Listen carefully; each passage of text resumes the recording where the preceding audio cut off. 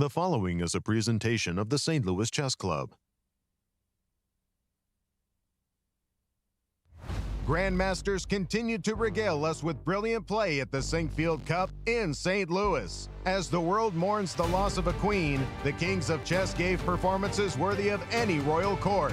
Young phenom Alejandro Firouzja quickly dispatched of Shahryar Mamedyarov to join a crowd in second place. Superstar Wesley So is eyeing another GCT crown after defeating Hans Niemann to improve his lead and the chances of extending his reign. The battle for the cup is still raging. Who will rule the day? Round 7 of exciting chess coming up next.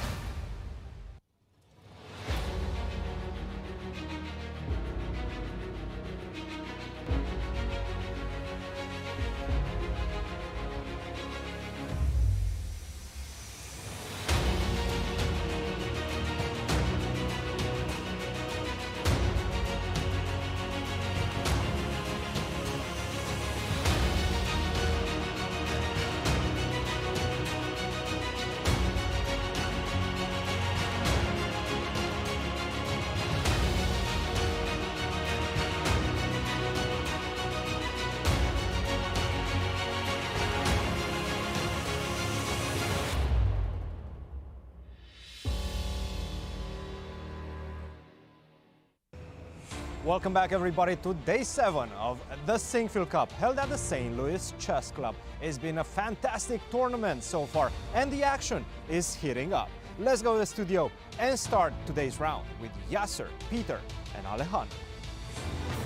From the home of chess in America, welcome to the Sinquefield Cup, the flagship event of the St. Louis Chess Club, and the final stop on the 2022 Grand Chess Tour. Hello and welcome to round 7. I'm Peter Svidler and with me is Yasser Seirawan. Very, very happy to see you today.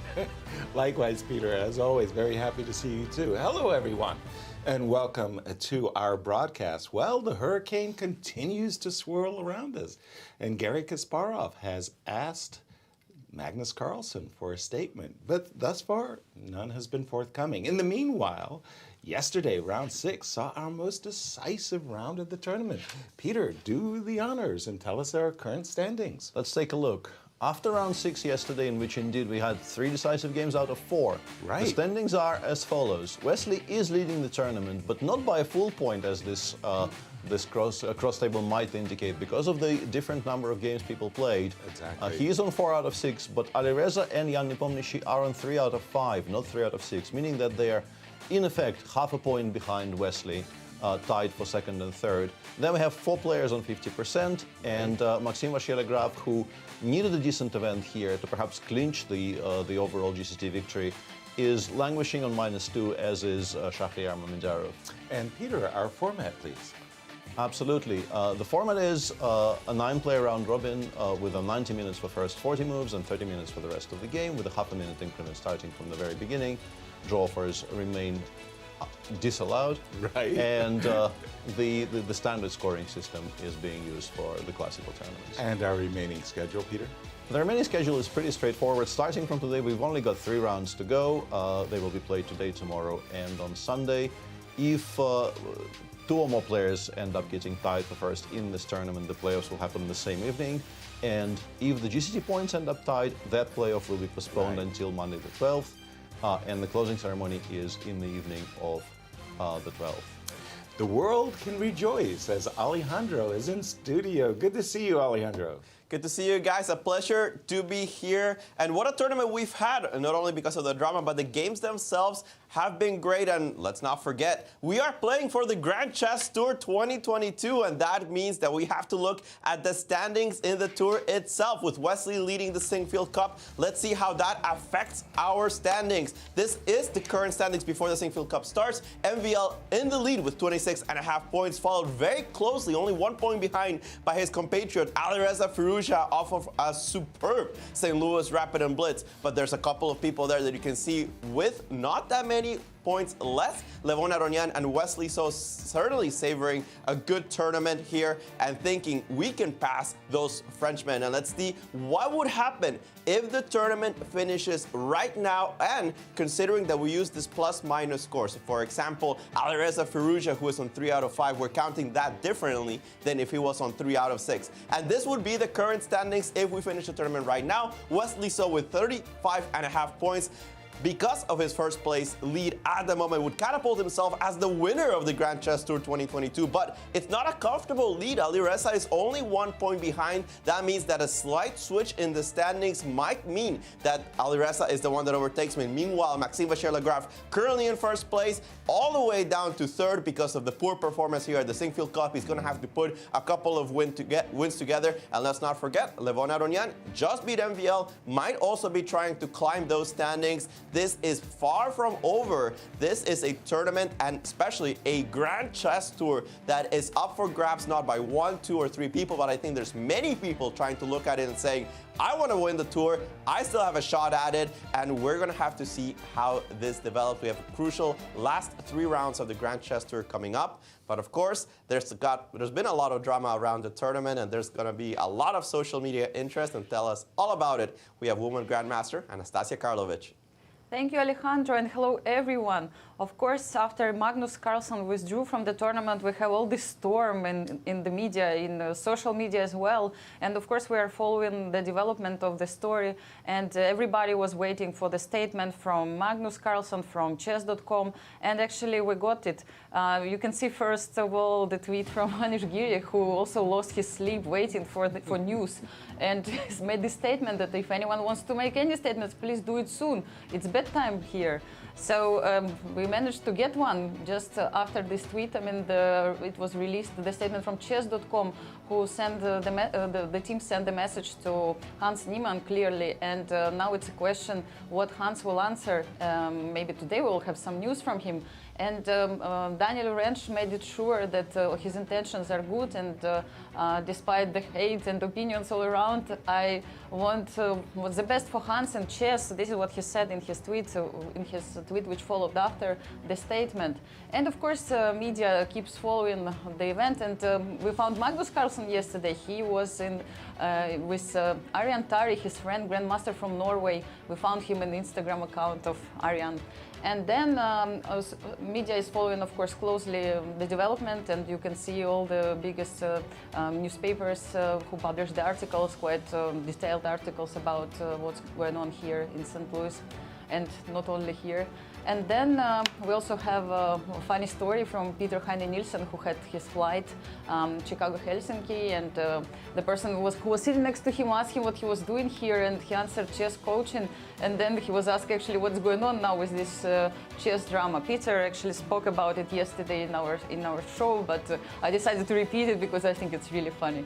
And then, of course, I'm inviting everyone to follow the news in our Instagram accounts. But if you would like to know more information, of course, you should definitely read recaps at grandchesstour.org, which are written by international master Kostya Kavutsky, who is here, our journalist for Grand Chess Tour.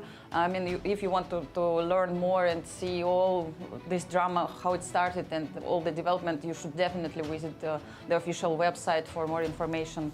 So that's what's happening now. The round is about to start, and I would like to come back to Peter and Yasser. Well, thank you, Anastasiya. I suggest you don't call it Anastasiya's Corner, but Anastasiya's Circle, as in a circle of friends, because you certainly do have your work cut out for you. And Peter, as we're getting our round started, I just wanted to say, lay the table for us and tell us about today's pairings. What can our viewers expect?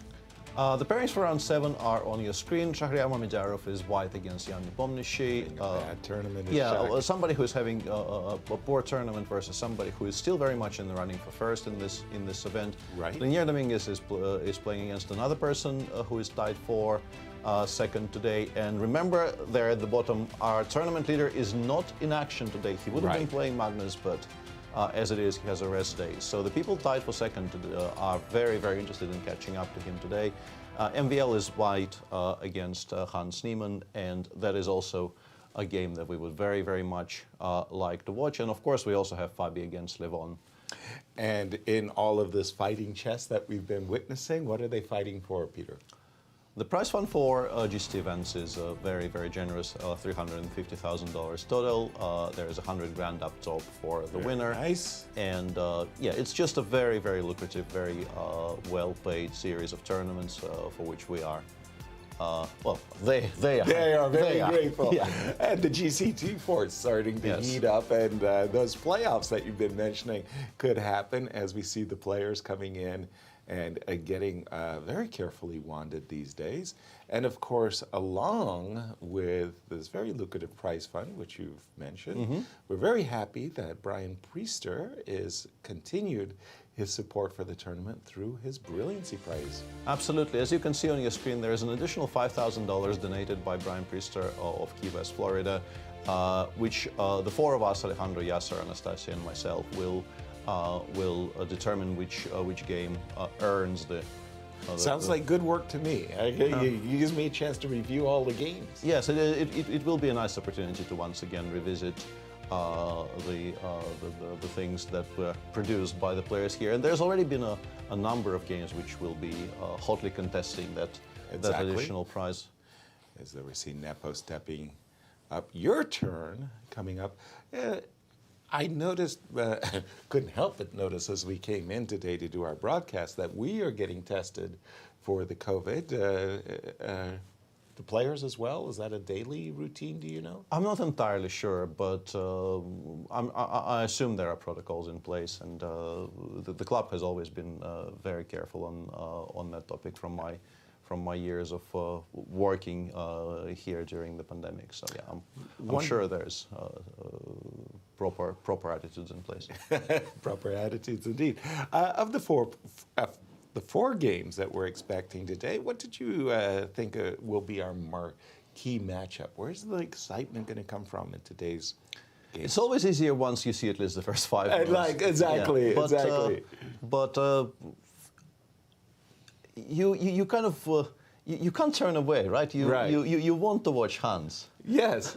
Like every day you could continue very much wanting to watch Hans. There's plenty of other stuff as well. I think Linier versus Alireza is potentially an interesting matchup because and this of one the, too. Yeah, and this is a very storied heads up there between Fabi and Levon. Let me actually check because we've had a certain pairing which was nearing. Was it this one actually? The 200 game. No, one. that was Magnus Levon. That was Magnus versus. That was amazing. Alejandro, jump in. Where do you think today the excitement is going to be? The tactics. I think everybody wants to see the Hans Niemann game, right? But I particularly want to see it after I did my spiel on the Grand Chess Tour standings. Right. Because if Maxime can put a couple of wins together, he's playing with white today. He's right back there in the mix. He wants to win not just the Sinquefield Cup, but the GCT. So for me, this is a crucial game for Maxime. He needs to bounce back. He is playing with the white pieces. This is a crucial game for the Frenchman. Absolutely. I just noticed, by the way, in the game between Lanier and Firouzja, we have an open Sicilian on the board, and looks like a Najdorf, yeah. Likely Najdorf. And Lanier has plenty of ideas against the Najdorf. He is one of the more, I think, concrete and the more sort of well-prepared players against the Najdorf, and he never shies away from a theoretical discussion there, so that would be interesting to watch. Somewhat alarmingly, we might have a Berlin in the game between Fabi and Lev, but Lev is still thinking, and Lev is, at some point, I think he was my sort of final partner in crime, or perhaps a partner in, lack of crime. Maybe by not playing the game. Because we were maybe the last two. I mean, I no longer really count in that list. But play A6 and the Morphe defense. Somewhat notable players who kind of played the classical Spanish and just went bishop b7 here and quite happily played all these types of lines. But both you and Lev really, I want to say, really put your career into the Marshall too. In later years, I think it became quite obvious to a lot of people that you could bluff me in that position you just had on the board, play c3, and I would kind of frown and scowl for like 5 minutes. And play d6 instead of d5 because who has the memory for those things? But in earlier years I would have snap played d5 there, and even in somewhat in more recent times, I have played the Marshal occasionally. Look at what we do have, in fact, on screen in the game between Levon. Well, It was, there was believe it, Berlin. Just well, not really. Commentators curse. Not really. And actually, the position they're playing, we could. It's an incredibly forcing line, and there are some very sharp end games which could arise. Like, we could potentially, like 10 minutes later, be playing a very sharp, heavily theoretical end game with like 70% of all the pieces traded off. And they have a lot of experience in this line as well. But it's not the Berlin, it's the anti-Berlin. And it's one of the sharpest anti-Berlins in existence. So I'm not that saddened by this. All right. And jump right in, Alejandro. In the game between Fabi and Levon, we're kind of off a little bit the beaten track, but... No, what do you mean? We're following the game Caruana Aronian. There we go. So they're very familiar with it. They've played it against each other. I think this was back in 2019. Yeah, 2019. So Fabi has actually played this variation several times. I think the first time I saw him live play this line was against Jeffrey Xiong in the U.S. Championship of 2017. Right. That game he had an advantage from the opening. He let it go, then he was worse, and the game ended in a draw, if I remember correctly. So very experienced is Fabi with this particular flavor of the anti-Berlin. And since these two players are so well-versed in this line, I want to see where they try to one-up each other. Very good. I remember now, there was some queen takes D1. Yeah, black basically goes for e5, e4 very quickly. Right. It looks like a2, maybe not immediately, although here it's also playable, and there's some very high-profile games which started like this. Like MVL had this on the white side against Kramnik, and Jeffrey Xiong played this against Fabi. So Fabi actually knows quite a lot about this position, has had it a number of times. But Levon did castle, did not play e4 yet. And it looks kind of striking, right? Because white goes a4, says you have a bishop on Hey, b6 wait a minute, there. I'm going to trap your bishop. Yeah, there's this Heads bishop. out. And a5 here is basically never played. Crazy. Which You is just which played is the crazy A4, which is the crazy part, because the counterplay in the center is just too strong, so you don't have time for it. You have to prepare it first. Alejandro, how do these two players do in their head-to-head matchups? Let's take a look. 13 wins for Fabi, 9 losses, and a bunch of draws. 27 draws between these two players. And I know that Fabi's gotten the best of Lev in recent years. I think very importantly, there was this victory in the American Cup, which, I mean, Fabi won quite convincingly in that tournament.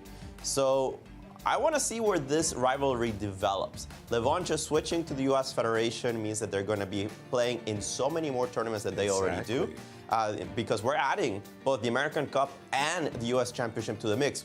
A tournament which both of these players are going to be participating in I want to say 3 weeks. I mean, the action just doesn't stop here in St. Louis. It's true.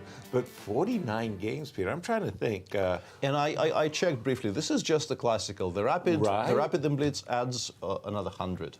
Another 100. Yeah, so there's a lot of history there. There's like around 150 games all told, and that's not counting online. I assume they played a decent amount online. Exactly, but also it's kind of convincing. 13-9. 13-9 is not. Yeah, it's a decent advantage for sure. Yeah. Now, tell me why you play the move a4, trapping the bishop, and nobody plays a5. Come on, Peter. What's up with that? Well. If you prepare it for one more move, you will, I assume, be able. A5 here, I guess you get hit by e5, e4, and you don't like that as much as perhaps you would. And if I take a bishop, this is just not great, I guess. Just, because the king is stuck on e1, and you have to take on f3. You will get at the very least, we can recapture on b6, but also bishop g4 might be quite awkward. Knight e5 might be quite awkward. This is not great. This is not why. For me, the bigger question would be what happens if we go a5, e4, d takes e4, and whether there's some way to sacrifice stuff, or we are just taking on d1 and taking on f2. That might just be the simplest. This is the simplest, but maybe there is something even smarter. But at the very least, you can definitely do. Or knight takes e4. Knight takes e4. I'm a bit worried I will be sacrificing that exchange, there. which is bishop takes f2 in this position, and black gets a lot of play. But still, it's interesting that a5 just does not exist. Like on our screen there's like 65 games. White played knight bd2 in 38 of them, queen e2 in 20, and you can also castle here. And as we say all these things, knight b2 has been played. This is by far the most popular. the main move in this position. Yes. It is funny, isn't it, Alejandro? You play a4 to trap the bishop, and you don't follow it up with a5. It's an irony. It's modern chess. And after the move knight bd2, Bishop f5 blitzed out. Bishop f5 blitzed out, and there's a kind of a funny story because in this particular position, I've casted this position between Caruana and Aronian. And in one of those games, Lev played the move a5. Right. And after b5, in the 2018, I want to say this was the finals of the Grand Chess Tour in London, Fabio got a huge advantage. And I asked Lev, what was up with a5? And he said, oh, I just forgot to play bishop f5. And a couple of months later, Fabio got this position against Karyakin, and Karyakin played the move e4. And somebody asked Karyakin, what's e4? And he said, oh, I forgot that it's bishop f5.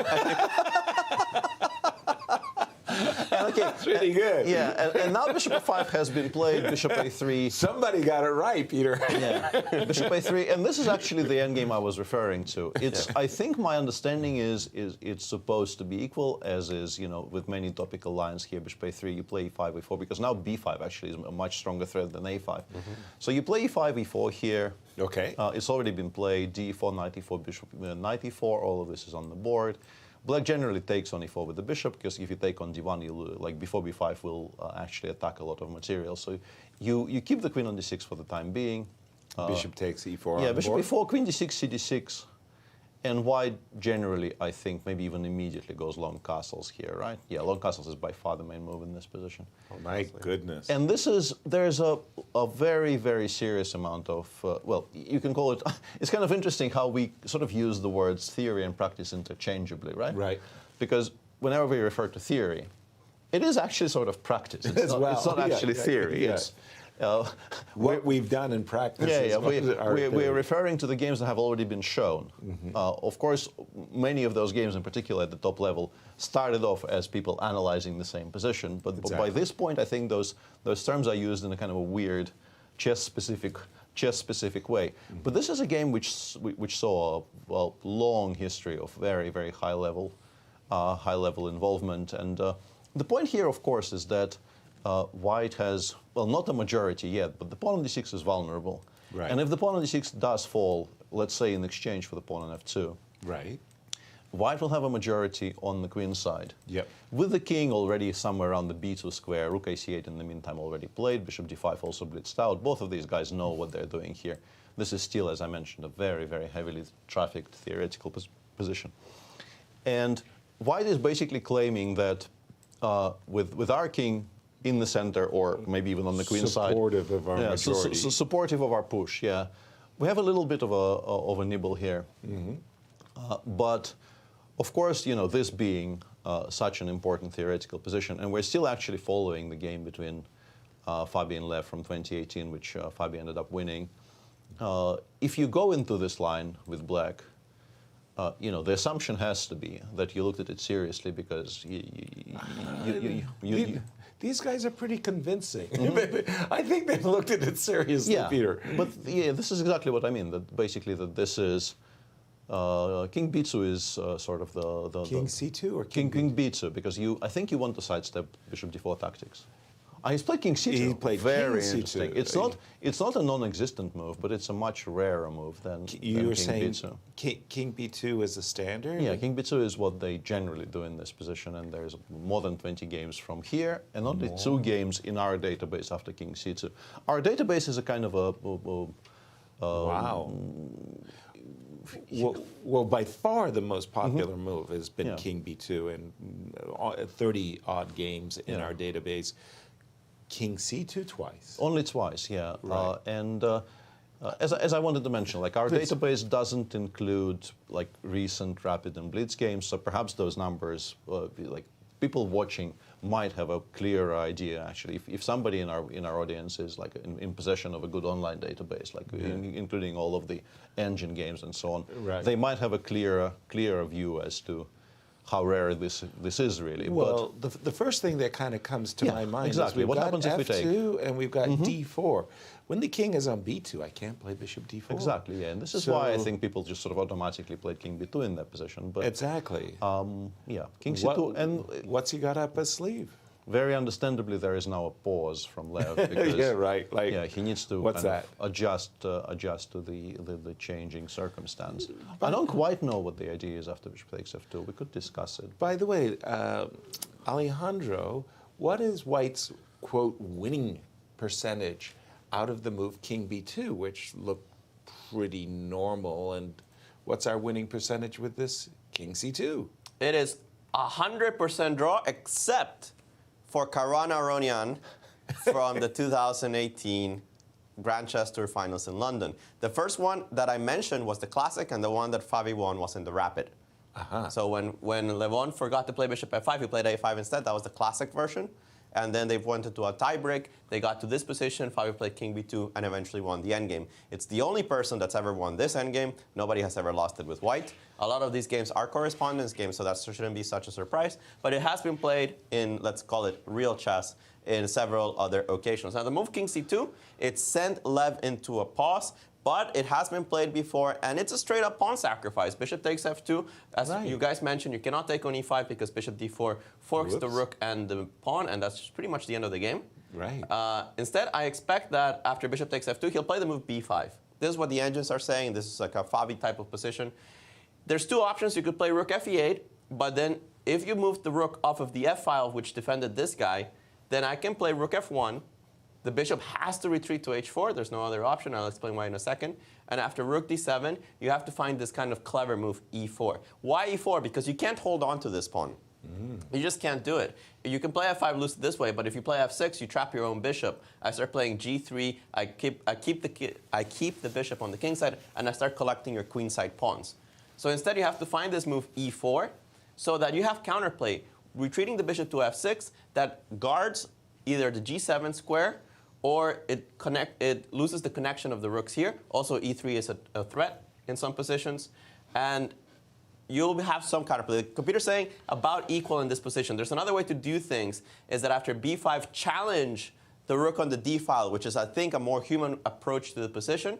Right. And the idea is that after rook hd1, only move according to the engine. Black still has some things to resolve. First of all, if I take kind of naively, then it looks like after e4, the black is up a pawn. Right. But look at the activity difference between the kings. King on c2 already catching this pawn on e4. Very easy access to the center. This guy, not so easy. I'm going to put a rook on d7. This bishop is already cutting it out of f8. Even when you do get f5, your king's not really getting in. I'm going to be able to take on b7. And then the question is, which pawns are more powerful? It's true. This one's more advanced than anything White has right now. And it's a connected passed pawn. But it's going to get stuck on the e3 square if I haven't put it there. Why? Because of this powerful king. I also have always the option of covering via rook e7. So in essence, even though on a vacuum the pawns look more dangerous, once you analyze the king position, it's clear that White is preferable in this position. That's why the engines don't really like taking on d5 here. They prefer the move bishop b6, which was played in the only correspondence game that reached this position. The point is that now the move rook takes d8 just leads to a position in which White is down a pawn. So you have to be more creative than that. The rook d7 move here, it is not as powerful. The problem is that after f6 and I take on b7, Black has this idea of taking on c3. Rook takes d1. King takes d1, rook takes c3, regains the pawn that I lost on b7, and Black is up a pawn. So instead of that, after bishop b6, the move the engine is saying is bishop b4, kind of cagey. The idea is to just play a5, remove this bishop from the b6 square. It's not so comfortable to answer. e4 is possible, a5 is also possible, and if you take and go a5, rook takes e5 also possible because bishop d4 now doesn't hit the pawn on c3. You get an equal endgame according to the engines, but you give me this position, anything but equal. Right. I would be scared as Black that this pawn is pretty powerful, that White is very active, and that my pawns, it doesn't matter how many I have, quantity is not as important as quality, and I start looking at the c-pawn running with decisive effect. Meanwhile, if I'm White, I think, well, wait a second, that's a lot of pawns. If I don't actually get my pawn on the c-file to do something, eventually these pawns will be telling, so it's a super double-edged position. You guys want more double-edged position? I'll just put it for you guys. Take a look at Alirez's game. Yeah, this is theory, actually. Yeah. It's theory. Like, this is theory, but it's still fun. Yeah, absolutely. But we do have one potentially very dry but very heavy theoretical fight, and then we have this. Yeah, the Fabi versus Levon game, and the absolute craziness that is the game between Dominguez and Alireza Firouzja, where this looks like one of those knight g4 English attacks. Yes, it was exactly that. And this is actually kind of the scene of that game I briefly spoke about when we were comparing notes on, the most memorable game you sort of won out of the opening through very good opening prep. Right. This is actually what happened in my game against Grishuk in Mexico City. That I won with the help of the Motolev analysis. But I didn't play, all of this is very, very well known. Knight f3 check looks like a stunning move, but is still very much in existence. And this is what they do now. And as you can see on your screen there's very, very high profile games which reached even this position. Right. But I took on f3 with a queen, which used to be the main line, but I think that actually was analyzed to an absolute draw. You can play queen takes f3, bishop takes c3, king d1 here. And then the game continued queen a4 check, knight c2, bishop takes b2, and you have to play rook c1. And I did win that game kind of convincingly, but yeah, as I mentioned, like since the advent of stronger computers and just generally after Alexander Motolev and myself, we sort of introduced this into the public consciousness. Right. People did spend some time analyzing it properly, and I believe it no longer really promises anything to white at all, which is why GF has been chosen. Theory marches on, Peter. Yes. So GF. We now have to play queen d2. King e2 would be a good move if not for the fact that it loses the queen. You can actually make a bit of an argument for doing this with white, right? Takes, rook d1, take on d6 if we can. Right. But the king on e2 is very awkward, so I would assume that... The queen... Yeah, at the very least, black has an immediate perpetual, queen b2, rook d2, queen b5, and you have to play king e1, queen b1, rook d1, queen b4, and we're kind of going in circles. Actually, maybe this is not a perpetual. We actually save the d6 pawn that way, right? King e1, yeah, check from b1. Right. Knight d1 doesn't look right, but if you play rook d1 after queen b4 check, we can no longer attack the queen while parrying the check. Yeah, black feels so this doesn't like look, it's this doesn't look choice. right. Which is why white goes queen d2, queen takes a1, knight d1. Queen d4 here is the main move. This position was reached, for instance, in the game between Anish Giri and MVL. Bishop d3. Very, very big names there. Yeah. Hate giving up the bishop like that. But you have to give up something. And also, let's go one step back. Looks like knight e5 is just a straight-up horrible blunder of queen in one move, right? Right. After, let's say, bishop g6 check.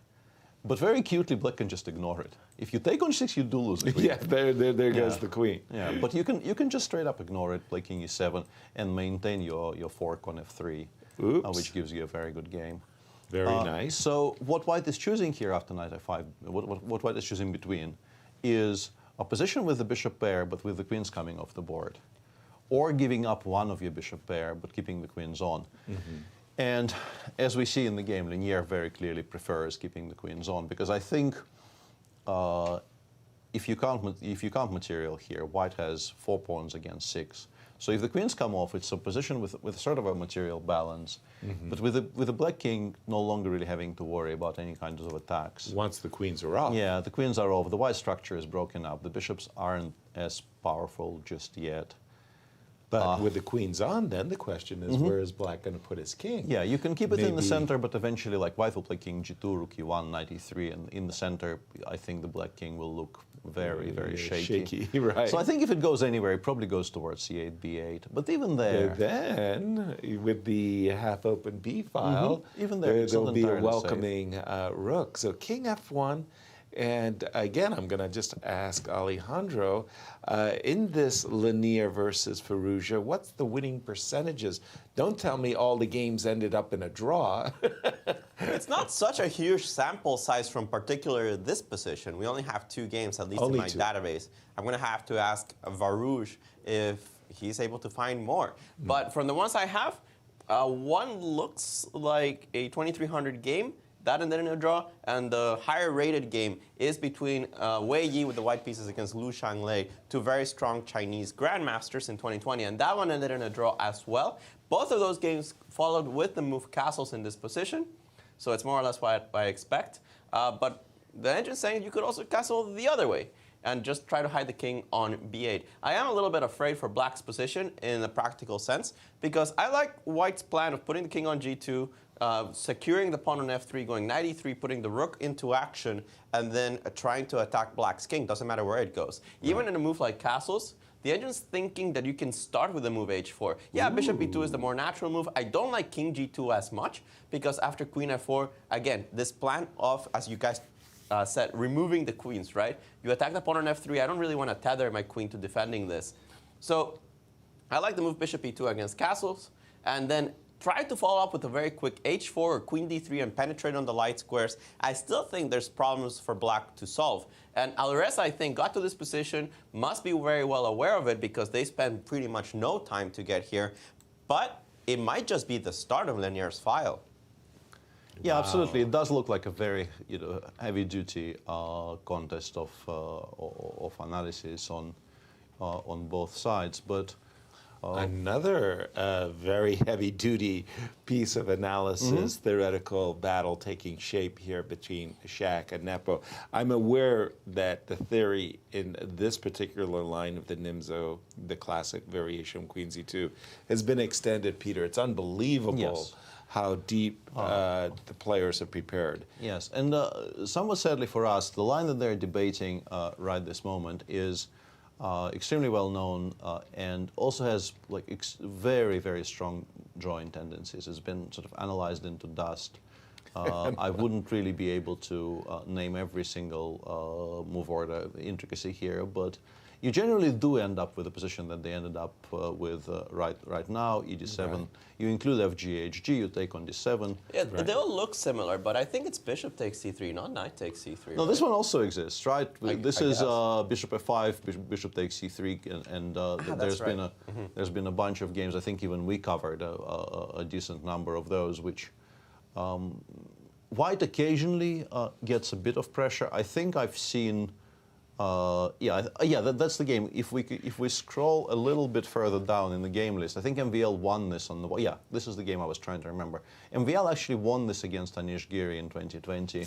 But most of the others, and this is very, very high-level stuff. There is a game between MVL and Ding Liren, which I think is from the FIDE candidates in the first part of the FIDE candidates in. I inadvertently clicked something. Yeah, but this is the endgame I was referring to. You basically get some kind of an endgame like this. And occasionally you still win it. Yeah, MVL actually did win this against Anish, even though it looks like from the beginning. I have a feeling Anish at first just thought MVL wants to just check how good his memory is on the day and offer a draw. Right. This did not happen. MVL continued pressing. The bishop on b3 is stronger than the bishop on c5, and eventually the pawns on the king side start rolling, and it starts. You can start seeing an outline of how you can go wrong with black. And Anish in that game actually did end up going quite badly wrong and losing.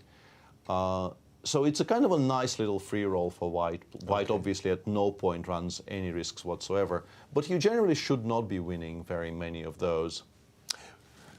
It sure looks tepid to me, but Alejandro, what have you got for us? We have 3 games in which they're going deep, deep into theory. We have Favi and Levon already in an endgame. Dominguez and Firouzja in this wild Sicilian. You guys already mentioned this Nimzo Indian between Mamed and Nepo, and this one is quite the opposite. Players are going very slowly. It's MVL against Hans Niemann. It started with knight f3, and we've seen MVL once in a while start to venture outside of e4, especially in the recent years. He did play d4, as you mentioned in the candidates. He plays knight f3 once in a while to throw off his opponents. He is not this one-dimensional chess player that he used to be. Now, after knight f3, d5, g3, they took a little bit of a while to get to this position. I think they were trying to test each other, how exactly you're going to follow it up. And we have this reverse Grunfeld position after c takes, knight takes, bishop g7, c4, and in this position, castles takes, and the move knight b3. Now, knight c3 is still the main line in the position.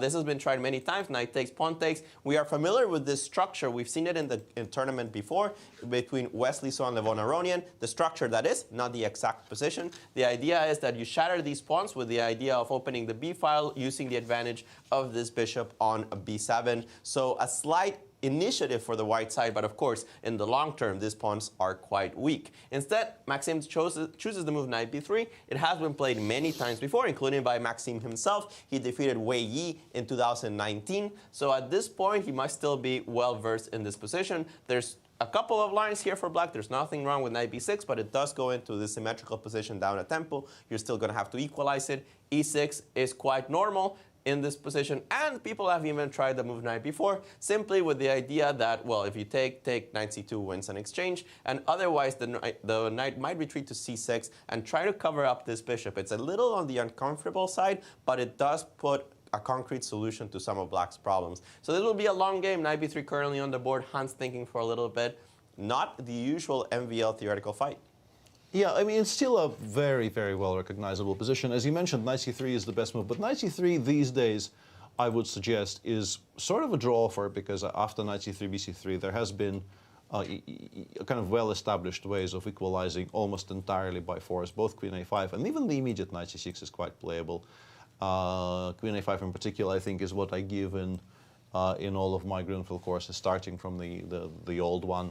Right. In 2013, 2014 that I recorded for Chess 24, and I think this got progressed to the Chessable course as well. Knight b3 is a much more serious move here, and the one that I think is sort of at the forefront of white's tries to achieve something. After e6, I have a feeling what will happen is a move h2, h4, which I myself played against Vichy. And I don't know, like, maybe it's a kind of a weird one, because I got introduced to the existence of this move when we were playing training games against Gary. And Gary showed me this idea, and I kind of barely equalized.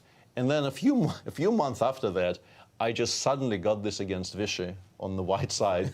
Was very surprised to, happily introduced h4 developed practice. And I had a bit of a pull in that game, but as is often the case with my games against Vichy, did not explain how it goes. Yeah, did not get very far. No, I actually have like 1 or 2 victories against Vichy in shorter time controls. It's just a classical that is completely hopeless.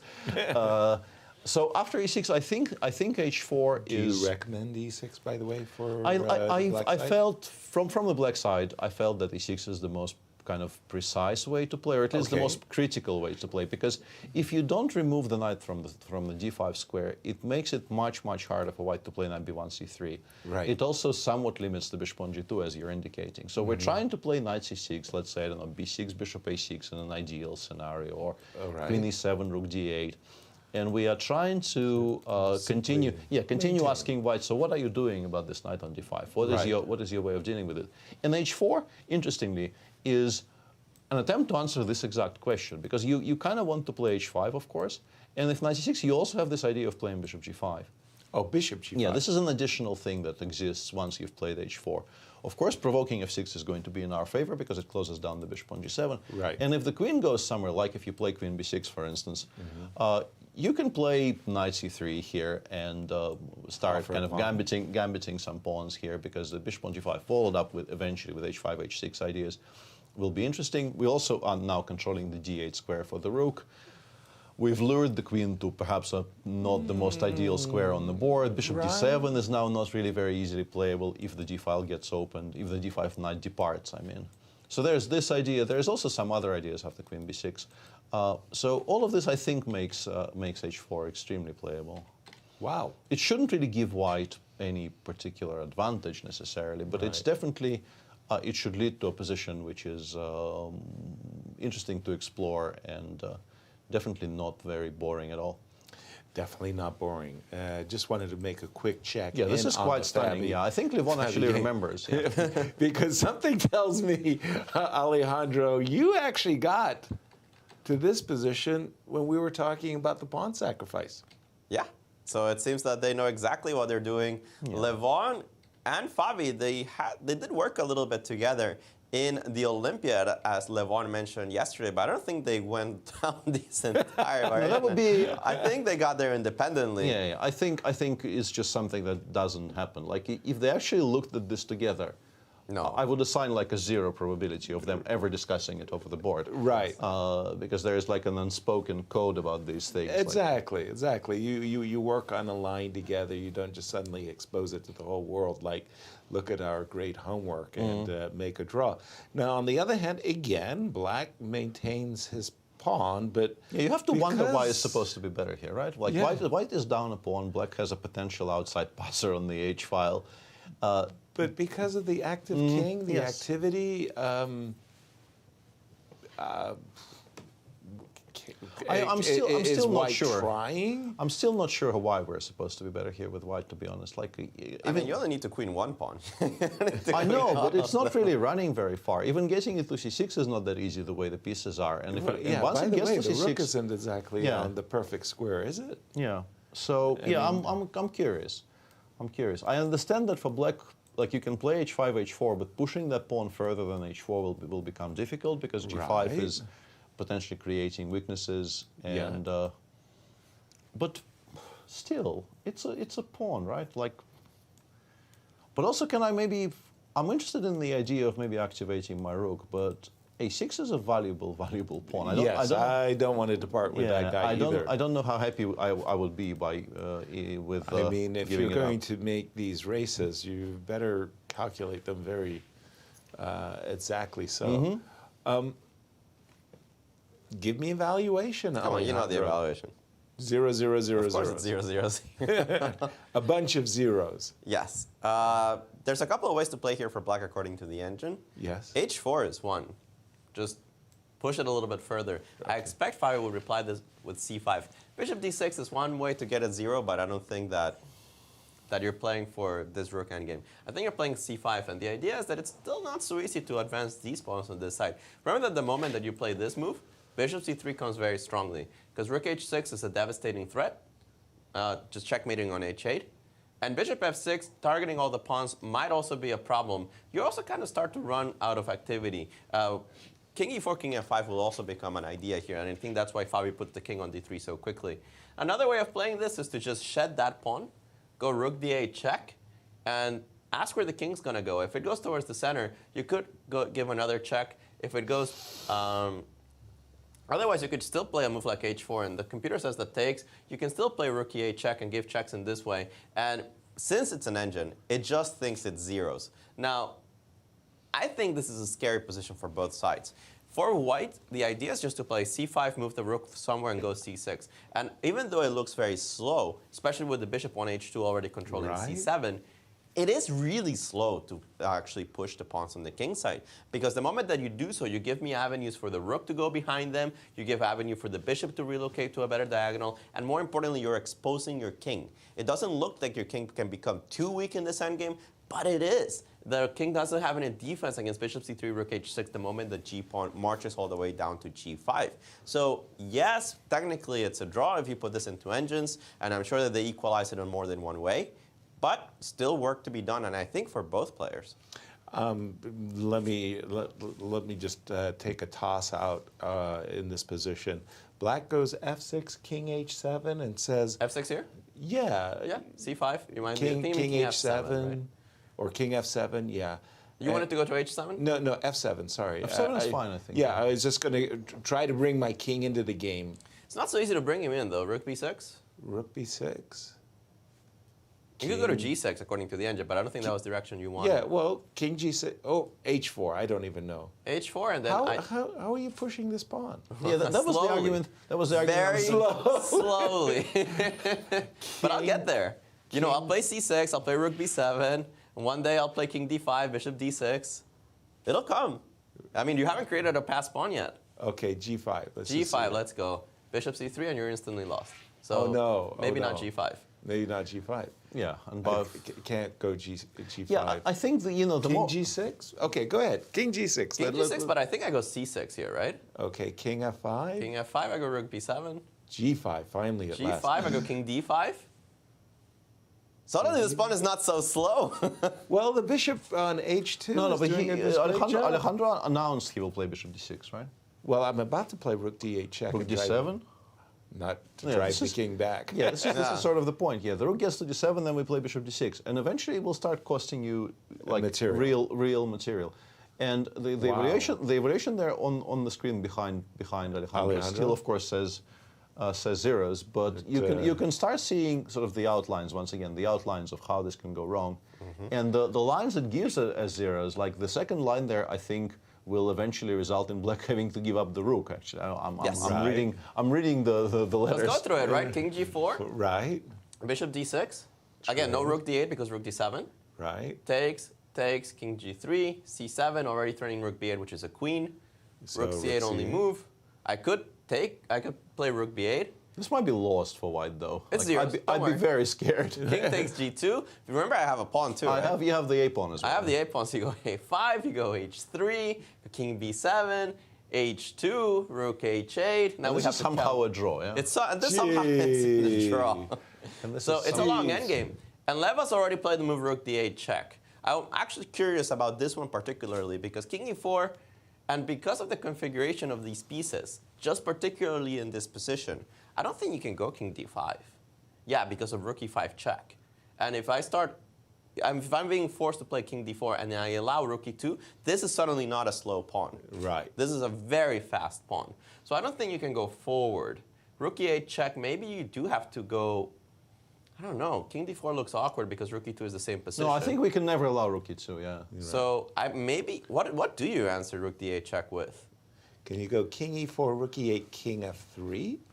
King f3, that would be an idea, and just stop these guys, right? Right. The engine starts to think black might be pushing for a little bit. Wow. Still thinks it's equal, but it starts to think of moves even like rook e6.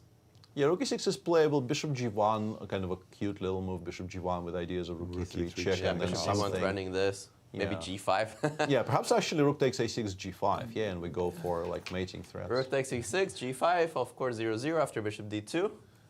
Yeah, but black. Yeah, it Guys, seems like this is extraordinary. This is not opening theory anymore. No. You guys are looking deep into an ending. I mean, and the crazy part is, since the opening, this is something that Fabi's trying to achieve. He's this is move 30. Fabi has 92 minutes on the clock. So 92 minutes. Yeah. So I mean, Fabi clearly is still in the book, and honestly, Lev on his meager 80 minutes left from 90 beginning.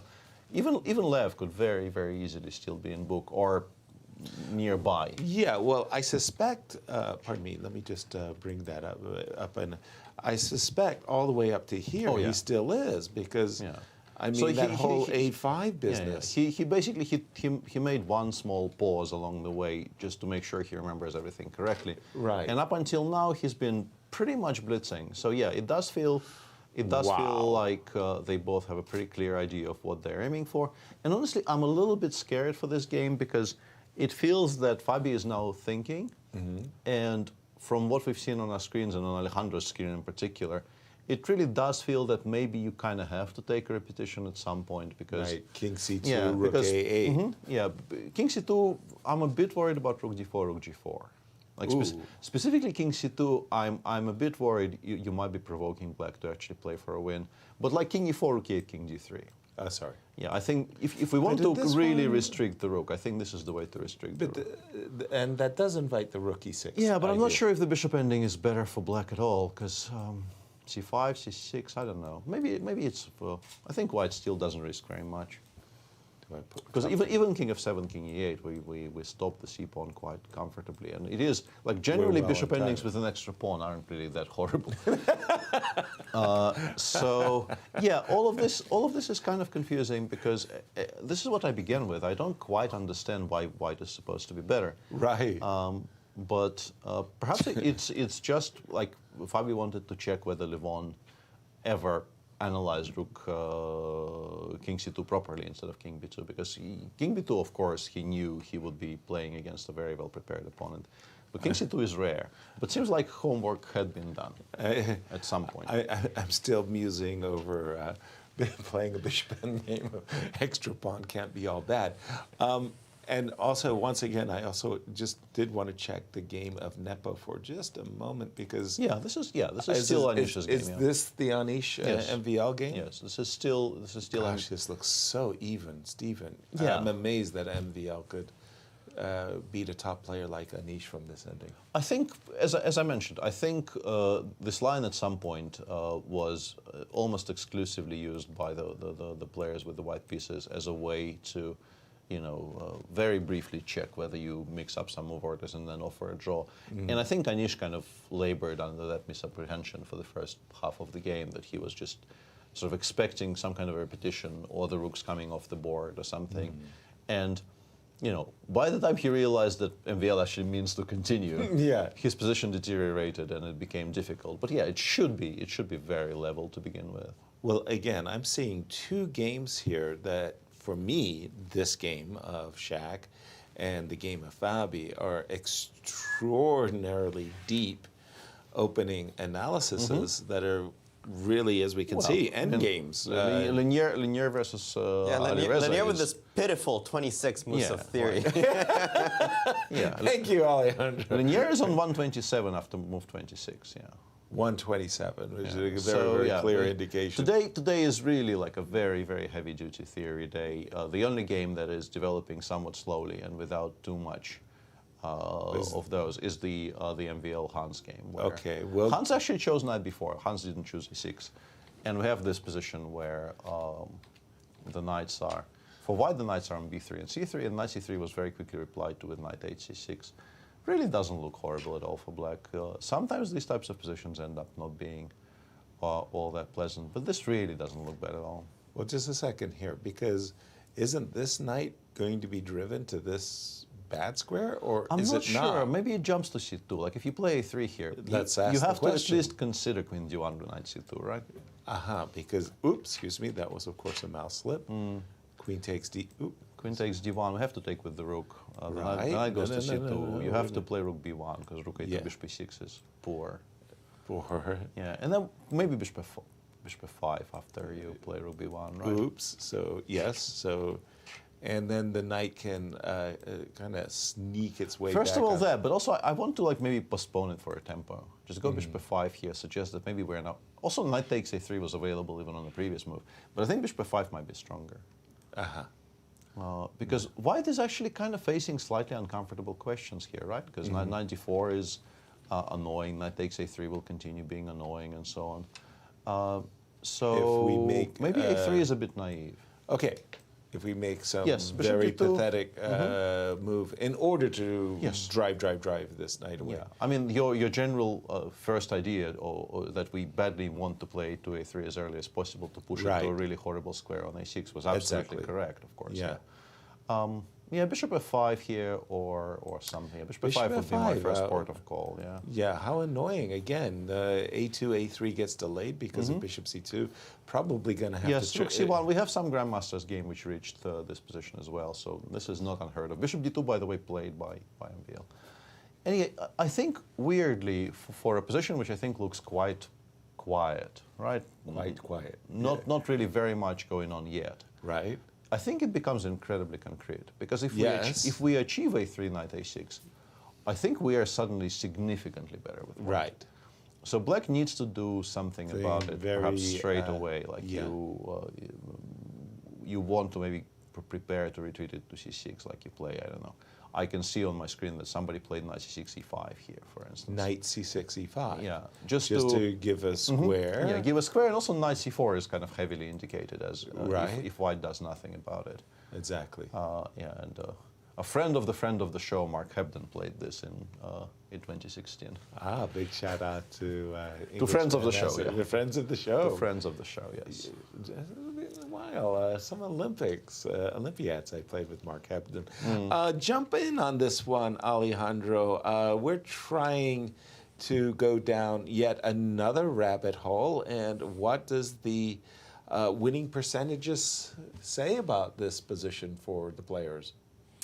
There's a couple of wins here and there. Specifically after the move rook c8, I only have 3 games in the database, and it's split 1 win for white, 1 win for black, 1 draw. All 3 results are possible. All 3 results possible, I suppose. That being said, there is a little bit of a rating difference in the one that black won. Black was actually the underdog by 200 points. They won. And this position in particular, after rook c8, it does seem like it's time, finally, to play the move a3. Nothing wrong with it. Knight a6 has to be played. And the question is, what did you really gain from misplacing my knight on a6? It does look like it's awkward, but it will return. It will go to c7 or e6 if you don't do anything in particular.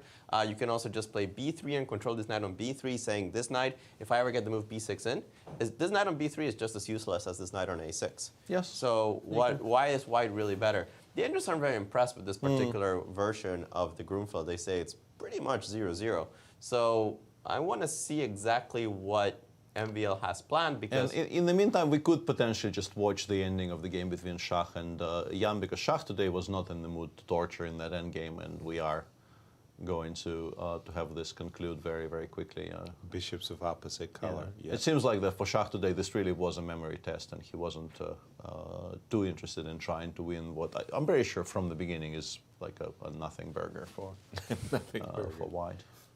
Okay, draw agreed in this. So first result of round 7. I don't know. Whenever I see these grandmaster draws, where, as you say, it's a bit of a memory test, you know, it's not the most exciting thing in the world, but we've had Shah here. I think that was round 2. Did he lose in round 1? It was either round 2 or round 3, right? And he just... we haven't seen him since, even though it was a great interview. He lost round 2 to Hans, right? Yeah, so that was round 3, I assume. And he had drawn with Fabi. Yeah. Fabi makes great preparation. Mamedyarov makes great defense. No, that was later. No, the point I was trying to bring up is that he was in our studio the day after he lost that painful game to Hans, and he said, I generally, if I lose a game, I try to play the next day safely, because I don't like the feeling of having just lost, and I like to kind of stem the bleeding as early as possible. Exactly. So I think this is what we've watched today. Like he seems to be pretty consistent in taking a game off if he loses a painful one, and he definitely lost a painful one yesterday. Sure. Arguably that was like a full 1-point swing in one game. Right. Because he went from, I mean, calling his position winning probably is a bit of an overstatement, but he was clearly much better. And yeah, he straight up lost the game to a resignation in 6 moves flat. Yeah, that was terrible. Which, yeah, by his standards, his play from like move 22 to move 28 was like absolutely beyond the pale. True. Turning to the game of Lanier versus Alireza, we've seen Bishop E2. Yeah.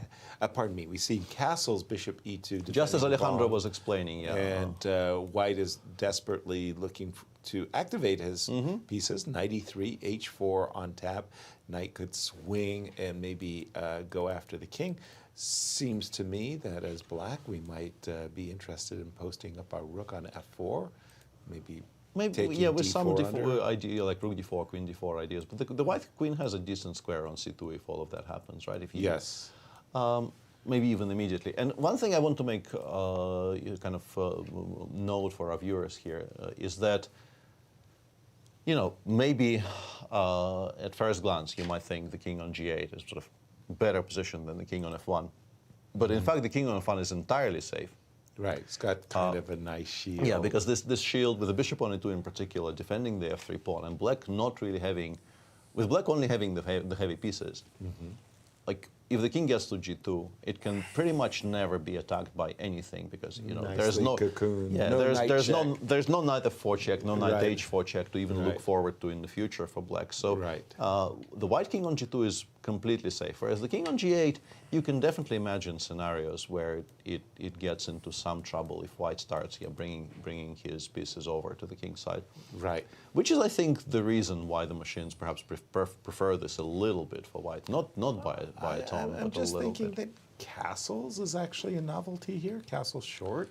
It was, I think Alejandro was saying it, that the machines very much indicate castling is entirely playable. Okay, but we E2? are going to have our first interview of the day. The game may not have been very much, but the interview could be. We'll see in a moment. Could be outstanding. Yes. Alejandro is with Jan Nepomniachtchi. It's a lot of pressure, guys. Here we are with Jan. A solid day at the office and nothing much to prove. Is that what you felt?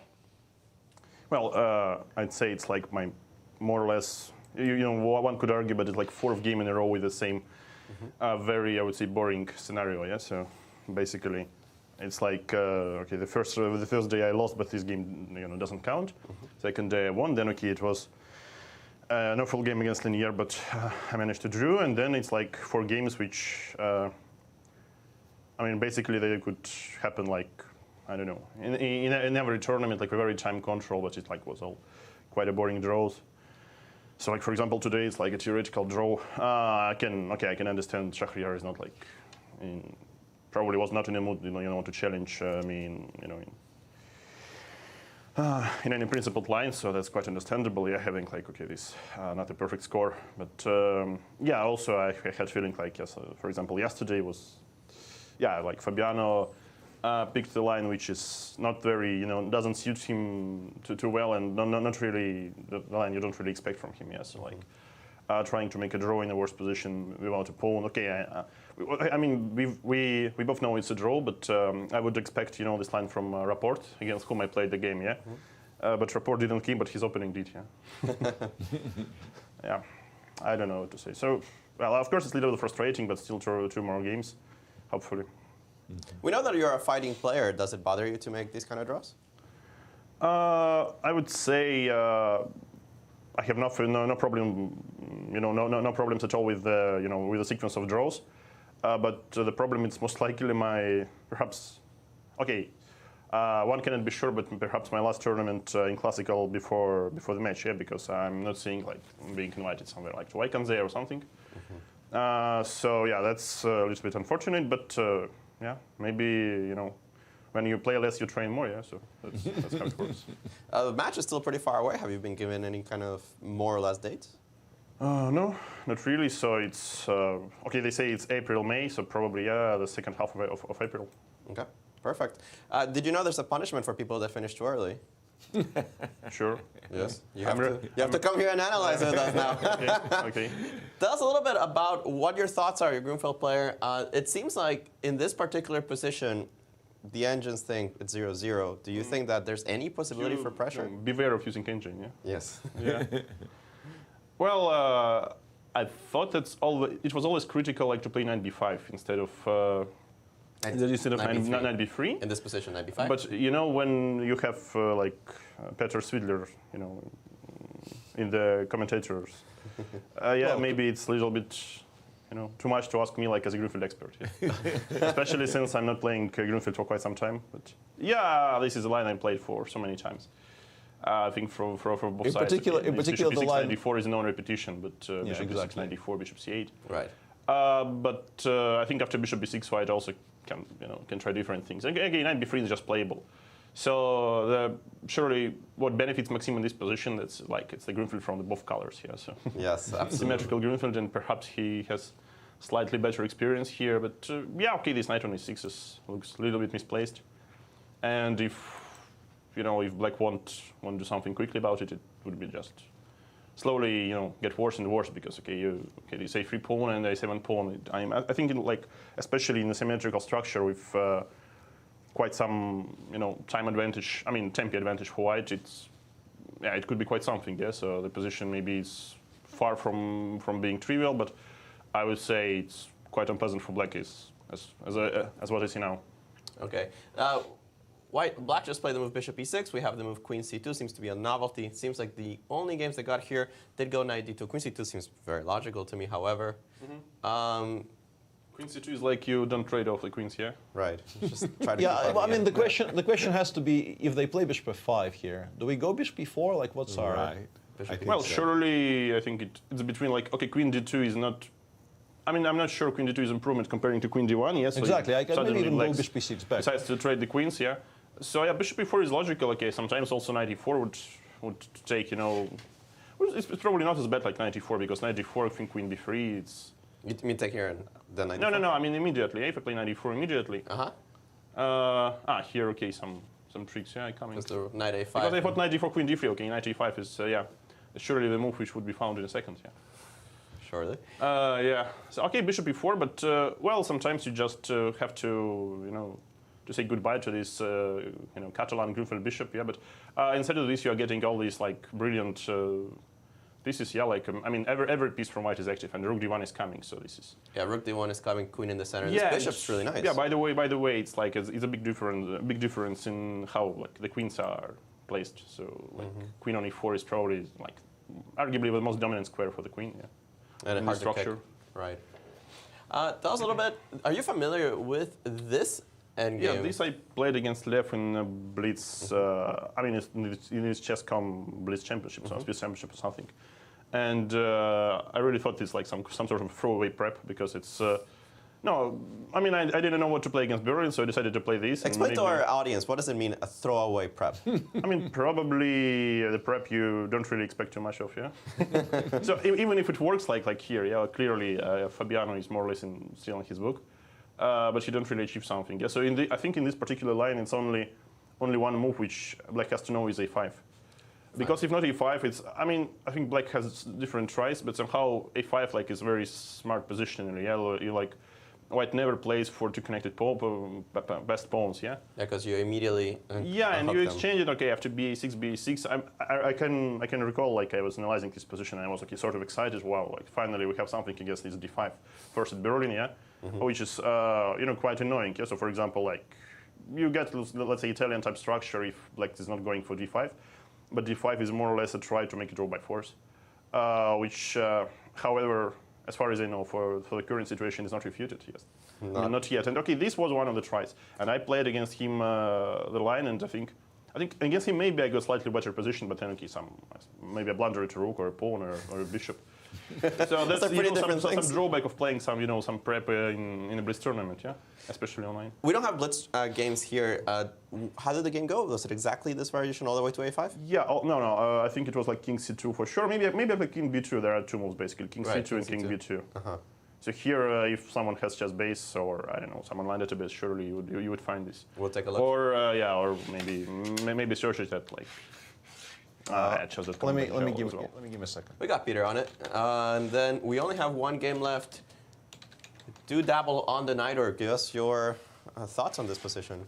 I think it's used to be quite a line which probably Peter against again Peter himself played this against Gilshuk, I think. Yeah, we discussed it. But it was like 2007? Something like that, but yeah. it did go with the move queen f3, right? Yeah, okay. I mean, okay, it's very difficult, to surprise Linear even with some, very, very odd sequence of moves. And okay, this idea, I think it also was played like Gilshuk. I mean, Nakamura played this against Gilshuk in some Moscow Grand Prix. Right. And 2017, I think. Very good memory, yes. Yeah, because I played there and played miserably. Yeah. Of course, because only thing was left for me is like, witness other players, yeah, in action. Well, you're certainly learning. Yeah, but yeah, because okay, I think I also played against Hikaru Samnaidov, and he didn't go for this line against me. He played some bishop g5. So, well, I don't know clearly. So they finally started, To think, right? Well, Linear hasn't. He's spent only a couple minutes, but he doesn't blitz out. I would say it a little bit, reminds me of the line which Alireza played against me in Madrid, because objectively the line is good and computer approves, stamp, yes. Computer approves. But his position collapsed very quickly. It's very, I mean, humanly it's, in my opinion, yeah, I mean, even here, yeah, it's slightly easier to play as white. Because, I mean, okay, you always have two pieces and you have your goal is quite clear. And of course, like if we, remove the queens, it's, when we say the goal is quite clear, remember, we have a big audience. Okay, give him 8. Very good, very good goal. They say that's the way to win a game of chess, yeah. Yes. So here, okay, the king is exposed, and as for me, I would not be sure that much about castling king side upon queen side. I would say that probably, queen side to me would be more logical, because then you can come up with something, I don't know, h5, h5, g4, but maybe it's like the same problem, because okay, rook b1 and white quickly. Yeah. Quickly brings all the pieces into play. Something like this, 93 rook b1. Yeah. So probably the position is all right for Black, yeah, mathematically. But once again, when you're out of your book, okay, when your knowledge is, okay, probably can you have the position until maybe the castle or something. And here, okay, probably okay, you can make a couple of moves like rook f4, rook f8. I mean, okay, very, very helpful errors, yeah. And white plays king g2, queen d3, yeah, okay. You see, yeah, I I can only play by reading the arrows. Yeah, but yeah, okay. Now it says, for example, H4. Yeah. No, but it does Very look smart. dangerous. Very smart. No, Queen yeah, E3 okay. still the best it's, move. it's very, I mean, easy. Yeah, for white. So you just with every next move you create another threat, and that's how you basically deal with this position. Because of course, if black gets his time, makes sure okay the king is secure, I don't know, takes like some key squares from white, yeah, by moving d pawn and maybe okay creating some passed pawn on the queen side, which is already an unrealistic scenario. Then okay, then black surely has an upper hand. But for now, it's like very, very concrete position, and what white wants is all right. Well, Just open up things and I see found- what happens. Yeah, on the topic of the Italian, I found if it's only one game you played against Lev, you did indeed kind of blunder pawn at the very, very beginning there. Because the game I found did not even feature knight e5, d5. There's a game where Jan played king c2 instead of knight takes e5 there. Yeah, probably, yeah, because maybe I thought, but I would say that blunder is after maybe a bishop strong f2 it word. would transpose. Yeah, knight c4, bishop c1, bishop takes f2, and the game continued from there. White definitely has compensation here, but No, I mean this is somehow better for white, I can recall. But yeah, I think in case of if he would to take on f2, it's just a draw, which is. I thought okay, if black knows e5, it's relatively simple. But yeah. Well, Jan, thank you for all that analysis. That was certainly covered the games we have left. Hope that we see some great chess coming up in the next two rounds. I hope so. Thank you. Thank you. All right, guys. Thank you, Jan, for taking over our job. I love it. I love it. I love it. I mean, get him on the show more often. By the way, Peter, I mean, seriously, I just have to say it's extraordinary, his knowledge of all of these positions. I mean, including the Fabi game, including his own.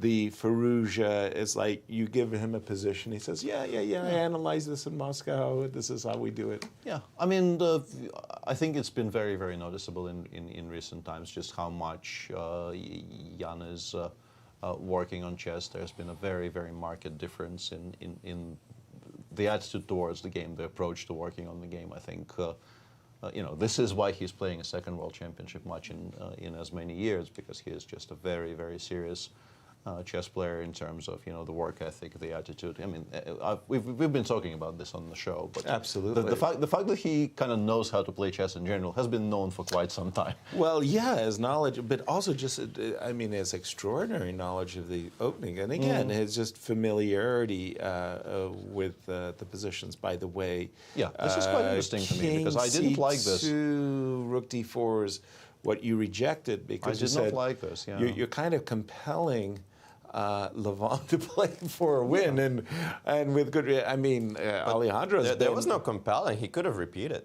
He could have, yeah, but Lev as well is not having a particularly stellar tournament, so given half a chance, he will very happily play a game of chess. And rook d4 looks like suddenly a very interesting game of chess for black. Right. I'm not sure I'm that interested with white, to be honest. Like, what am I supposed to do here? Why am I not worse? I mean, Alejandro was harping that, hey, wait a minute, this h-pawn is actually pretty fast. But, Peter, following the Nepo interview, I wanted to ask you what's Q Boutique, and let's take a look, break. Let's take Q a look. Boutique first. Yeah, today's What do you have for us? item from the Q Boutique is this Chess Club T-shirt with a St. Louis Chess Club logo on the front there. Available, I assume, in a variety of colors, and both as men's and women's fashion.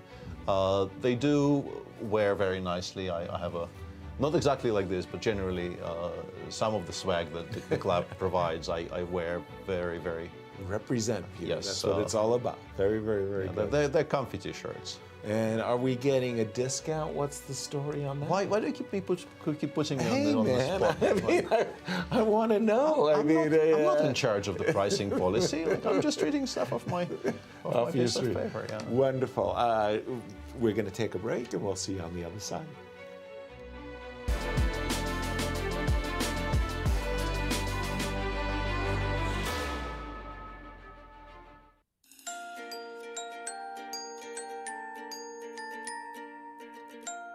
Welcome to the chess capital of the United States.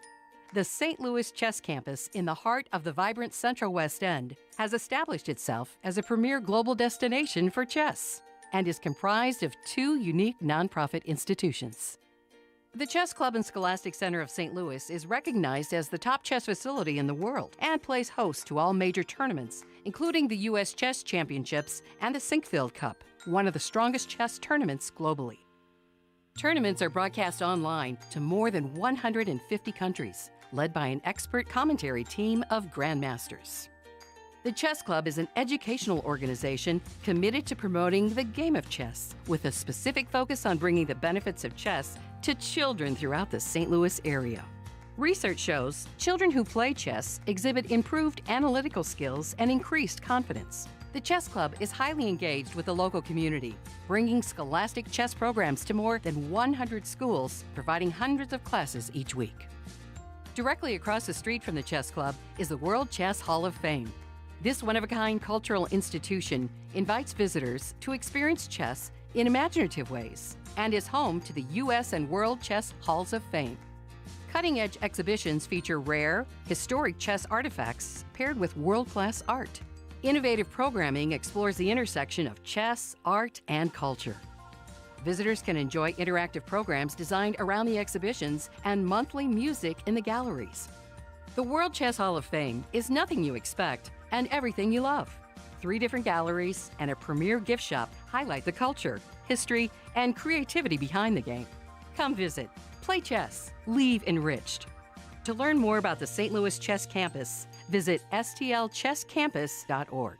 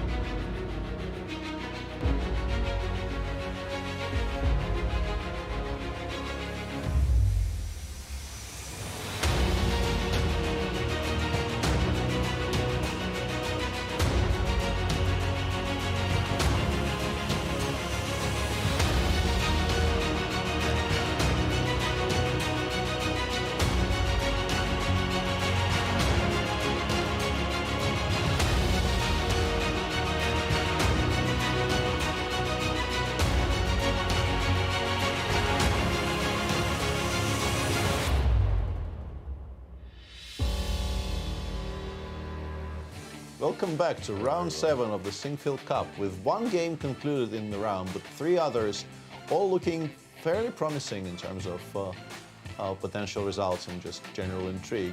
And here's the draw that you're talking about. Yes. Shaq and Nepo had a very theoretical discussion. Peter went right into this ending that's drawn. They've made a draw. Now, we've also seen another theoretically hard-fought game between Fabi and Levon, but that's three-result game. Yeah, that might yet end in a draw, but Fabi definitely made a choice I thought was questionable. Yes. As we were going on the break, in order to vacate the premises, so to speak, to get to the sort of the general lounge area, right? You do pass through the smart board, and on Alejandro's screen there, after King C2, the move that Fabi chose, instead of, let's say, going King E4, which I think was a pretty comfortable draw there for him. Yes. He went back to C2, allowing this move Rook D4, which I pointed out was definitely a potentially a promising try for Black. And already at this point, the only move that is supposed to be holding is the one that Fabi made. So it's Fabi clearly is playing reasonably well today. He sees things quite cleanly, and he is not mathematically worse yet. But you can definitely, like, you'd be a bit worried here with White, wouldn't you? Because Rook G4 takes G2 is a constant problem, right? In particular if the pawn on C4 disappears, because then, like, let's just imagine a position of sorts, like Rook takes A6. All right. Just to demonstrate, Rook takes C4, King B3. Okay. We go Rook G4. Let's say, I don't know, Rook C6. All right, just making room we take on G2. Yep. And after A6, we have Bishop G1. Okay. And these types of positions, like here, for instance, perhaps Bishop C5 is just completely fine for White. You still have to calculate, and perhaps all of this works out. But if there is no immediate solution for White, the best you at some point start hoping for is to perhaps win the bishop for the A-pawn. But then there's 3 runners on the other side of the board, and the king is on B3, very, very far away from the action, meaning that the passers probably actually win that race quite comfortably. You don't want that rook versus 3, if you will, right? Because, I mean, the understanding is that, let's say, if the white king is in front of the pawns, the 3 pawns, I don't think they win against the bishop when the bishop defends properly. But with the king all the way on the other side of the board, I think you're just kind of lost. Which raises the question for me, do I need the C4 pawn as much as I need the G2 pawn? In other words, after rook takes A6, Peter. Yeah, the reason I was saying all of those things is that, let's say we go rook C6 here, you take on G2, right? I go king B3. With a check. Yeah. It is a very, very important that it's a check. But then, once you play bishop G1, I have C5, right? Okay. And that breaks the connection between the bishop and the pawn. But of course, if it's a girl. if it's a girl and your girl is faster, which it appears to be here, maybe black is just winning it. It's a very kind of weird position, A7, H1, right. with the 2 rooks actually, you know, in the way, blocking the diagonal for both queens. But after king H7, there are no sensible checks. Yeah, you can. Maybe this is steal a draw somehow. Weird. It's weird. It's weird. I'm not suggesting that I would want to play this with either color. With either color, right? But it is a weird line. But I just didn't know if I needed the C4 absolutely, pawn yeah. It's a very valid point. I thought maybe it was more important to remove an additional blocker for the G1 A7 bishop, diagonal. But it's very possible that you're right, and the fact that we take on G2 with a full tempo, a full additional tempo because it's a check, is just more relevant. But what I will say is that what looked like a very safe game for Fabi, he was above his starting time by move 30. All of this was blitzed out, including the move king d3. Right. Is now definitely a position you can imagine ending in any of the 3 results. Yeah. Right. So this is a very welcome change for us as viewers. Maxime Vachier-Lagrave is. By the way, I thought MVL got something. Yes, I think it's. I like what Hans has done just on the previous move. Not king takes g7. That's not very exceptional. But playing knight c5 without taking on d4 might be an important detail, because if you do it the other way, I think maybe the logical way you start by calculating is to take and play knight c5 here. Yeah. Because you're creating a threat of knight b3. Right. And you also would very much like to play knight c5, e4 next move, and continue trading. Exactly. But we came to the conclusion we were discussing with Alejandro on the break that knight d5 might be extremely painful here. Ideas of queen takes f5. Yeah, and also using the fact that knight e4 here, which would probably be okay, is probably met by queen takes c8. The game doesn't end because you have king g7 there after the rook takes. Right, but the suspicion, the very strong suspicion, the two rooks that it's not good. Yeah, something like rook e8 might be borderline winning. Yeah, like rook e8, queen e5, e3. Yeah. And then if you play e6, I will put the knight on f4. And be a happy camper. Yeah, and I feel like I'm giving mate here somewhere. Right? Yeah, this really does feel like I'm probably giving mate because I seem to have more pieces on the board. Like it's 3 fighting against 2. It doesn't matter what they're called. You know, it's just 3 fighting against 2. And you do. He didn't take on d4. He played knight c5. A move that you like. Takes. And now if white goes knight e5, we do have knight e4 because there's no. Yeah, the king is already on g7, so there are no forks on the e7 square. Does it mean that I'm going to have to vacate the c file? Well, there is still knight b3. Yeah, queen c2, but yeah, if the queens come off, it's not that horrible, right? No. Knight b3, queen g5, queen g6. No, I need to be smarter. Rook d5, knight e4. Yeah, I'm not so sure. Yeah, it looks promising, and yeah, the pawn on f5 will be kind of bothering black for the foreseeable future. I don't know if this is best play, but it definitely makes sense for MVL. What should we play there, Alejandro? Alejandro. Well, let's start with the fact that MVL might have let Hans a little bit off the hook. We can go back to this position after queen e6, takes. Oh. He could still have played knight d5, couldn't he? Yeah, he could have played knight d5 immediately. And I think that would have been a little bit stronger in this position. You're still using the fact that this rook on c8 is hanging. So for example, if you play, I don't know, I think knight d4 is one of them. Here knight takes d4 works, but also just to illustrate the point that queen takes c8 will just finish the game. You can't take twice because at the end of the day, you have this fork, knight takes e7, attacks both pieces, and it doesn't really matter which direction this knight on c6 goes. So after knight d5, you just can't move the knight. And if you can't move the knight, I don't have like an immediate threat, except for queen takes f5. Queen takes f5 is not an immediate threat because there's a knight on c6 still. But what do you do with black? Rook fd8, I think, is why he didn't play it, I'm pretty sure. Rook fd8, but then you retreat with the knight on f4. And this knight is actually pretty powerful. He might not have liked queen e4. Exactly, yeah. And this was kind of the key. Rook d3 was what the engines wanted to do. And it's a very clever move because if you take on d3 here, I can actually take with the pawn. It's counterintuitive and it's difficult to see from afar, but the more you analyze it, you realize the queen doesn't have too many squares. It actually kind of has to go to a4. If you go to e5, I'll just go d4. If you go to a4, I go d4 anyway. Remember, you don't have any possibility of moving the knight because the rook is under attack. And what is happening? This knight is very weak. Queen takes f5 is coming. This is a direct threat. And white is just tactically better in every complication. So you don't hold on too easily to black's position. Instead, in the position that we have in the game, rook d5 already played, knight e4 absolutely forced and already on the board. White still retains a pull. You still have better pieces, but there's no knight on a6. Pawn on a5 is not hanging. There's no direct d4, d5 type of threat the other situation had. So you can still play queen d3 and claim an edge. The idea of queen d3 is just to start getting off of the c file so you can finally challenge this knight on e4. Also, queen d4 check might pick up a pawn someday. So it's a nice maneuver of the queen, but it doesn't have the strength of the other position. The engine's thinking that black is not fully equal, but is in a position that's quite survivable at the moment. No, I thought there was something else, actually, because I realized if we can just go back a couple of moves after knight c5 immediately, like bishop d4, knight c5. Yes. Can we go knight d5 here? This has an issue. After this, you take, and you play knight b3. And now, the problem is that if you take on c8, like in the other variations, rook takes, rook takes. The problem is that after I play king g7, everything is hanging, yeah? I'm actually hitting both rooks. And the only way to coordinate them is this way. But that drops the knight. So okay, so that actually will apply to the other line as well. Yeah, this is what we like a continued blunder in knight b3. Yes. Because I was suggesting knight d5 in the other position as well, and it's the same. It's actually the same line. Right. Okay, so yeah, that means that at least some of what we were discussing earlier makes no sense, but that's very usual for this show. Nobody's going to get fazed by that. Clarifying that is very, very, very important. Knight e4, and by the way, I mean my hair stood up on on end when Alejandro said queen d4 check might win a pawn. I thought, wow, okay.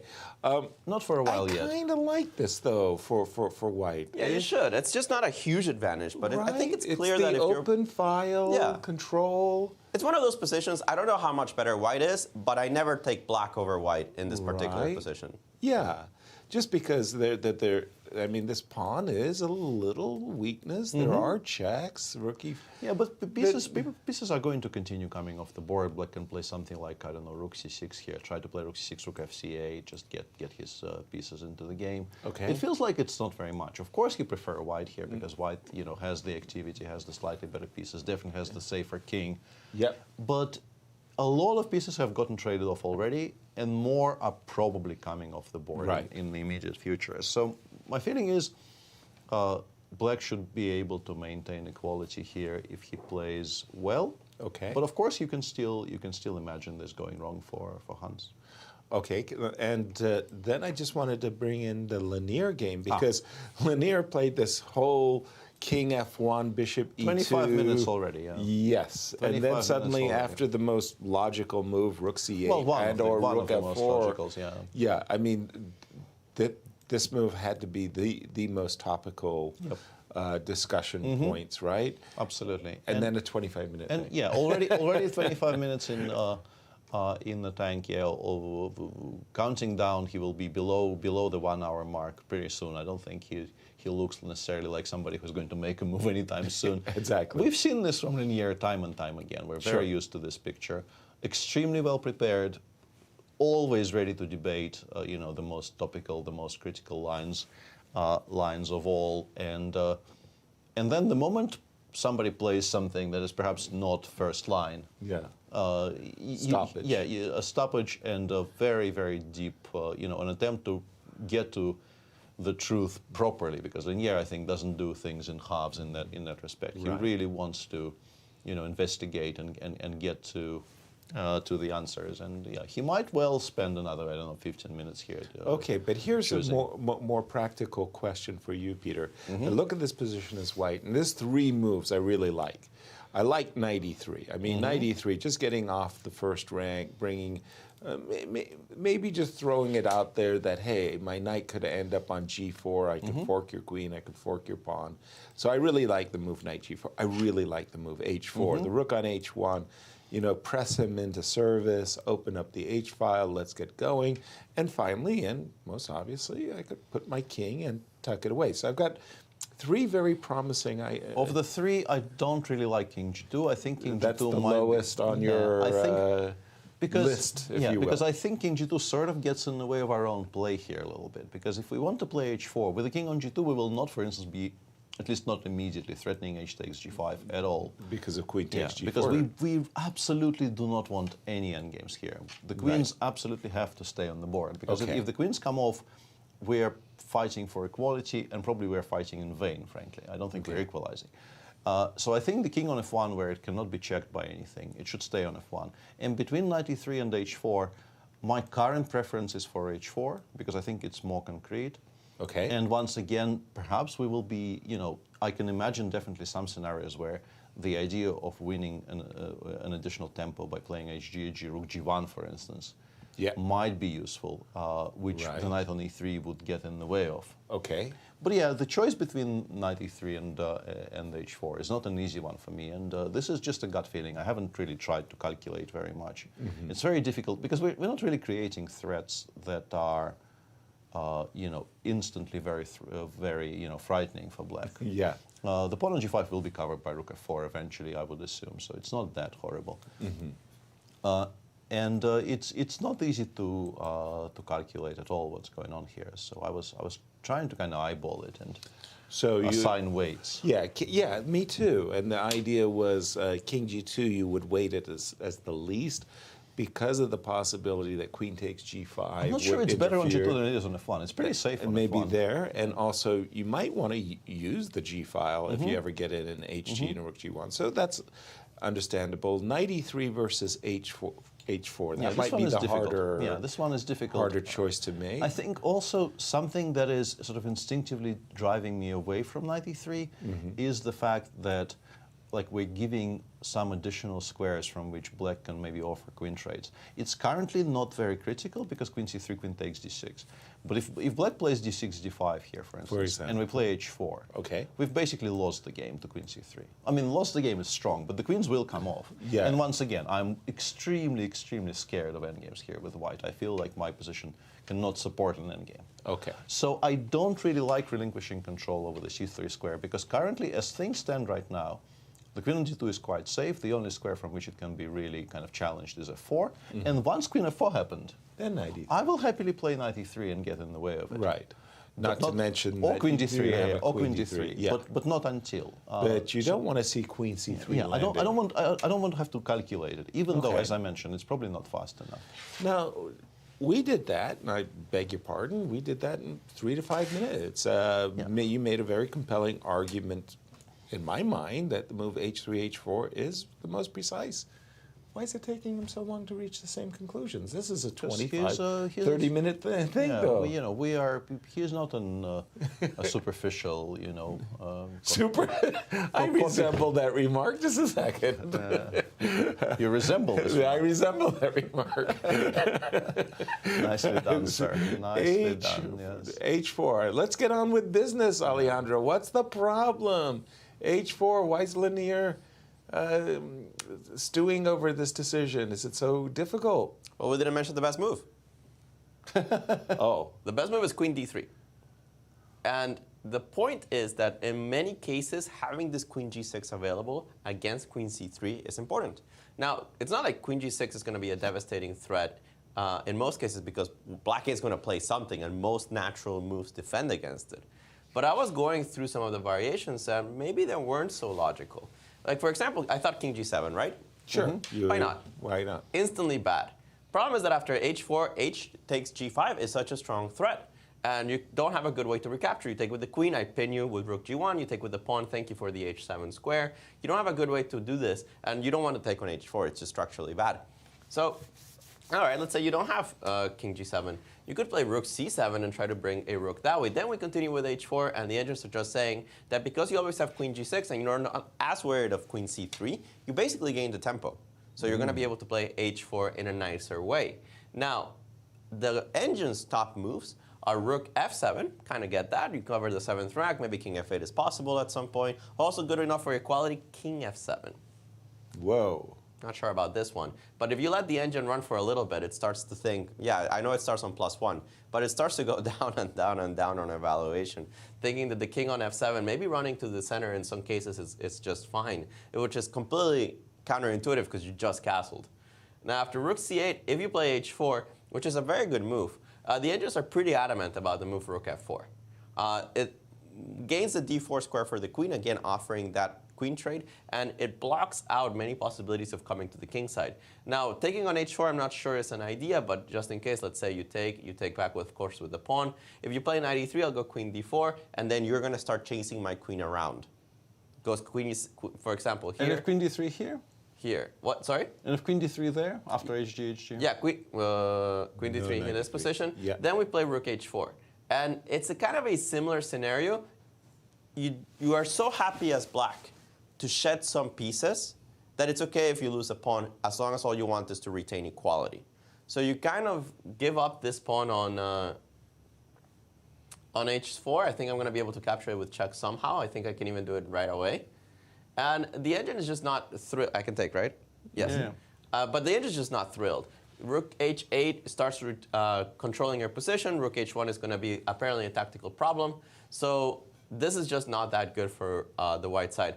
It's very deep. I mean, I'm not surprised, actually, that linear is thinking so long, because h4, queen d3, even a move king g2 need to be considered. And there are so many ramifications going from every move. Now, there is partially that point, and partially the fact that he's just linear. Yes. And he just does this. It doesn't really matter which position he's on. But you compile both. I'm not surprised that he's gone what must be by this point a 30-minute thing. Let me take a look. It has to be around half an hour. It's increasing. Oh, more than that, actually. Yeah, it's like 35-ish by this point. Yeah. And by the way, Alejandro, in that variation you showed where black was playing rook h4, was it necessary to take on h4? Could we have gone queen g6 and rook g1? Like, for example, h4, rook f4, hg, hg, queen d3, I think we had rook h4. Yeah, you can play like this, and then you want to play rook g1? Yeah. Problem is that it's not so clear at some point who's attacking who, because I have rook c1 in this position. Now, again, I don't want to trade queens, but if you take on g5 with the rook, I have rook h1 check. And again, king g2 is just mate. Right. Right, on h2. Nice. So now you have to trade. I trade. You have to take with the queen, because if I take with the king, I trade the queens. So Not if you to mention e2 is hanging too. Yeah. Oh, h6. Yeah, you're not hanging the bishop because Right. you have queen h6 taking the rook. Exactly. But if you take with the king, I just trade the queens.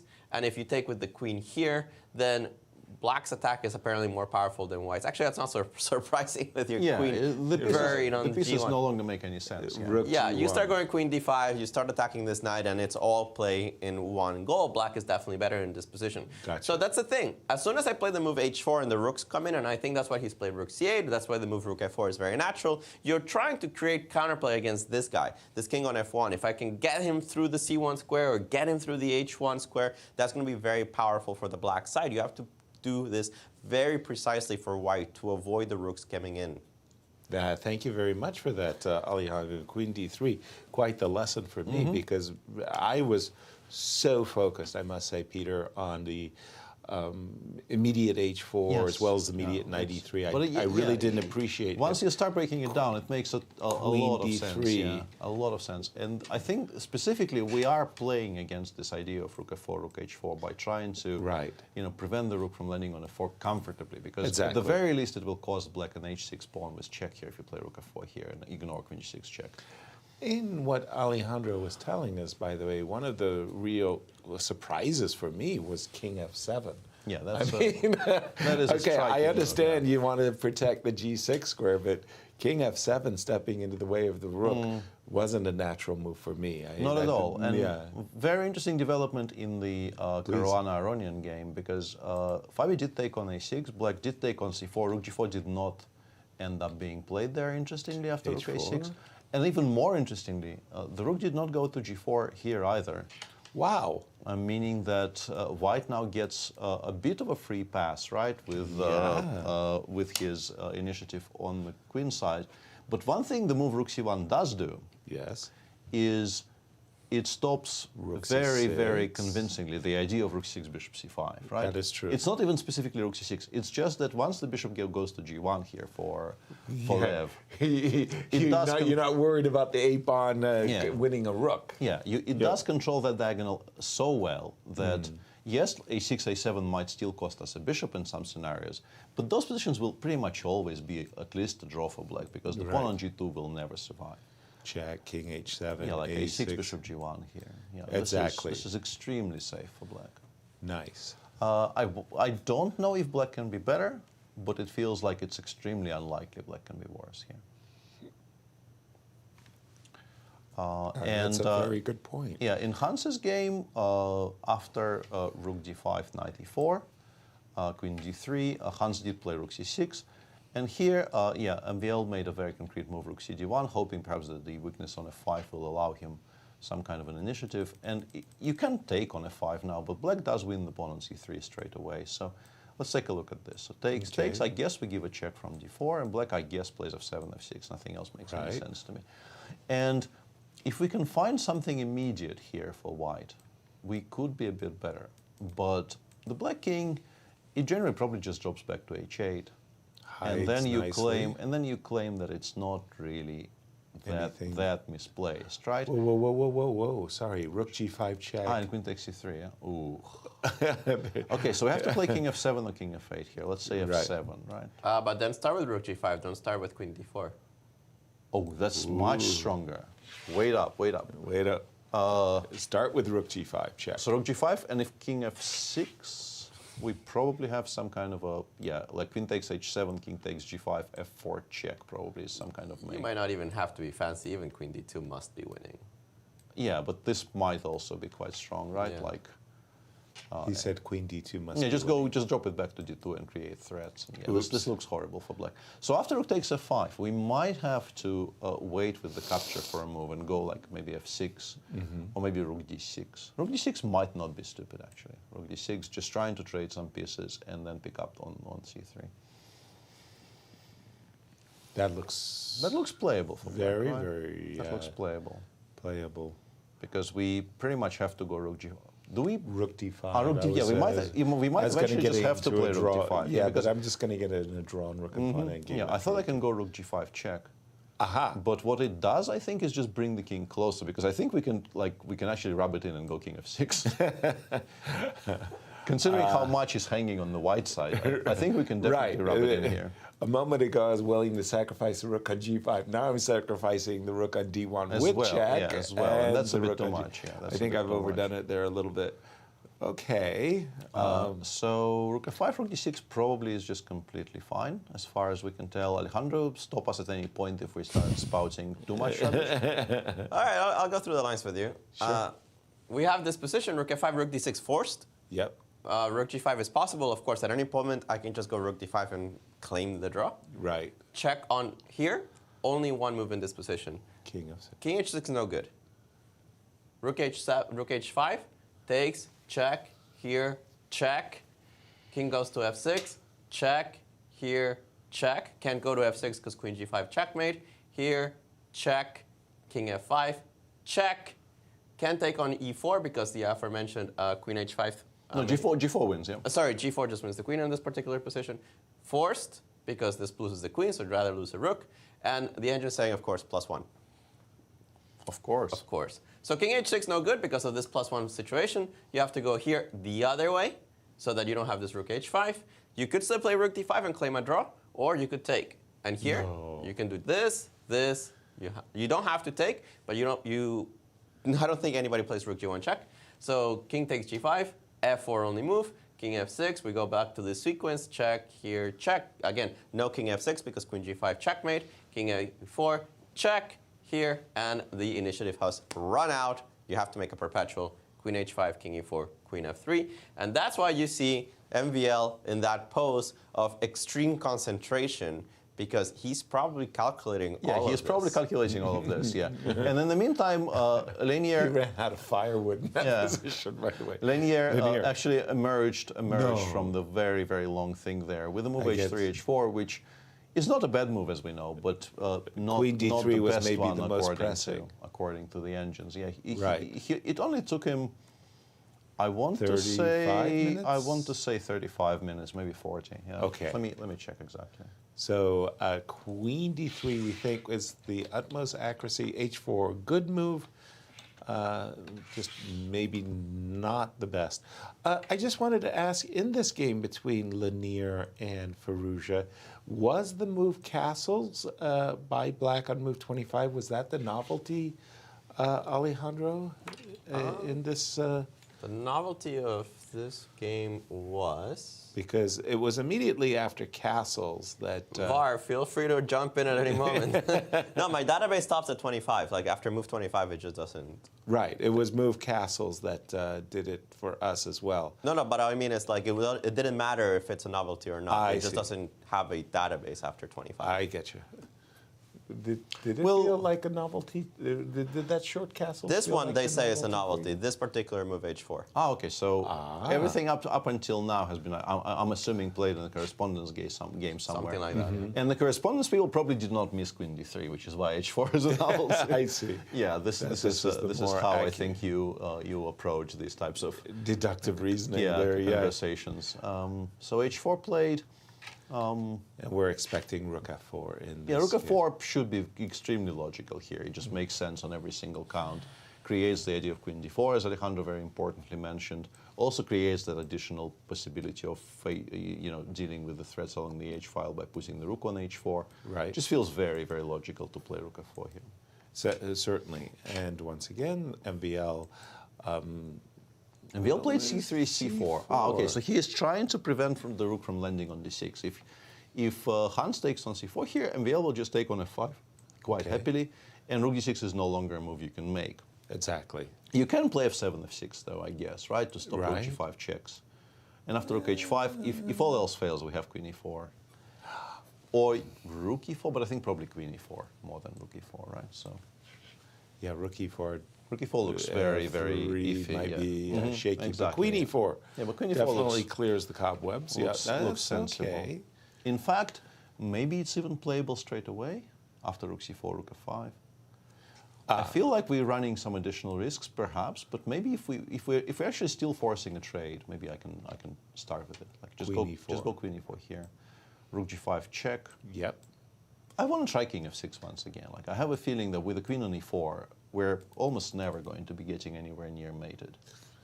It just controls the board so well that yeah. And I think the pawn on c4 got picked up since already. Yeah, we do have rook takes c4. And yeah, by rook the takes f5. reach, it looks like he's planning to go queen e4. Yeah, that looked like a gesture. Where, yeah, Yeah, there you here have we it have on it. your screen. Yeah, queen e4 played by Hans. I think, yeah, my current understanding is this is just fine for black because I can't really figure out how to keep the queens on the board. And if the queens come off, this is just a very, very level rook ending. I don't think anybody is better there. Exactly. No, it's just the fact that you're missing.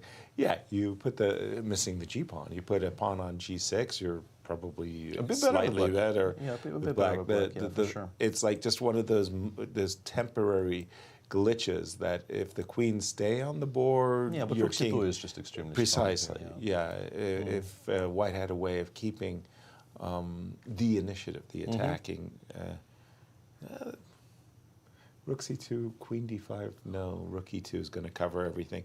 No, you're just fine. Trade as well. Yeah, right? I mean, exactly. it just exactly. doesn't really matter much. Nothing's happening. So yeah, it feels like Hans, you know, there was a very specific moment, I think, somewhere around move 19, where MVL could have played in a more critical fashion. Maybe this Yeah, knight d5 yeah, specifically idea. knight d5 instead of knight d4. I think knight d4 was extremely natural, and you know what? I get the feeling that MVL missed knight b3. I get the feeling that MVL wanted to play knight d5 in a position on your analysis board, and he thought it was working. And I think it's not working over bishop d4, rook d4, and then knight b3.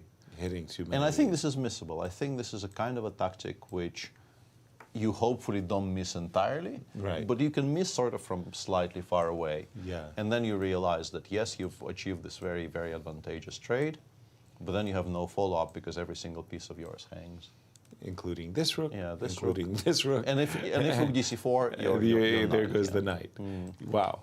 Yeah, that's... So that would be maybe my guess, because if knight d5 did work tactically, it would be just a very strong move, I think, which potentially offers White a significant advantage. It's kind of like a strange trinity there. You only have 3 pieces on the board, and every single one of them seems to be under capture, Peter. Just... Like, well done. And, well, once they reach 94, it looks like Hans... Yeah, I think Hans is pretty much in control out of the here. woods. Yeah. Or out of the woods, I wouldn't say control. But yes, Levon... Yeah, bishop c3 is an interesting choice there by Fabiano, saying basically that he doesn't believe that rook g1 is a threat. Okay. Because I suspect, you know, once again, something like rook g1, rook d6. Rook d6 isn't playable though. But we can go, I guess, rook a8 and then a6, a7, right? So rook g1, we go check. Check. King h7. Right. We go a6, and if you do take on g2, I think a7 actually queens that pawn, right? Because we have rook h8 check.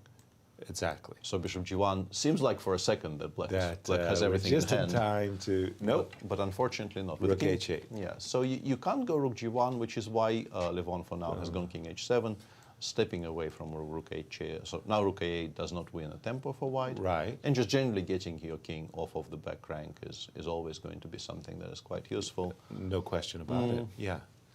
And also keeping, for Absolutely. the moment, you know, once you play rook g1, you can't play bishop g1. But keeping the g1 square vacant, this looks perfectly fine for Levon. And again, I would say 3 results, Peter. I mean, it's just... I think draw is still sort of heavily favored? Heavily favored, yeah. Yeah, because but I think the a pawn does end up costing us a piece, but then we go after the g2 pawn and we Well, again, let's just put a move or 2 down on the board for just a second. If I go like a7, this... Sorry, a6, bishop g1, rook d7, for instance, right? Exactly. perhaps hinting that in some positions I will be interested in bishop d4. Let's see if maybe even in this position. Bishop right? d4 here. Yeah. Oh. I'm not entirely sure it's playable, but maybe it is. Who knows? Sorry. Maybe it is. Bishop d4 here. Oh. Yeah, I mean, That rather changes my outlook, I must say. Well, I'm not sure. I'm not sure it's that great because I think if we just take on d4 and go king h5, for instance, and I will just defend from the back rank, like a7 rook c8. Right. Not to you can place your rook behind, right? But then you will have to spend like 75 moves getting your king to b7. In the meantime, I will organize passers on the king side. I will never ever be worse in those positions. I'm pretty sure. I think it makes a very good point that you're just playing passively, and but because your king is so active, I don't think you're running any risk. I don't think I run any risk whatsoever here with black. We've had simply an extraordinary number of events that have been taking place here at the St. Louis Chess Club from the whole summer. I don't even want to say spring to the summer, but still we've got more events coming up, Peter. Let's take a look at the coming events. Yeah. Once this is done, the 12th potentially will feature a tiebreak and will definitely feature a closing ceremony for the Sinquefield Cup. On the 13th, there's going to be a bit of a banter face-off. Yes, exactly. Between Team Rex and Team somebody to be declared. Yeah. Right. To be determined. But Ultimate Moves is a fan favorite and has been for a very long time. Bring your best trash-talking epic to... Which is why nobody wants me on there. Too. You're not a good trash talker. I'm horrible. Yeah. Okay, Championships Showdown. That's the Fisher Random. That will be a very, very interesting event, as it is every year. Very nice to see the club continuing this tradition because I really do think we need more Fisher Random events in the calendar. And then, of course, the U.S. Open Championships and the U.S. Women's Chess Championships, October 30th to 20th. That's something we always look forward to. Who is the best Russian trash talker you ever ran up against? I think Jan probably would be good. Really? Would be good. He's up there, huh? Yeah. Some people like. It very much depends on whether, like, you mean on purpose or by accident, right? Because on purpose. There's some names there who are pretty decent at it without trying. And For example, and I don't like Vladislav Artemiev has some there are some stories about Vladislav. Yeah. But the thing about those stories is, I think in many of them he's doing this earnestly. Like it might be, you know, in this particular case might be a disqualifying factor. You know, like it's kind of a tricky one. But I'm just thinking about recruiting, you know, some serious trash talking, something to look forward to. I think Sasha would be good as well. Like, I think there's a nice number of to know. people there. We're going to take a break. We'll see you on the other side. Stay tuned.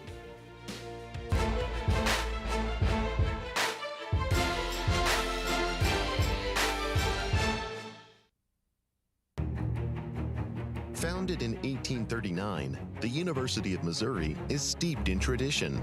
The recently founded Mizzou Chess Program is a partnership between the University of Missouri and the St. Louis Chess Club. Collegiate chess has been experiencing a meteoric rise at the national level. Through its tradition of excellence, Mizzou has always strived for the best. Mizzou Chess is working towards raising the bar by bringing our institution's ethos of respect, responsibility, discovery, and excellence to the chessboard. By now, you guys probably know there's a lot to see and do in St. Louis. But when it comes to the art scene, there's more here than meets the eye.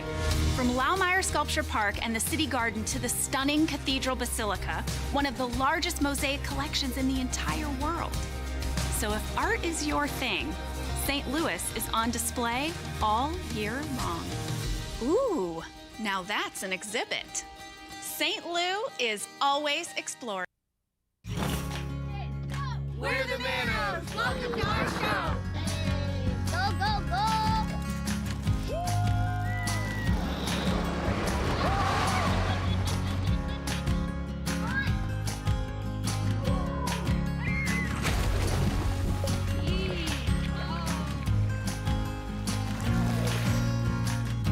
That's our show. Now go play yours at visitmo.com.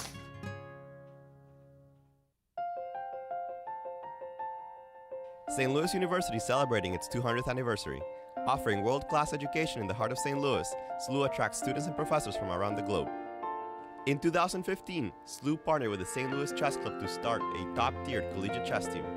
On the very first year of the team's inception, SLU obtained second best university at the Pan American Intercollegiate Chess Championships. Higher purpose, greater good. St. Louis University.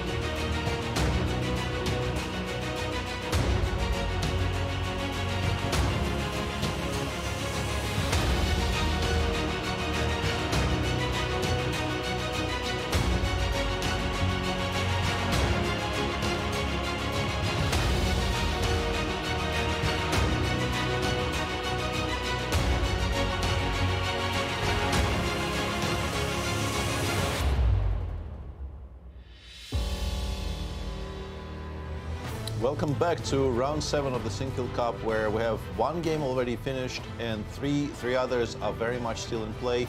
But it does feel like action is slowing down a little bit. Absolutely. I think would be a fair way to describe it. A lot of very important theoretical discussions here, in particular in the games between Dominguez and Firouzja and the Caruana Aronian clash. Very, very interesting, very topical discussions being held. But it seems like Alireza now is going to be reasonably safe here. It's a line that we were discussing, I think, perhaps even with, no, I think Jan has already left by that point, but that was a line that Alejandro was showing, where the point here from the black side is you will lose probably both h6 and h4 pawns. Right. But White has traded away all of the, well, not all, but most of the potential attackers. Exactly. Meaning that the resulting positions, such as this one, after rook h8, like, I think queen takes h4 is actually unplayable here, as far as I understood Alejandro. I think you have to play queen h7 check first. Because here, after queen h4, rook h8, you are fighting for equality with White. Rook h1 check being an extremely strong threat. So I think we give a check from h7 first. After queen takes h6 check, king f7. King f7. Queen, pardon me. Yeah, we do this, and then black has a number of things to consider. Like, you can probably play king g7. You can also... Queen g7. Yeah, I think queen g7 is probably what we do. Yeah, queen g7, queen takes h4. And the difference being that now after rook h8, White has an additional check from f4. But I think we're probably still doing that with black and just playing king e7 here. And king e1 appears to be maybe... I mean, king e1 or bishop d3, whichever one you like best, because rook h1 check is coming. Right. It's impossible to stop. But as we keep on harping on about, like, even if black does something here, which I don't think they should, which is rook h1 check, okay, king e2 and queen e5 check. I don't think this is necessary. But the amount of material left on the board here, I think, pretty much guarantees black is not worse, despite the fact that we've voluntarily spoiling our structure in the center. Yeah, you're really trying to make a point, maybe a little bit of overreach, but I get your point. I get your point. I think 4 against 3 with the white people, with the white pawns spoiled as they are. I don't think we pretty much ever win this with white. So yeah, I think black is just safe. Okay. I think Alireza should not be losing this this game. And then as we were coming on air, we were slightly debating the MBL position. Where am I with MBL? Yeah, here we 3, are. yeah. And I was Actually, they went for a slightly different version of what I was expecting. But yeah, it was sort of what I expected. And Hans there showing a very sort of decent understanding of what's in front of him by really forcing this endgame and forcing it with a trade on f6 as well, where, as we've, I think, discussed even during these broadcasts, this is a very, very sturdy setup. Absolutely. And in fact, an argument has been made. I think it's actually a very well-established argument. Let's say we play rook c3 here. Yep. And white takes on a5. Yep. It's preferable to have the structure on the king side the way it is compared to f7, g6, and h7. It's remarkable. Which, yeah, the first time you see this argument, it might kind of strike you as being completely ridiculous. Right. But you are controlling sort of more squares this way. Your king is safer. The pawn breaks are harder to achieve, and so on. Exactly. But obviously, of course, You're nobody's not going to giving blunder the A5 pawn that quick. Yeah. But that was Victor Korchnoi teaching me that in a 3 versus 2, the doubled F pawns were the best, and I was like confused. And well, let's just say I argued the point until it was very well made, and then I stopped arguing the point. By the way, once again, I find today's round most especially a little disconcerting in the sense that I found the opening preparation of the players to be of such a caliber that it was like they just went from the opening to the end game. Today was, I think, the first real demonstration of what elite chess can sometimes be. Obviously not every day, because we've been watching this tournament. This is round 7. And in the first 6 rounds, we saw glimpses of this, but not really such an acute demonstration in game after game after game as we do today. Exactly. Of people clearly demonstrating very, very deep knowledge of the same lines. It's not like somebody is surprising their opponent and then at least one of them is thinking. Yeah. Well, we were passing ships. Grandmaster Ludic Bachmann of the Czech Republic, Czechoslovakia at the time, and myself. And he was a very, very well-known theoretician, and he would go around shaking his head and saying, after 1 d4, there's no play. It's like, what? That's kind of what I'm feeling like. A great theoretical play in this round, Alejandro, but for all of their greatest efforts, I'm not expecting many results. Doesn't seem like it. This one is definitely going into a draw. We'll see if Linier chooses to continue the game. I think actually it's Alireza that's continuing the game. He's actually gone queen takes h6 check, and instead of what I expected, king f7, he's actually running the king away. So queen h4 check, I think is just planning on meeting with king d7. I assume this is the point, which also feels relatively safe. I think once the king gets to hide behind these pawns, should be fine. I don't think you can fully escape a perpetual, but I also don't think you're going to have much more than that. I just don't think you're going to win with this construction. Again, you needed that rook to deliver checkmate. But now that there is no rook, it's very hard for white to organize any kind of checkmate. You're never forced to trade queens as white in this position, so you'll never do it. So what probably will happen is that you find some kind of repetition, some kind of perpetual, and there's not much to do about it. And lastly, in this game between Levon and Fabi, or actually Fabi against Levon, we still have this complicated endgame where still a lot of things could go wrong. The thing is, like, I've been trying to go wrong with white either side. And it is like, no matter which variation we take, both sides are just in time to make a draw.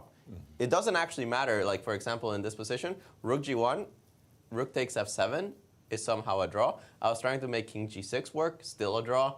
If you play bishop g1 and just shoot the rook away, you finally start trying to lose. But most normal moves in this position, I think, just make a draw. So again, a lot of interest, a lot of theory, but you said it, Yasser, might not see the decisive results. Exactly. We're looking at king g6, I believe. Yeah, I thought king a7, g6 was by far the most and natural move, but bishop g1 and give up the piece. This is what I would be trying to do with black if I were to try and play this for a win. But I assume the a-pawn just runs quickly enough. In the meantime, there is a little bit of a discussion that rook ending, just to finish, because the game will either continue for a while or perhaps kind of end straight here somewhere. So white is sort of pretending that you can play king f4, king f5, and then perhaps there will be some zugzwangs. Because, like, if you kind of naively play a3, let's say, king f4, a2. Okay. And I go king f5 here. I get rook. No, exactly. Probably steal a draw perhaps after rook h1. Right. But specifically after rook h1, because we're kind of running out of moves here a little bit. Right. We lost after h5 instead, right? Yeah, we could actually try h4, h5, try to lose the tempo here. I was kind of worried that after h5, king h7, king f5, king g7, we don't get the... But rook anywhere, yeah. I don't know, I'm being stupid, yeah. Just rook a3 here. Right. The thing is, it's still a draw even if we win the a2 pawn, as we've established. I can play rook. Yes, you're right. Yeah, rook b1, rook b5 check here. I'm not losing this position with black. But we did lose the a pawn. Right. And it's important you jettison that pawn and not one of the one of f6. Yeah. But there must be, I assume, a way to make that draw more comfortably somehow. And this is why Hans is thinking, because you know, given a choice, he would much rather not have to suffer here in a 3 against 4. Exactly. No matter how drawn it is, like if there's a way not to subject yourself to it, why subject yourself? Right. Yeah. I would think that I would just I would prefer to try to tie you down. Yes. To this provoke one. f3, and then your life should become easier. It's something. This once again, rook takes a3 was. Oh, sorry. Yeah, but we can play rook a1, right? We can play rook a1 here, king f4, a2, and now with the pawns not on the second, king f5 always gets met by rook. That's f1. the one. Yeah, I think that's the construction we want. Yeah, I think this is what we would like. And we do have rook a. What do we have? Let me just refresh my board. And I think Hans settled on something like this, and they appear to be repeating. Yeah, h5 check already played, and Hans says, yeah, very clearly not playing a3, a2 until he's good and ready. Exactly. Which is how it should be here. I'm pretty exactly. Sure. King f4 played. So yeah, MVL not repeating just yet, but it feels like he will. Rook a2, f3. Rook a1, yeah, king f5 should not really be like too much, right? He has in fact played rook a2. Yeah. No, we can still play a2 here, and then either rook f1 or rook e1, depending on which one you move. And actually, e4 rook a1 loses here, right? A kind of a very picturesque position here. You can lose it with white in one move here with white by playing e4 and suddenly realizing this is not great. You don't see this checkmate every day. That is a rather self-help mate, if I've ever seen one. Very much so. I love studies, by the way. I enjoy puzzles, but these self-mates have never appealed to me. It felt like I was doing something anti-chess. Yeah, I mean, even though the genre exists, but they never really, you know, caught my fancy too much. Also, it just doesn't really feel that interesting. Right. Yeah. Studies, like proper studies, in particular, you know, some of the best ones which really do look like a snippet from an actual game, those can be unbelievably beautiful. Exactly. I completely and now they are repeating. I think we can sort of stay with the overhead view because it's not really going to continue for much longer from here. MVL decided not even to play f3, but if you're not playing f3, you're not really asking very many pertinent questions. Right. All the controversies aside, how would you rank Hans's play? I mean, from a rating perspective, he's played it at like a 2700. Yeah, he played absolutely fine. You know, some games are better than others. Like he obviously, I think his first 3 games are very impressive.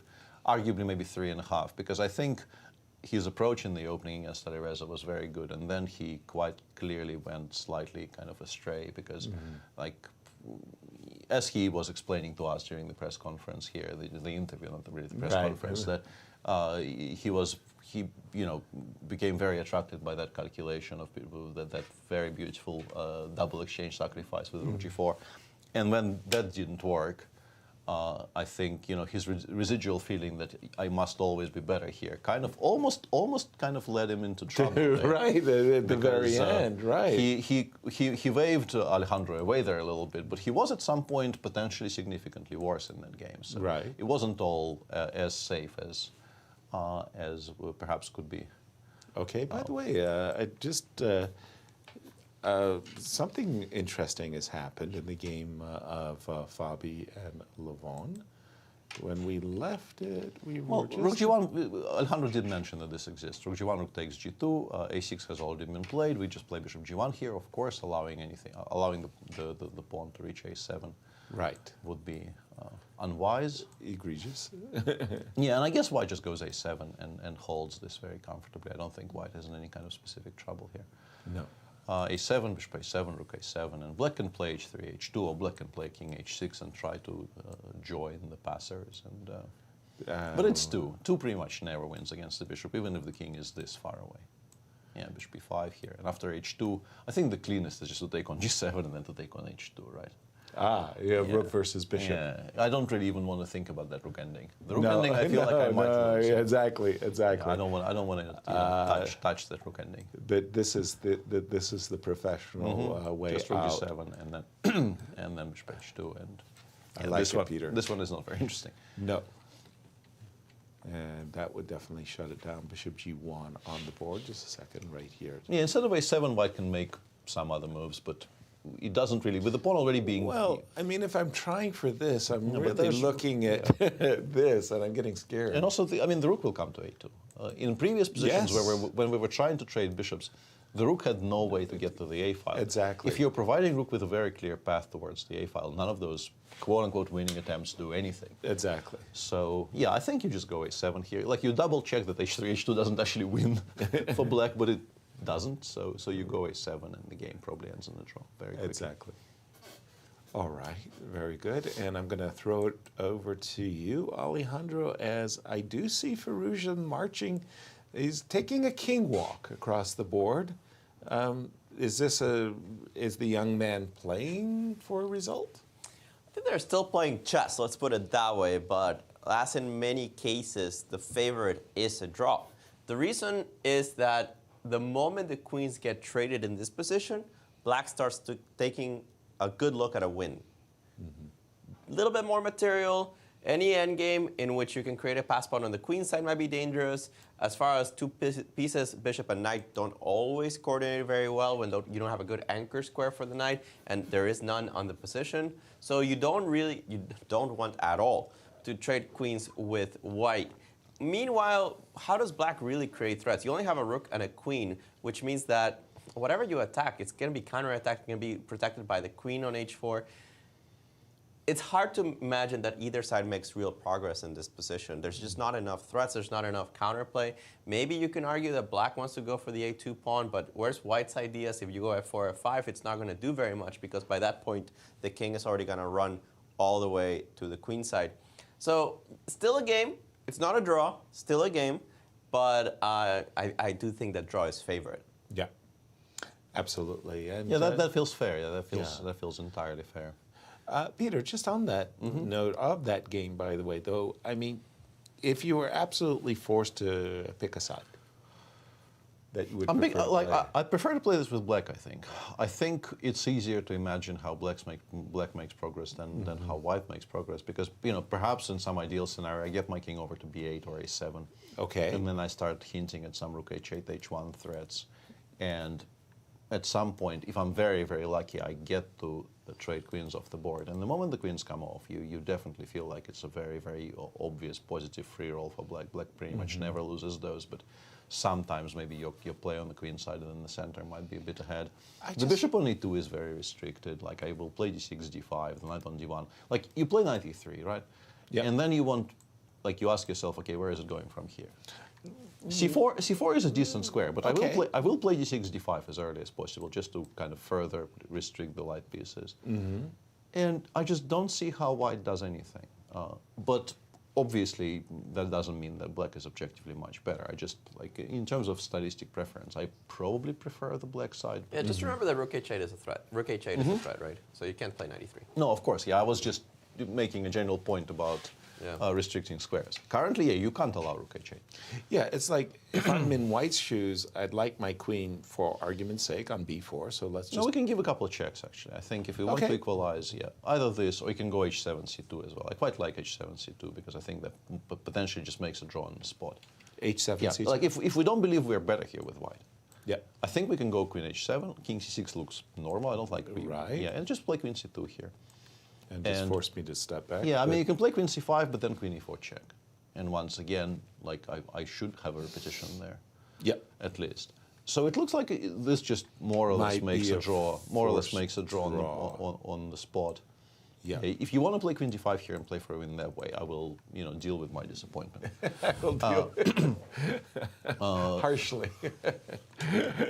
So yeah, it feels like Linier is currently kind of considering if he believes he is better, he will choose something else. He will find a way not to blunder rook h8, I'm sure, and then he will continue. But well, that was my real question: is if you're linear and you're thinking you're better, aren't you trying really to play f4 and bring your bishop to f3? And sorry to interrupt you guys, but Fabi did go for this rook takes g7 that you guys were mentioning, so we expect a handshake pretty soon. Yeah, they'll find a way to trade the rook for the... Oh, yeah. Oh, King h8. Professional. Stylish. Very nice, yeah. Very nicely done, guys. Yeah, and no piece. Oh, whoa. That's a slightly kind of a... No, it's not, because the game already ended. What I mean is... You can't take on g7, it's not a move. Ah, okay. People still do, no? They don't? Okay. But they're wrong. Ah, okay, fair enough. Knowing laws of chess is useful, but not something I can boast any, particular. And very nicely done by Hans there, by the way, because I was trying to calculate this. Because MVL got this absolutely gorgeous position by move 51, where he avoided losing any pawns on the third rank. This is his maximum. Yeah, and you can play rook b1, b5 check here and make a very comfortable draw there. But Hans just goes king g8, says king f6, rook f1. Yes. I will not even be a pawn down, because rook takes f4 is a check.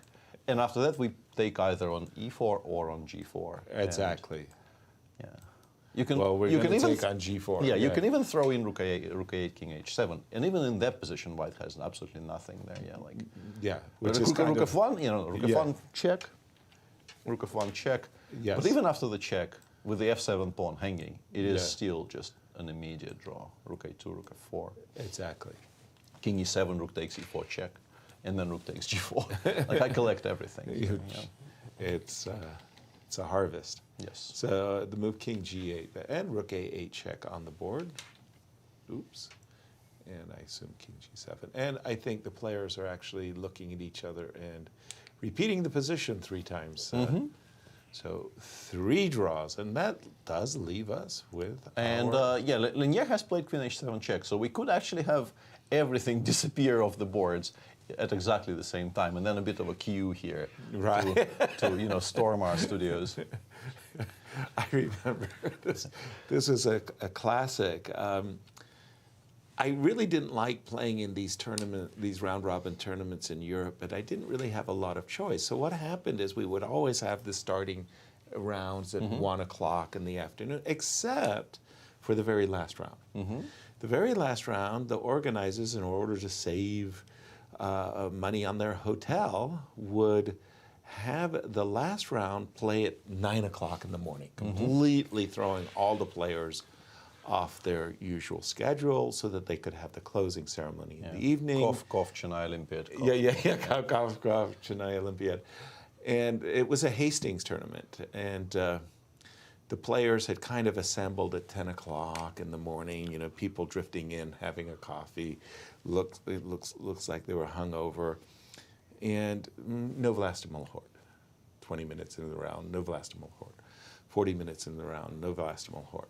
Then at 50 minutes, boom, the doors swing open and a very angry Vlastimil Hort comes in. You know it is terrible. No wake-up call, and I must run like rabbit to tournament hall. It was this run like rabbit, and everybody ended their games. Like nobody could take it anymore. Draw, draw, draw, draw. Run like rabbit to tournament hall. Run like rabbit to tournament hall. Run like rabbit to Alejandro as we're getting people set up to talk to Alejandro. Thank you, Yasser. Here we have a very theoretical draw between Levon Aronian with black and Fabiano Caruana. Tell us, how deep did you know all of this? Yeah, I've lost one time like this against Fabiano in a rapid game, and 22 yeah, Grand Chess Tour, and right? then I kind of said, okay, I have to study this line well. And well, it's a very funny line actually. I mean, there is this. I will show some cheapo for Yasser. If you go back, instead of king to c2. Yes, king b2 instead. Yeah, king b2 is the move, and then there is rook f d8. So rook h d1. I think it's e4, and let's say white goes rook takes d8, rook takes d8, rook takes d8, bishop d8, and let's say c4. I mean, it's probably with king b3 first, but anyway, black has this idea f5 and king b3. There is this nice move bishop h4. Wow. g3 f4, yeah? Yes. This is for you, my dear Yasser. That's gorgeous. And so bishop c1, e3, and black is fine. And it's just fine. Maybe even better. Even better, right? Probably better, yeah. Yeah. But wow, what a line. Yeah, you have the subtleties. I mean, you have to know them. And king c2, of course, is the most principled move. And it forces black to, pay attention. But I knew that it's a bit passive, but, I have my play. We had Jan Nepomniachtchi on the show since they finished so early. He mentioned that this move a5, he also knew that it was also important. When did you discover this move a5?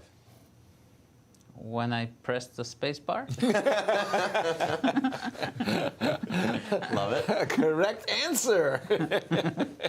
He played this move after rook d8 check. It seemed that rook d8 somehow rattled him. And I think king d3 is not the move. I think a5 is the move. a5 right away. Yeah, and black has to, pay a little bit attention. I think first you need to play f6, king f7. Then it's a draw. I mean, black has enough counterplay. White is not in time to push. But after king d3, I started getting some hopes because I thought, well, my rook gets active. You never know because,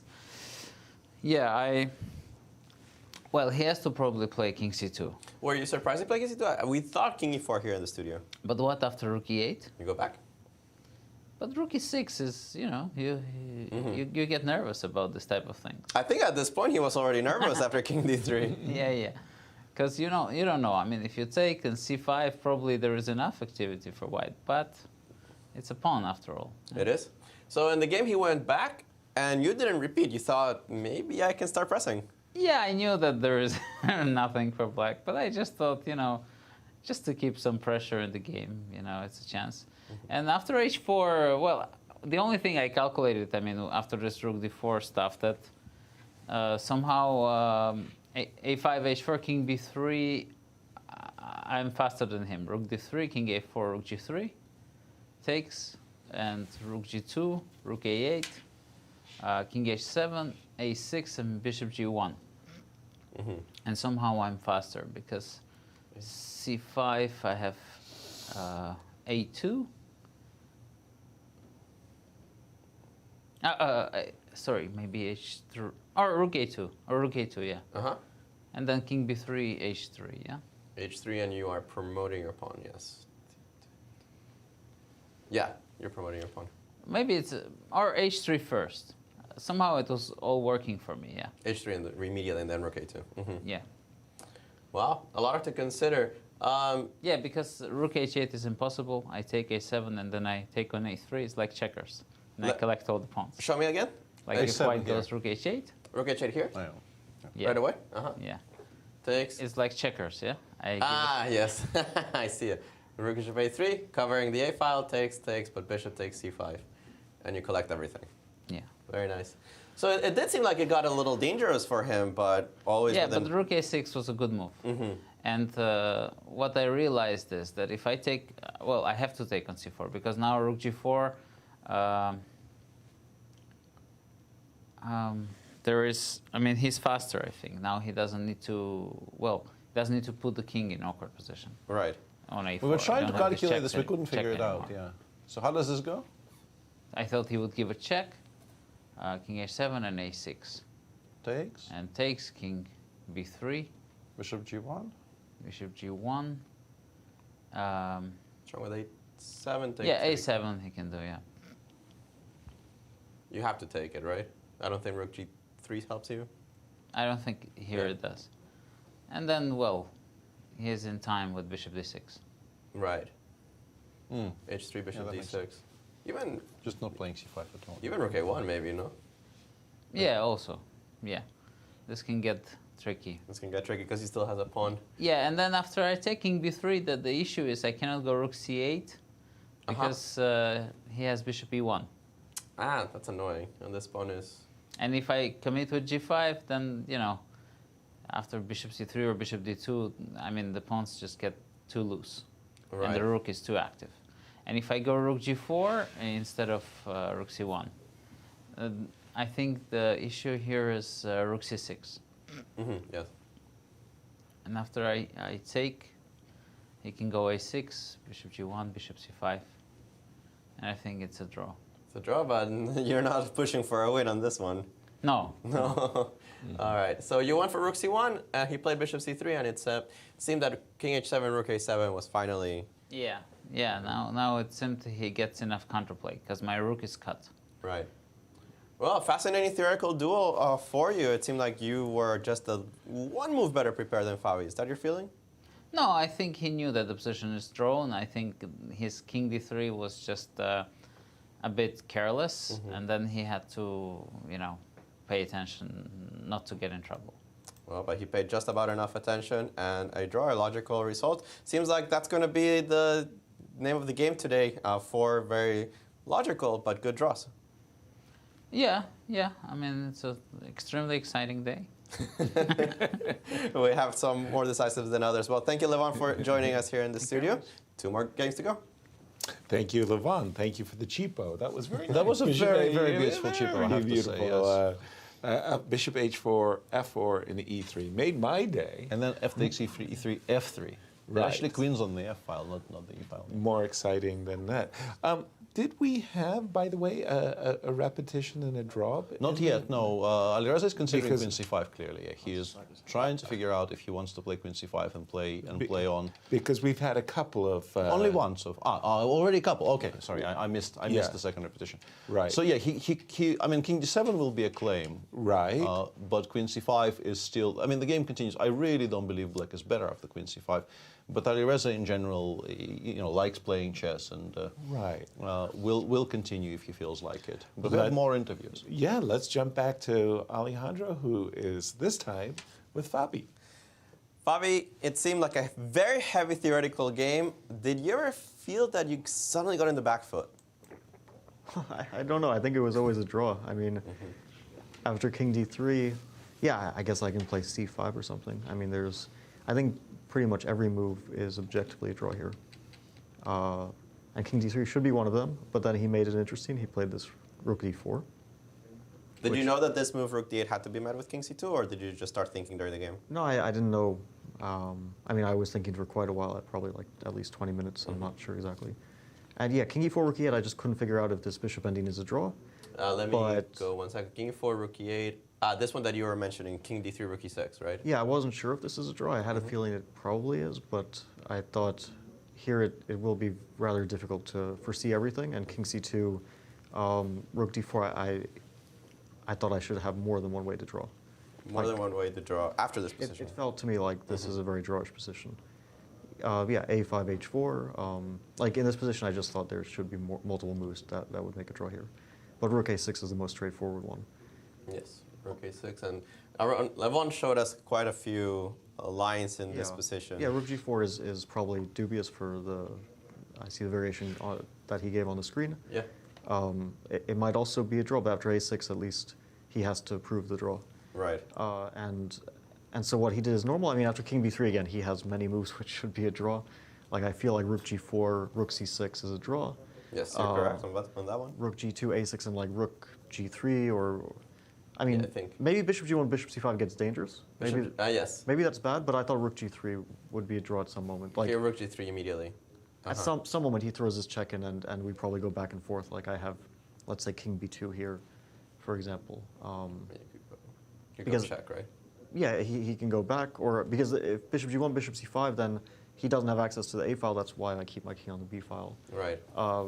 Anyway, some lines like this felt very drawish, and rook c1, bishop c3, king h7. I started to feel like maybe there's some like tiny try, but I couldn't see it at all.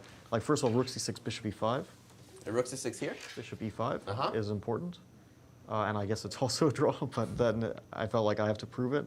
Because if king b2, he has this tricky move, rook e1. And, we get some rook ending where I think that I'm the one who has to prove a draw. Right. Even if you get the rook somehow at the end, there's a lot of pawns coming.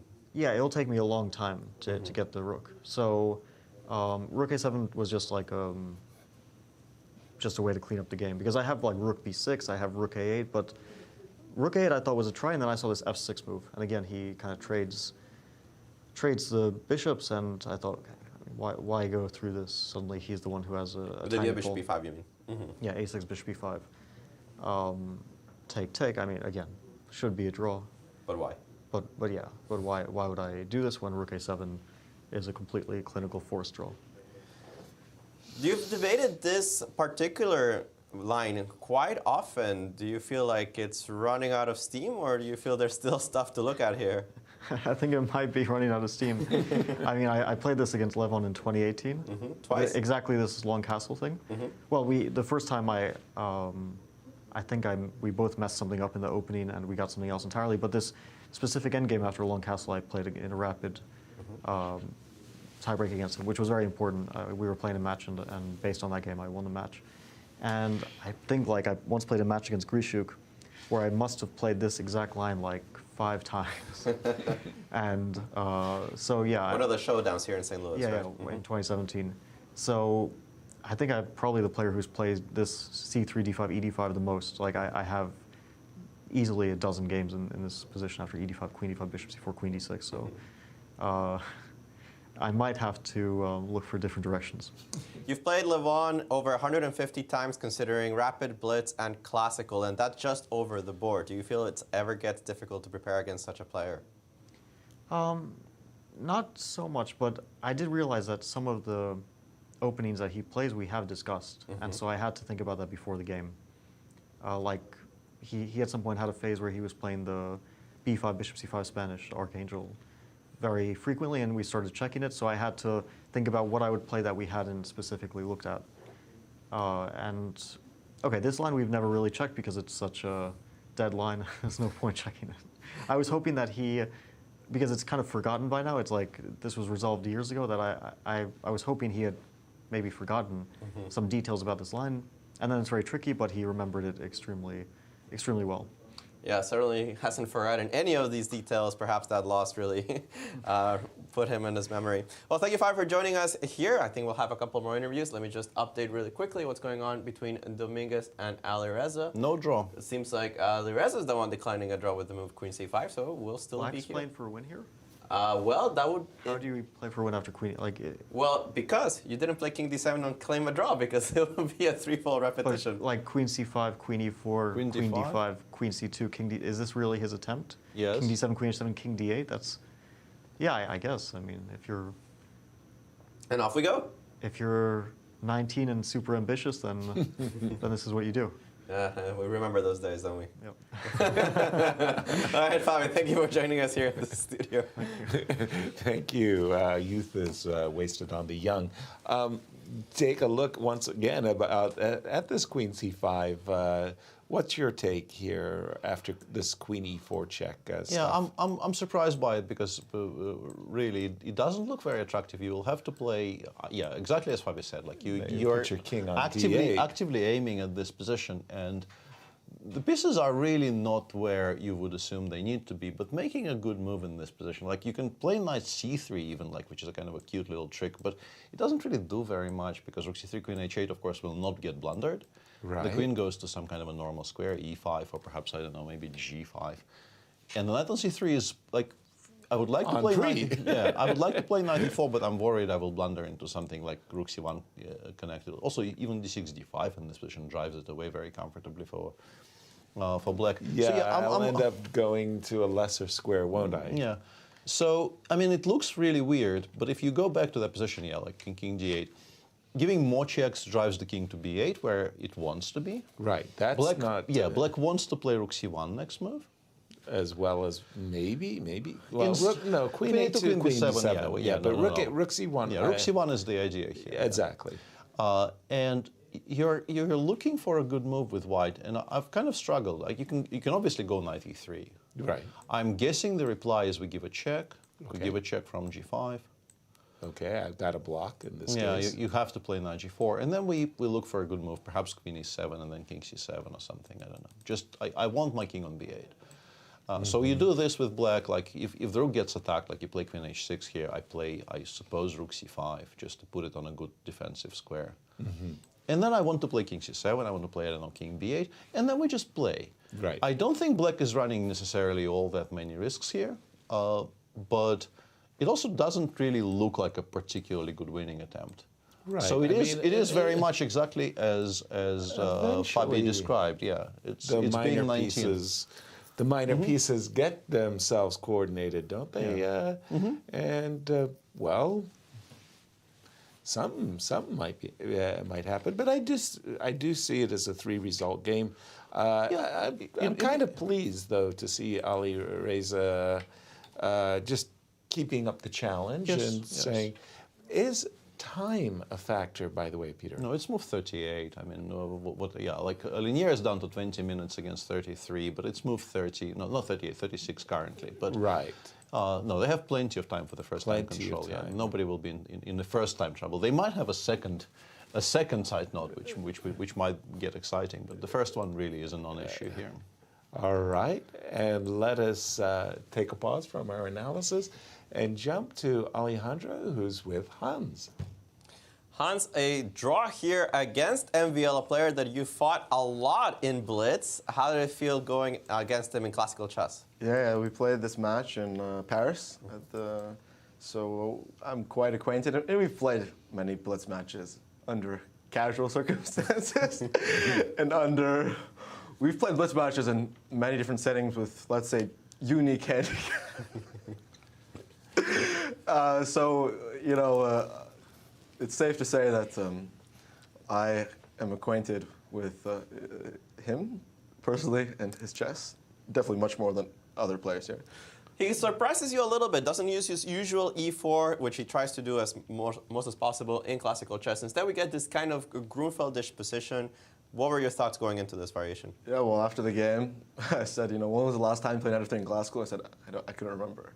So he simply, and I think that is a sign that forgetting not to check knight f3, to be honest, I only looked at e4, and even I think we played 100 blitz games, never once has he not played before. So of course it was a surprise, but so after knight f3, even on the first move I had to make such a big decision, right? Because there's so many implications in the move knight f3. So first I'm trying to understand, okay, why not c4, why not d4, why not f3? And usually when people start with knight f3, it means that they want to go g3. Sometimes it means that they want to go c4 without allowing e5. So I was trying to sort of understand where things were going so I could sort of understand where I could avoid being put in a position where I'm going to be forced to be precise. Right. And obviously within knight f3, g3, it's actually quite a dangerous system. So there are a lot of ways that black can actually go wrong and run into deep prep. So I went for the one thing I think you didn't expect. Let's just start after knight takes d5, because this is the first moment I want to talk about. Okay. So I actually, going for this line, I've never checked this too deeply. However, there was a game, I think it was Hakopian against Theodoru. Pretty sure Theodoru was black, Aram Hakopian was white, and it was in the Summer Chess Classic. And they made a quick draw, knight b5, bishop b6, knight d5, bishop c8. So I remembered following this quick draw, and I've seen, I think, this quick draw twice. So my conclusion was that it's probably not that bad. And my play seems pretty simple here. I recalled something after knight c3, take. Knight c3 in this position, and usually after knight c6, these positions that are symmetrical sort of just lead to a lot of just liquidations. I wasn't too worried here. Right. And he definitely wasn't going to be able to fully punish me because he had no idea. How can he expect this? Or, you know, because when you play knight f3, g3, you're doing a lot of work before the game. And I don't even think he didn't have a rest day. He played the game yesterday. So, yeah. Regardless, this first critical moment, knight b3 was obviously an interesting surprise. Had knight b4, I thought was the most logical. Plays knight c3, knight c6. Yeah, I anticipate all of this. Bishop d2 is a nice idea. You know, you want to play a3, so bishop f5, rook c1, rook c8, a3, knight a6. Now, I was slightly worried about the position, but what I played is an extremely concrete solution. The knight on a6 is a bit awkward, but this knight on b3 is also a bit awkward. So we've got this weird sort of tension between these two knights. Otherwise, I felt that my bishop on f5 was slightly better than the bishop on d2. I guess they're opposite colors, but they're sort of the corresponding bishops in this very symmetrical structure.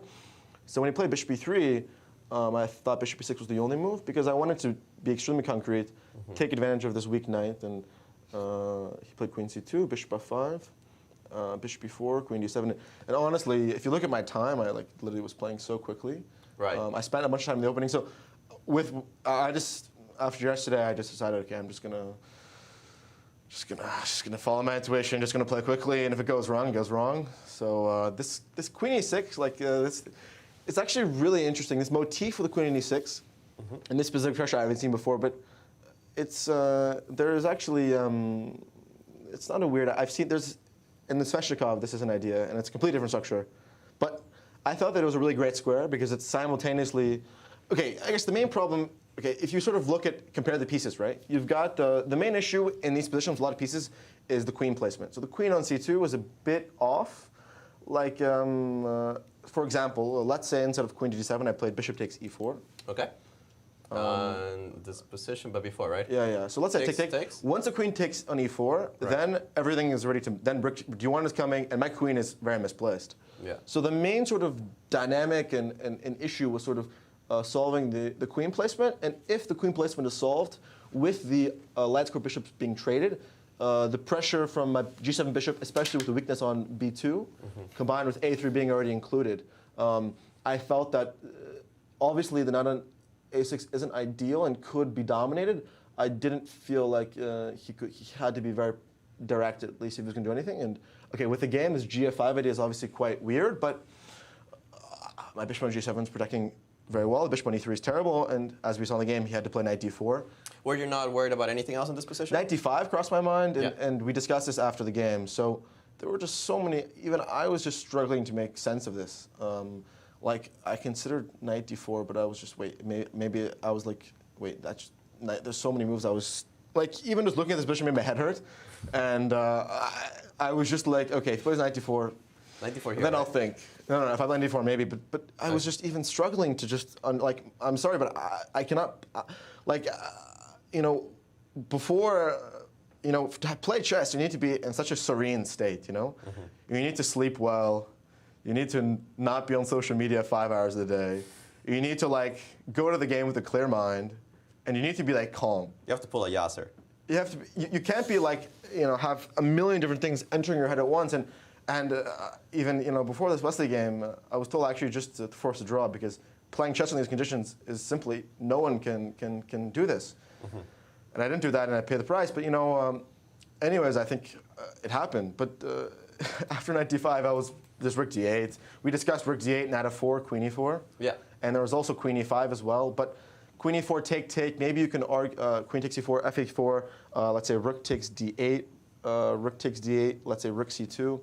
Maybe you can argue some slight pull. But I just think this bishop on g7 is so strong, and there isn't really a direct plan. Maybe f5 is a bit weak. But I thought, oh no, sorry. There's rook d1, rook b1 here maybe. Yeah, the edges thought this was actually fine for you. Perhaps they were a little bit more worried about this cool move rook d3, but it's of course difficult to find. Yeah, rook d3. Well, yeah.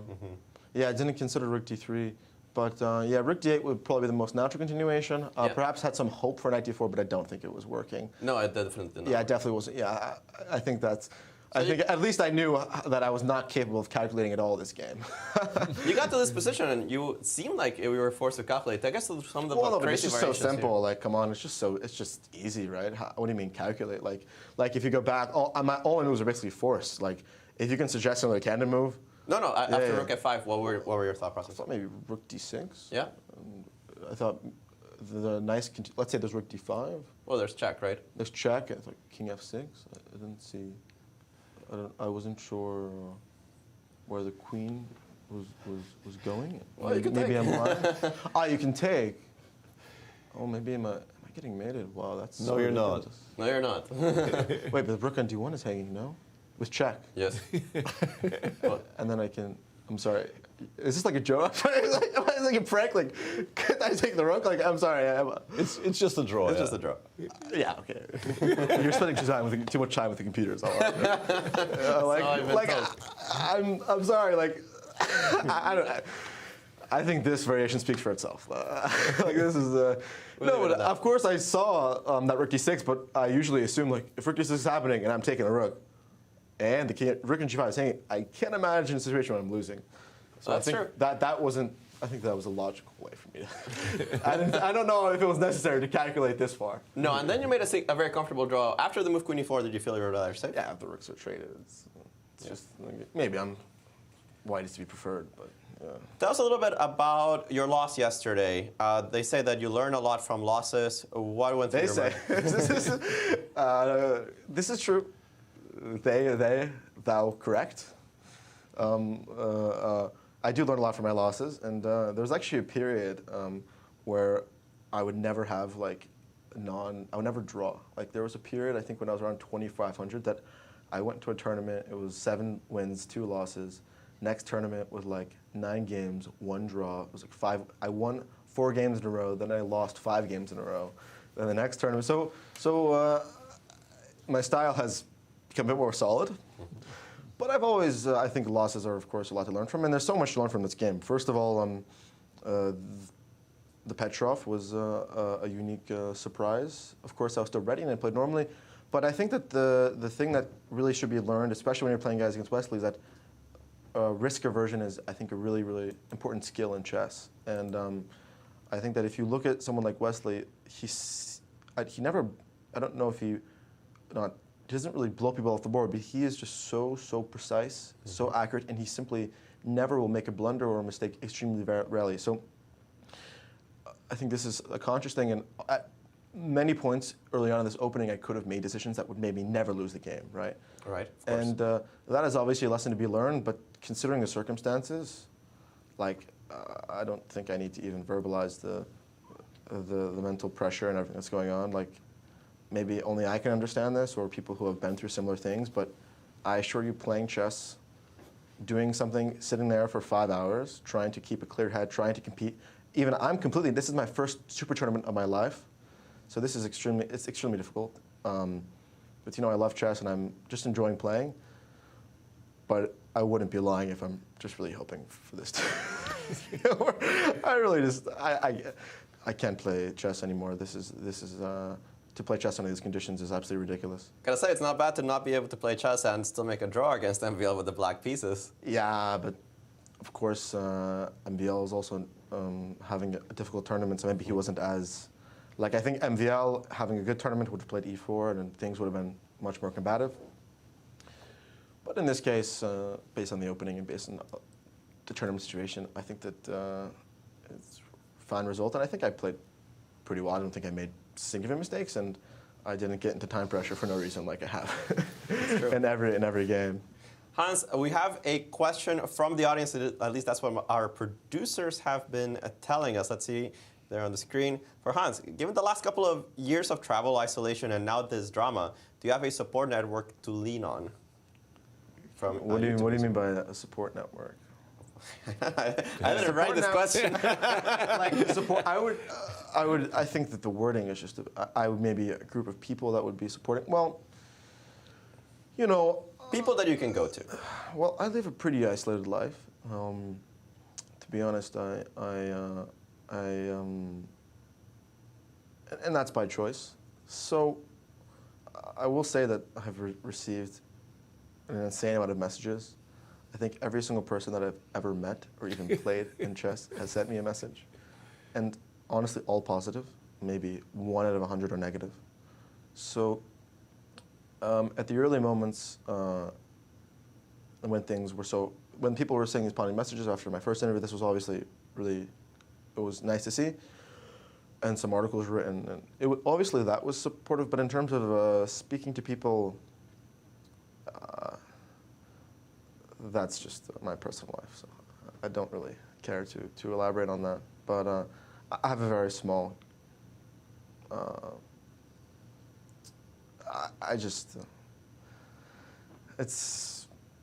like to play chess, and I like to do all things chess, and I have people that there's certainly people that I trust, that's true, and people that I've talked to. But yeah, you could say yes. I wouldn't say group or network, but I would say group of people. But this situation has certainly showed the true colors of many people. Well, Hans, thank you for joining us. I know that you have 2 more games and that you want to finish your first super tournament on a high note, so we'll let you rest. Thank you. Yeah, two quick questions for you, Hans. First of all, how did you do in those blitz matches that you mentioned with MVL when you guys were combating? Yeah, so I'll tell. So initially, I'll give context first. I was going from Armenia to Germany for the Bundesliga, and I got a few days to burn. So I was like, when I go to Paris, and they arranged the match, and it was a 2-set match. We played, I believe, 3+1 to 6, I believe. And then we played 3+0 to 6 as well. He absolutely dominated me in the first portion. I think it was a huge score, maybe 6-1. But the second portion I won. Then we played a 4-game tiebreaker match. That went 2-2. And then in the Armageddon, he beat me. But he was dead lost, and even he will admit that. But it was a casual match. There was actually it was at this chess bar, and there's huge crowds as well. After every game, they were clapping. So it was quite a unique format. But I definitely think if you ask MVL, and there's a video of this. There's a full video of this, me playing blitz against the world blitz champion and almost beating him in a long match. So if you guys want to see my blitz skills, I'm sure you can find that video against as I repeat, the world blitz champion. Yasser, you had a second question? Yeah. Do you have a coach? Do you have somebody you work with? Do you have a coach? I don't.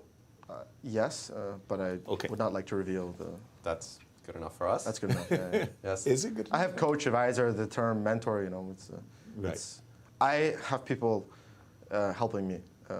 I decided after 4 years we're of not really coach, after maybe names, I should get one. But actually, you know, I would actually like to first of all pay tribute to one of my first coaches, Yasser. You might know him, John Grief. Yes. And I was actually love John Grief. In light of this entire situation, I would actually like to actually speak about something, because now there's all the attention. I'd like to highlight someone very important. When I was 9 years old, I went to there was a coffee shop, I think it was the Blue Danube, and my dad would take me there, and these guys were like, average age was going to be 60, and I was 9 years old. And I'd go there and I'd play blitz against them just every Sunday, and then it became multiple times a week, and I'd just play so much blitz against these guys. And one of the people there knew John Grief and wanted to get me a coach, and my family couldn't afford working with him, so this guy sponsored the lessons, and I was actually the last person to work with him before he passed away, and he had no family, and I was one of the only people to see him before he passed away. And you know, a lot of my inspiration and my chess passion came from him. He was the U.S. champion, I think in 1971. He's played some beautiful games. He beat Miguel Najdorf. But it was a really sad story because he never had any money. He couldn't make a career from chess, and as Yasser probably knows, back then becoming a professional in chess was very difficult. So I just like to shine some light on his amazing impact on my career and his legacy, because I don't want that to be forgotten, and I hope that people remember him to be a great chess player. And he was a chess purist, absolutely. You know, he had health problems, and I'd go over for lessons, and he could barely walk, but he was picking me up chocolate chip cookies and lemonade, and he really loved chess, and I just like to honor him, because and all of this and all this drama and everything, if everyone's going to listen to me, then I'm going to at least talk about something that's important to me. Oh, that's beautiful. Thank you so much for that, Hans, because indeed, I knew John Grief very well, as you said, a former U.S. champion, and I remember we drove down from Edmonton to Seattle, and we did it in one go. We had one album, Sgt. Pepper's Lonely Hearts Club Band. We had this tape deck, and we played it over and over and over and over again for 7.5 hours. Hans, good luck in the remaining games. Thank you so much for your comments. Thank you. Thank you, Hans. Absolutely. Yeah, John Grief. That's really, really, really nice to get a shout out. Yeah, he's good people too. We have what?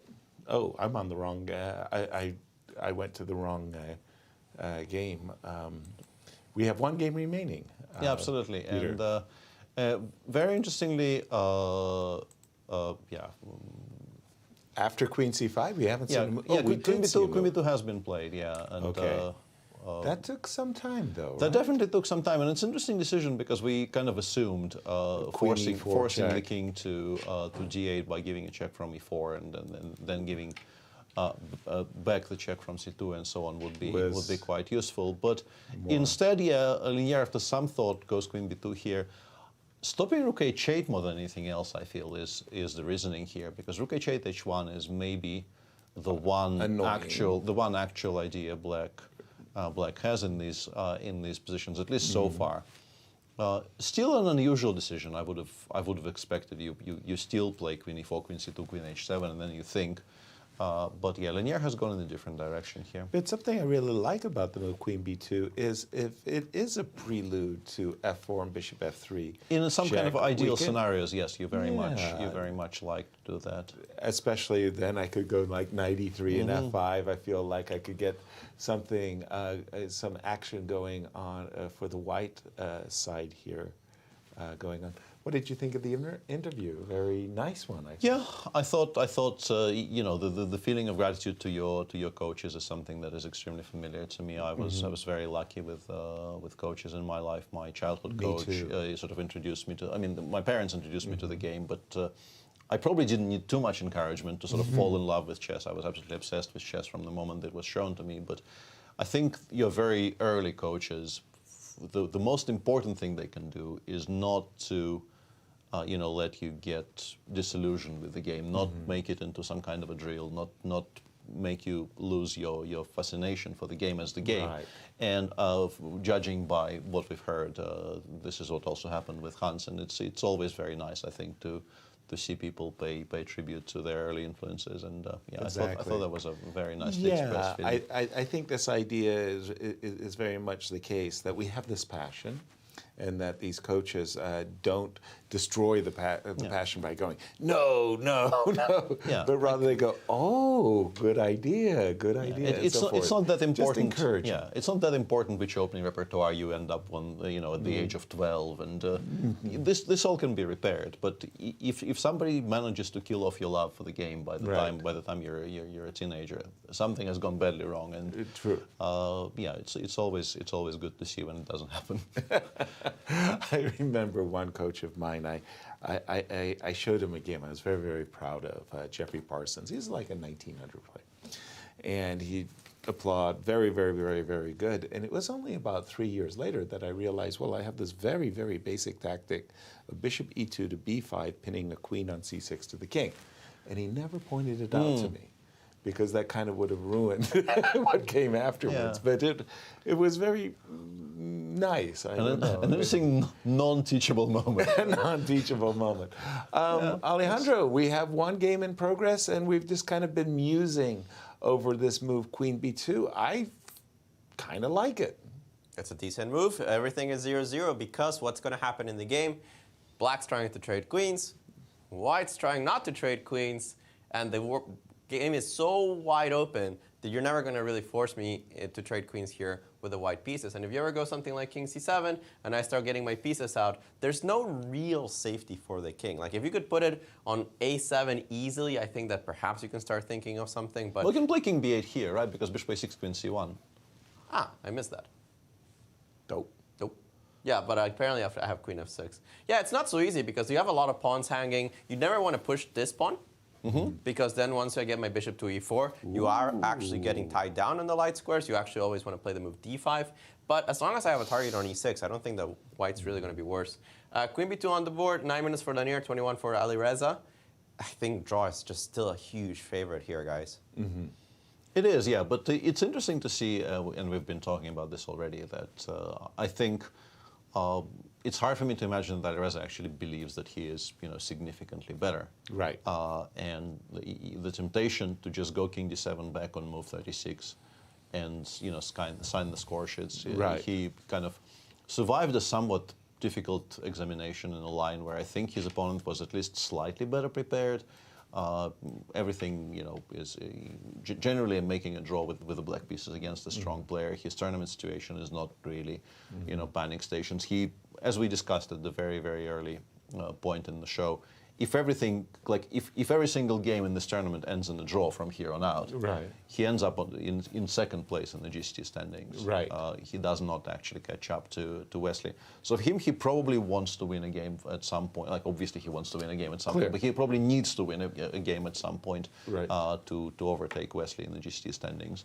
But black against Lanier in a line where Lanier starts thinking of move 27 is maybe not the most obvious point where you feel like this is my chance to win a game. Yeah, this is the one I target. Maybe not so much. Maybe not. But Alireza just I don't think this very much factors into his thinking process. Right. It's a position which we haven't played out to its conclusion yet. So we will play it out. Now, why not? And it's very admirable to see. And not something I, recognize very easily, but something that I very much enjoy now that I don't have to be, doing it myself. Nothing like the courage and pushing the envelope. We're going to take a short break, and we're going to be back with the conclusion of this very exciting remaining game in round 7.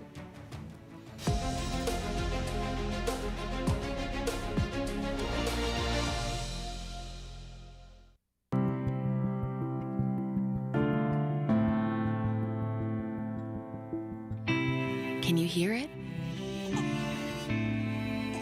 It's the sound of hope.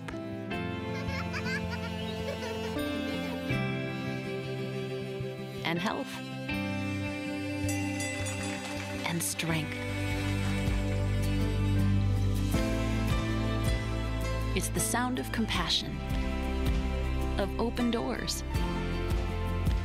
where people and machines are in tune and miracles occur. It's the sound of personalized healthcare and active communities. It sounds like life, and it's what you hear when you really listen. Listening to you, caring for you. We are Ascension. A St. Louis public radio journalist's most precious possession isn't a notepad, camera, microphone, or recording device. Their most precious possession is credibility. A journalist's work revolves around the truth, finding it, verifying it, and reporting it. Great journalists work hard to find the facts and put those facts into context, examining all the arguments and including differing opinions, amplifying fascinating voices from our community, telling captivating stories, offering facts that may have been omitted. We work every day to earn your trust. For news, turn to St. Louis Public Radio.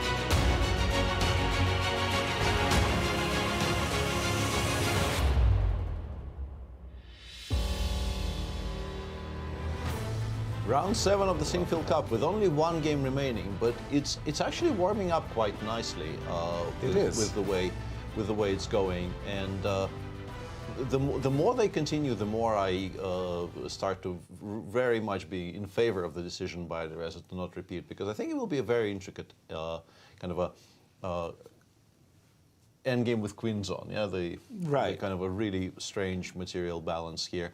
D5 played, and Lanier here making a move which I think was very heavily indicated by the move bishop e2 d3 on the previous move. I think bishop d3 was very much an indication that he wants to prepare the e2 square, for the king, so that you no longer really have to even worry about rook h8 h1, which is currently impossible. It's also a clever move specifically because we were discussing how after knight e3, if you play knight e3 instead of bishop d3, just one move back. Yeah.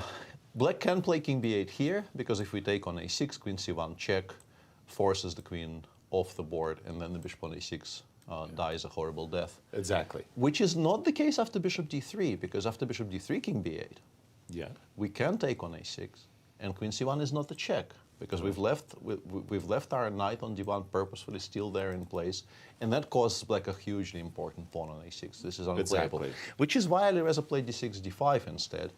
But after d6 d5, I think maybe king e2. It's an understandable move. It's a move that Lanier was always intending to play.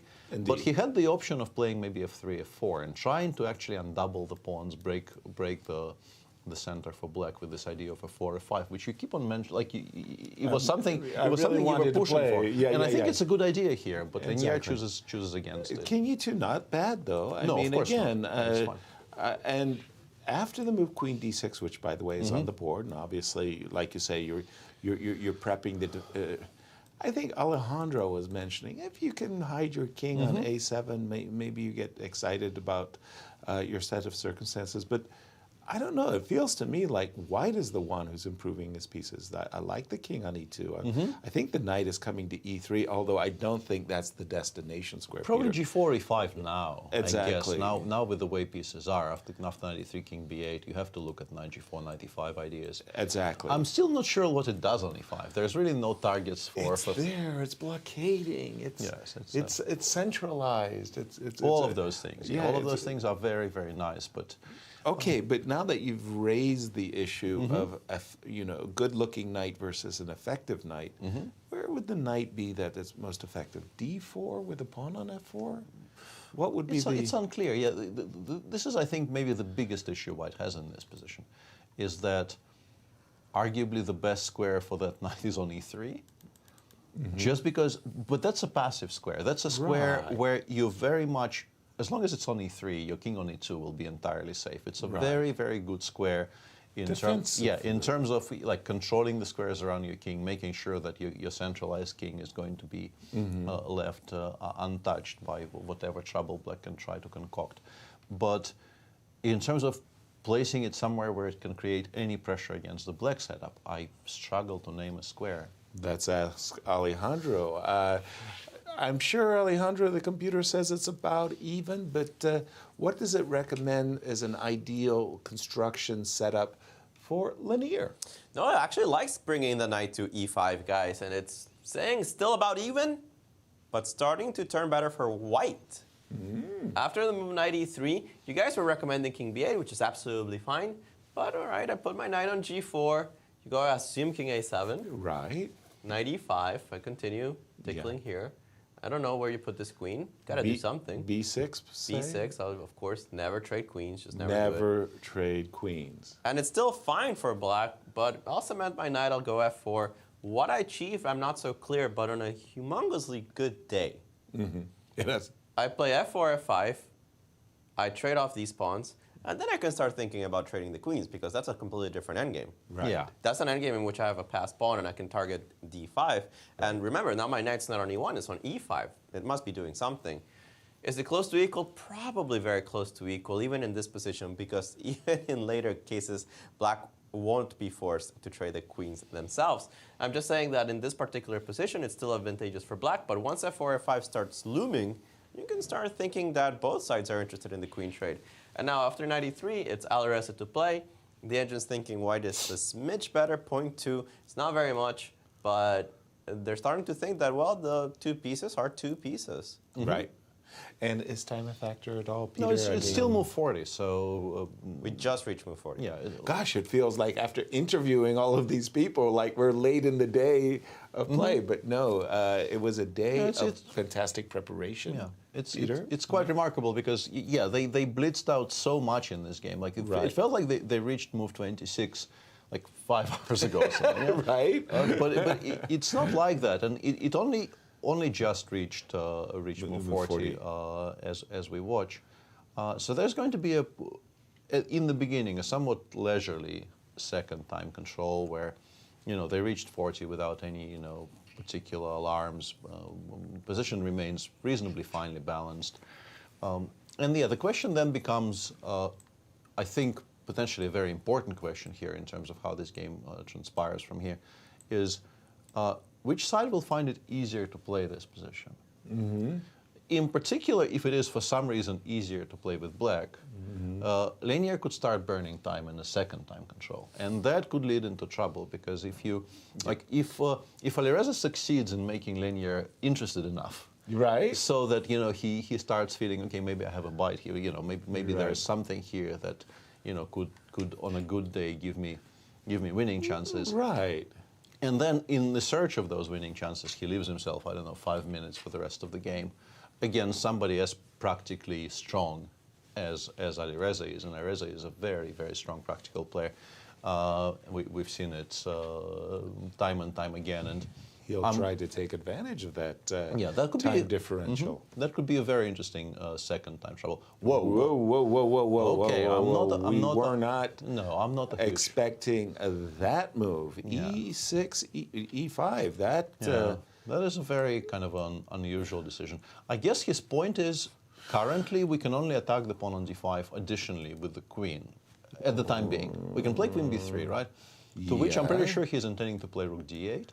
Because something like, this would be a dream come true for white. If we could get knight c4 and then bishop b4. Or bishop b4, knight c4 first. Sorry, I did it the wrong way. Yeah.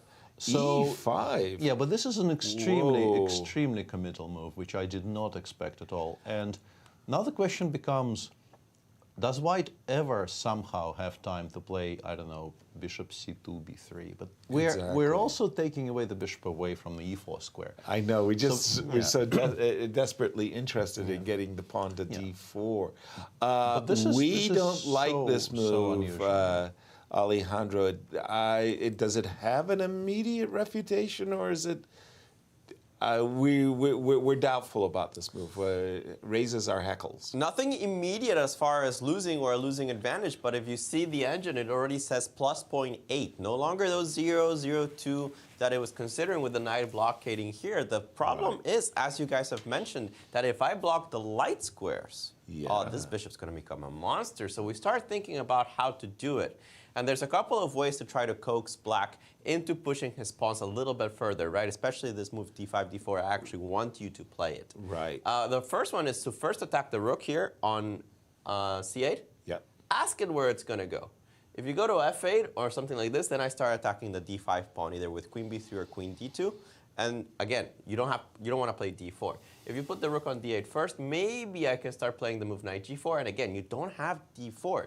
You have to start defending things with the rook. Now, you have this cool move queen d2, and sometimes you're going to be hinting at bishop e4. Like for example, if you go king b8, you can start hinting that bishop b4 just to remove the rook from the defense, rook d8, and then go back to c2. And now I have enough time to put my bishop on b3 and start harassing this pawn.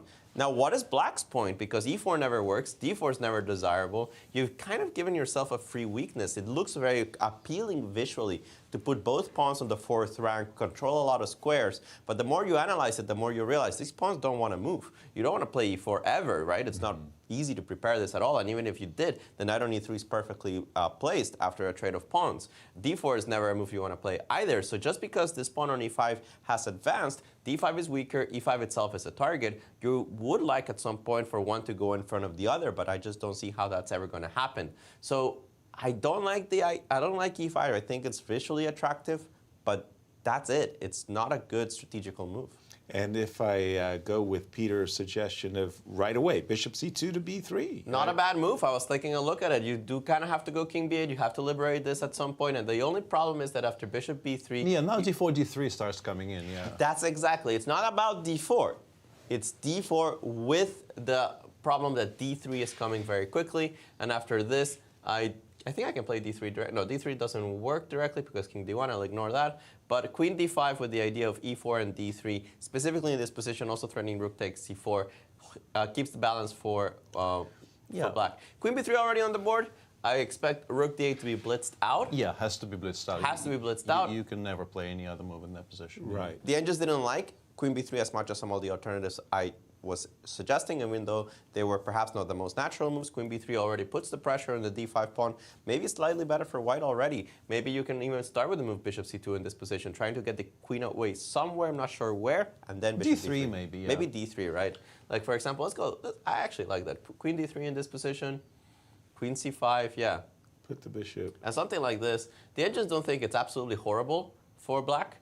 But I mean, you know, those light squares, you know, yeah. Put the bishop on e4, and one day I'll find a really good square for the knight as well. Yeah, this is one of those positions where the engine thinks it's equal because it's strong enough to prevent you from getting that bishop to e4. Right. But you also feel that if black slips slightly, right, and you are able to coordinate this with white properly, then the position is strategically hopeless. Interesting. And I just wanted to say that we have a special. We've prepped this special. Anastasiya has been doing her best at rounding up the players and having interviews and keeping the social media. But she caught up with local international master Eric Rosen and had a nice interview. For your pleasure.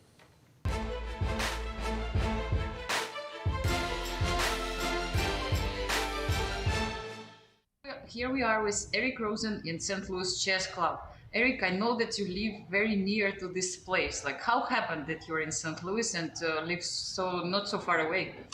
Yeah, I just live a few blocks away. I've been living here since 2019. I actually shared an apartment with Eric Hansen 2019 through basically 2021, and then eventually moved out and got my own place, and it's been nice, and having gatherings and playing some ping pong, and yeah, it's super nice to be so close to the chess club.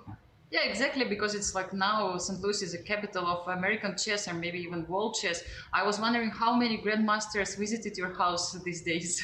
Oh, I've lost count. I mean, within the last week, it's probably been between 5 and 10. Definitely some very strong players, some very strong bookhouse action. So it's been super fun to have so many strong players in town. Yeah, exactly. And you were the one who had this big luck to play against the world champion Magnus Carlsen before the tournament has started.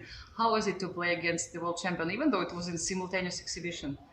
Yeah, I was super grateful for it because I was not expecting to get a chance to play him, and now looking back on it, I'm one of the few people that got to play him this whole event. So yeah, it was kind of surreal because I played him online a few times before, but never like over the board. So it was a different experience. I felt a lot of pressure, but I really tried to give him a hard fight, and yeah, it was a good game, and I filmed the whole thing. I put it on YouTube, did some fun analysis, so I hope people can find that and watch it and enjoy it and learn a thing or two from it. Yeah, that's for sure. And yes, as you mentioned, you were one of the luckiest people that you managed to play against him. And then what did you feel when you learned the news that actually Magnus withdrew from the tournament? Like, what was your first emotions?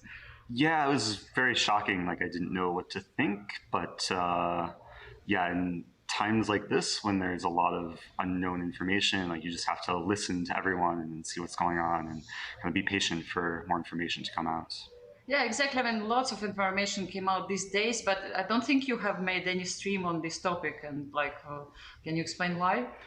Yeah, well, I was going, the day Magnus withdrew, I was going to post our game analysis recap to YouTube, but then he withdrew and I thought it was bad timing. So I did a very short, like 90-second video just to inform people I'm holding off on posting the recap. Here's what happened.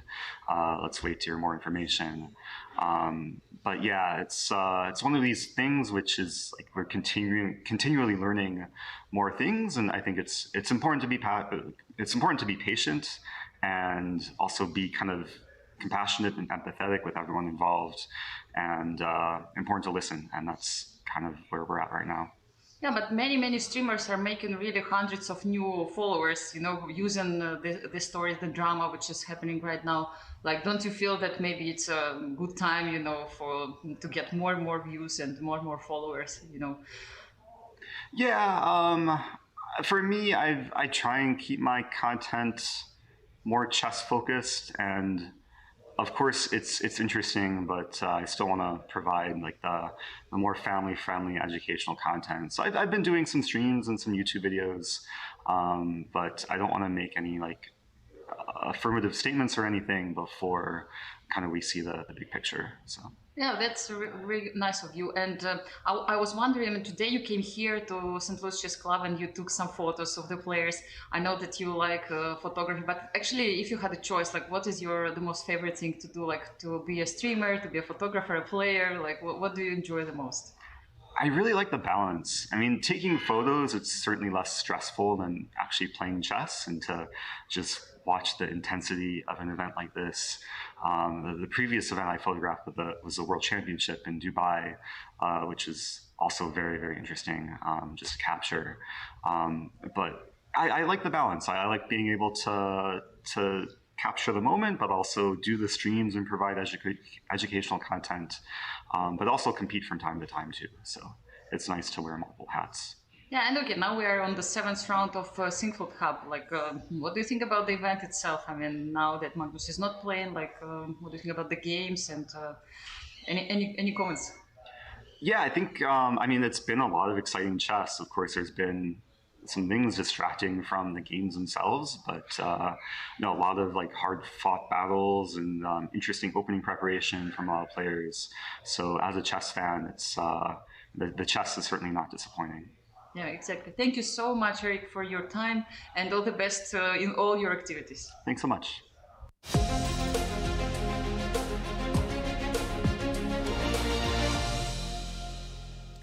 And we're back. Eric is always one of the more sort of positive people around the chess scene. Always very, very nice to talk to him, and does a lot of good things for our game. And including the birthday party, I think his house was absolutely wall-to-wall grandmasters playing ping pong and bug house. I got in some bug house action. I was throwing some patties, but failing to jump on the bandwagon. How dare he? I mean, he's been quiet. He's certainly a very respected local. Eric, thank you so very much.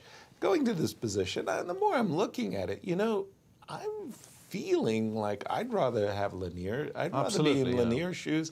I really like this move, bishop c2. Yeah, it's very logical. This is what we've been describing. Bishop b3. It's easy, and this is the strategic lemon. This is where it all goes wrong when you suddenly get your bishop on the perfect diagonal. This will not be played. I think he's already played king b8. And has he? I think something just got played very recently, or maybe I'm mistaken. I thought I saw something on the screen. But my point is, once you go e6, e5, your entire game now, as you can see, like black no longer really has any proactive ideas at all, because your entire game is tied to the protection of the pawn on d5. And the pawns are really stuck. You don't want to be forced to play d4. And probably you're not really going to have the timing, or it's extremely unlikely you ever manage to play e5 before. Yeah. So, whereas conversely, from White's point of view, well, he's got a very clear plan. He wants to attack it with everything, and once again, we're watching an endgame where basically 3 pieces play against 2.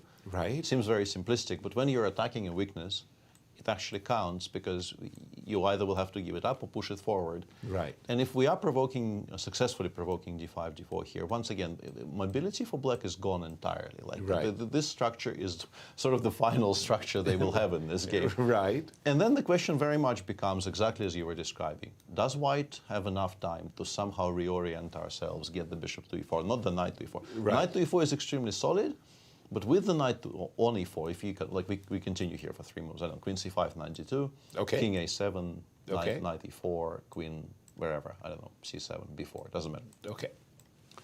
The point about this is that the knight on e4 is extremely solid, but it's sort of wrongly placed in terms of putting any pressure on the e5 pawn. Precisely. Pretty as a picture, as Walter in a Brown way, would call it. it's in the way actually of our pressure against the e5 pawn. Conversely, here on c4, we start thinking about ideas of actually. Like if I can play here queen, let's say, and the other way around. Let's say queen b3. Yes. Queen b3, king a7. Yes. Bishop b4, rook d7. Yes. Knight b2, rook e7, knight d3. Yes, thank you so much. Yeah, this is And this is the dream. Yeah, this is where they should be. This is the ideally. dream. This is where they should be, and this position probably collapses. I don't really imagine this holds. No. So this is the strategic loss that Alejandro was talking about. Yes.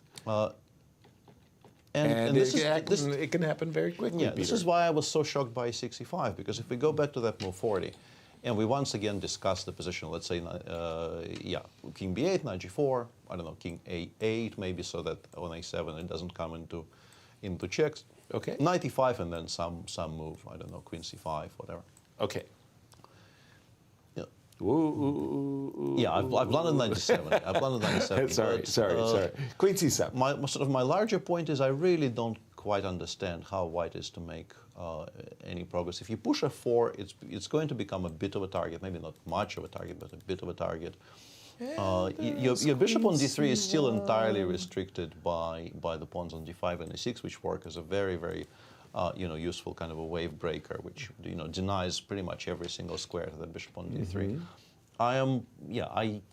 He might still eventually be okay in this game, but I think I would be extremely hard pressed to convince myself to play 65 in this position because it just goes against my general feeling of not wanting to give white a clear-cut plan, not wanting to give the bishop on d3 any targets.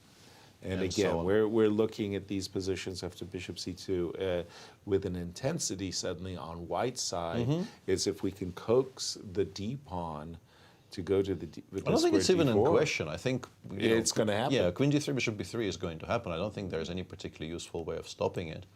The question is whether this actually is enough after something like this, and then we put pieces on the c file like d4, knight c4, queen c5, and we claim that it will be difficult to reorient these pieces the way we would like it.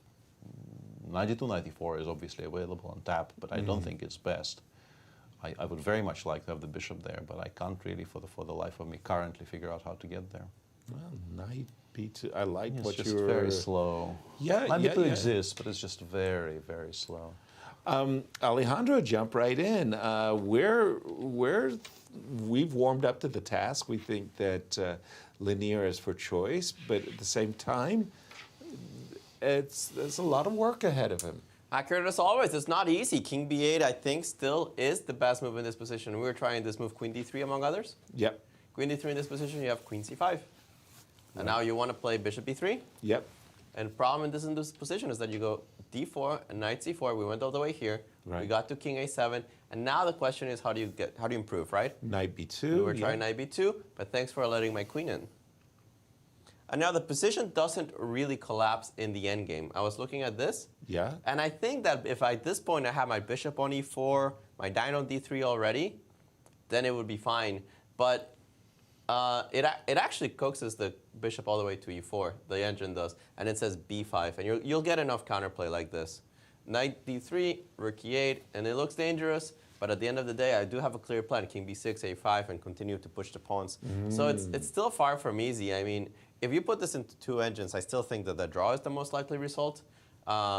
It's just that it's becoming unpleasant for black to make moves.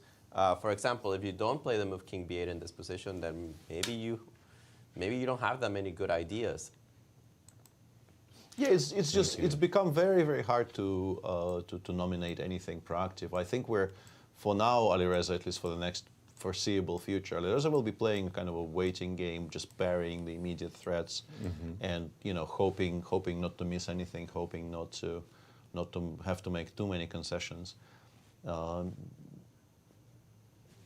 material is limited enough, and the Black King on A7, I think, by this point is safe enough that you still assume that there should be enough counterplay, and Black isn't really doing that poorly.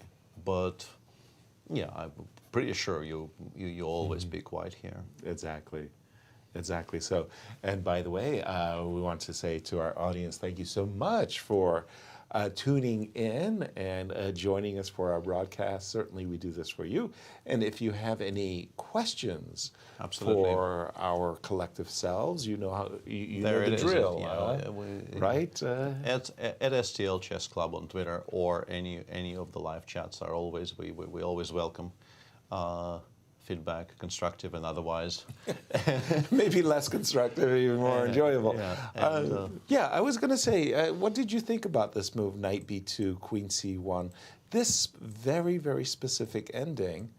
I'd be worried with Black. I mean, I would be too. But again, that was kind of funny. What it is so easy to imagine how this goes badly wrong. Did right with B5. Yeah, like B5, no, 93, Rook E8. And you imagine White somehow managing to play F4, trading E5 for the F pawn, and then starting to push the second one. Right. I mean, it looks borderline lost, but obviously it's not that easy to organize, because F4 currently, EF4, the bishop will hang, and if we start with let's say, bishop C6 instead of F4, right?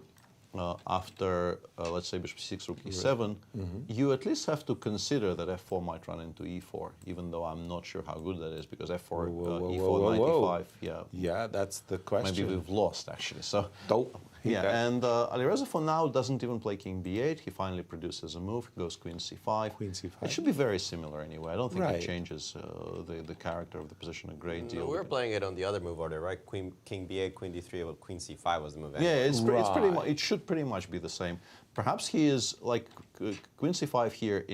Doesn't it really indicate much, but preserves some options for Black. But I really don't think the king stays in the center. Right. Like you can, like if you want to, like make a parody of this entire thing. After Queen D3, you can play, I don't know, King C6 and claim I am playing 3 against 3 in the protection of my D5 pawn. I do have an additional piece I can use. Right. Everybody. But like nobody ever does this. Like it's just, even if it doesn't lose immediately, I think your entire being will be, protesting against this treatment.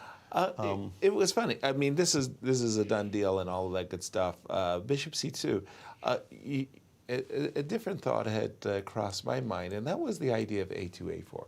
So the idea, what I have is, I want to stop you from playing B5 in those positions where... I want to encourage B5. I know, and I was thinking that I could play that for leaving the queen on B3 in order...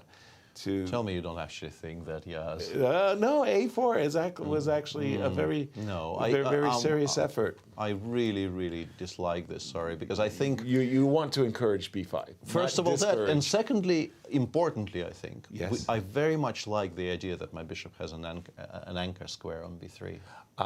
That is I want good. my bishop on B3 to be on a protected That is a good square. point. I like protected pieces as well. And the whole point, what Peter is saying, is that on the B3 square, it's anchored firmly and protected firmly by the A2 pawn. Currently, I don't know why I need this, but it just makes playing this position just so much more comfortable when you know that the likelihood of any tactical resources available to your opponent due to loose pieces dropping off, as Dr. Nunn would say. Like it's severely diminished by the fact that everything in my position is protected.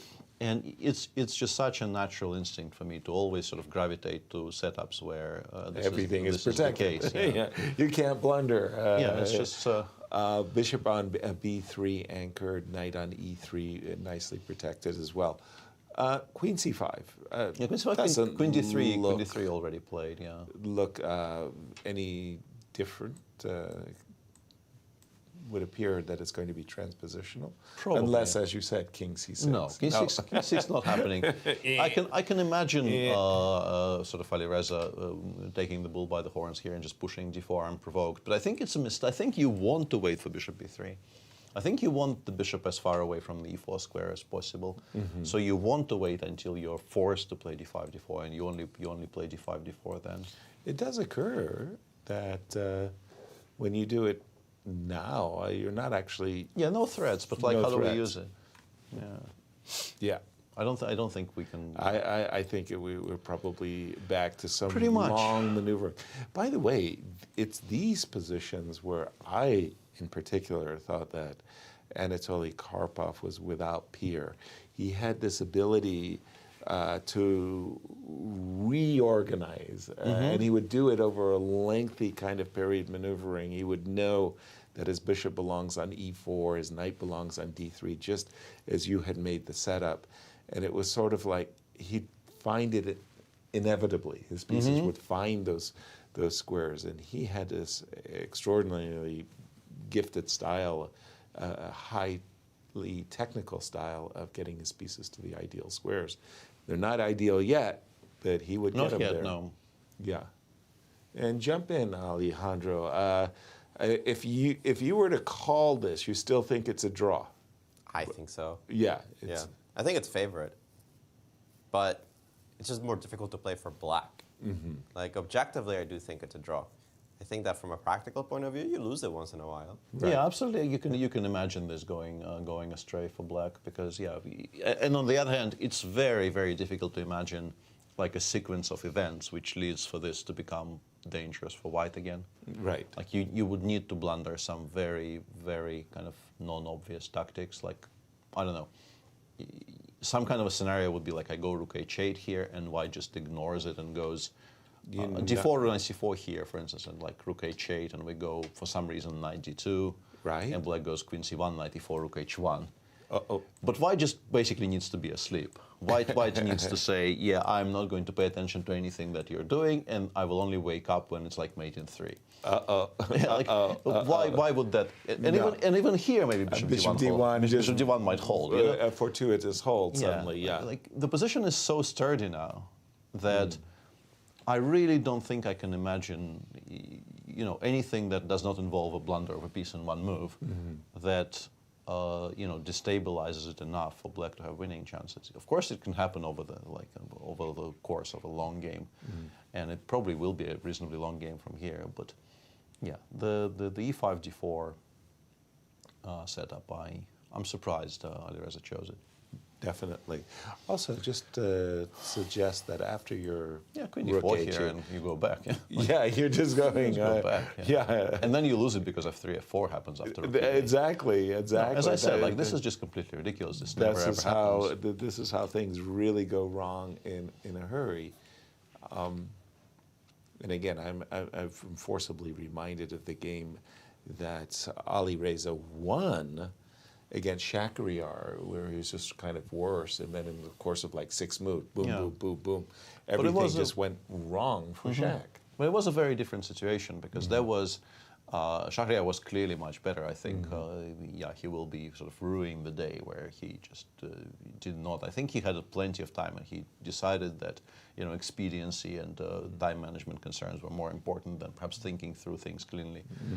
But still, it was a mess. It was a position with plenty of pieces on the board, with like active pieces for Alireza, right?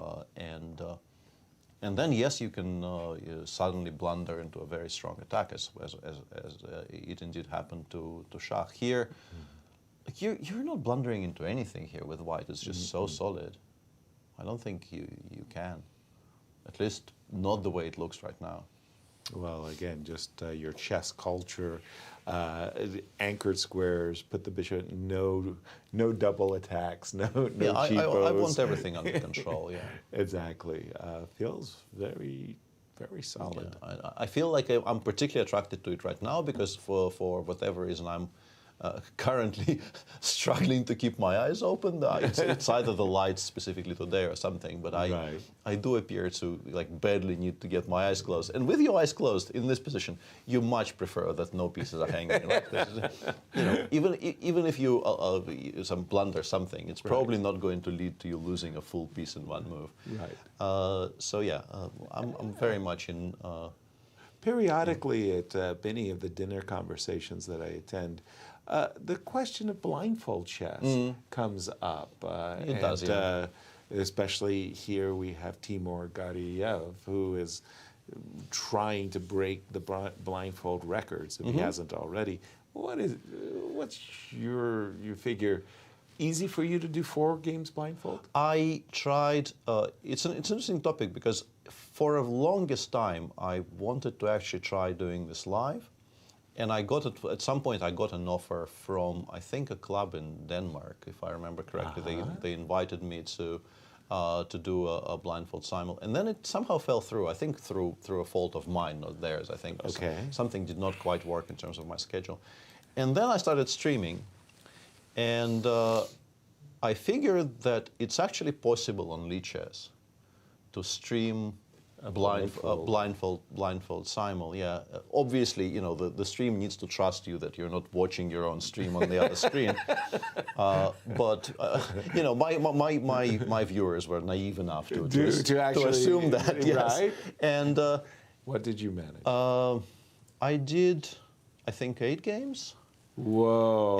And then after I did 2 or 3 of those online, I was invited to give a simul at a private function in Moscow. I flew in, and on the way in I thought, maybe I should suggest it to those guys that I can do it blindfold. So I arrived there, and they were not actually planning to do it as a blindfold simul. And I got there and I said, if you're interested, we could try this blindfolded. And that was also, I think, 7 or 8 boards, I believe 8. Okay. And live, it is just so much easier than online, because for a live simul, I don't know how Timur does it, and for these really huge simuls, I'm guessing it works slightly differently. Maybe I don't know what the rules are in terms of you breaking the record. Maybe there are much stricter rules.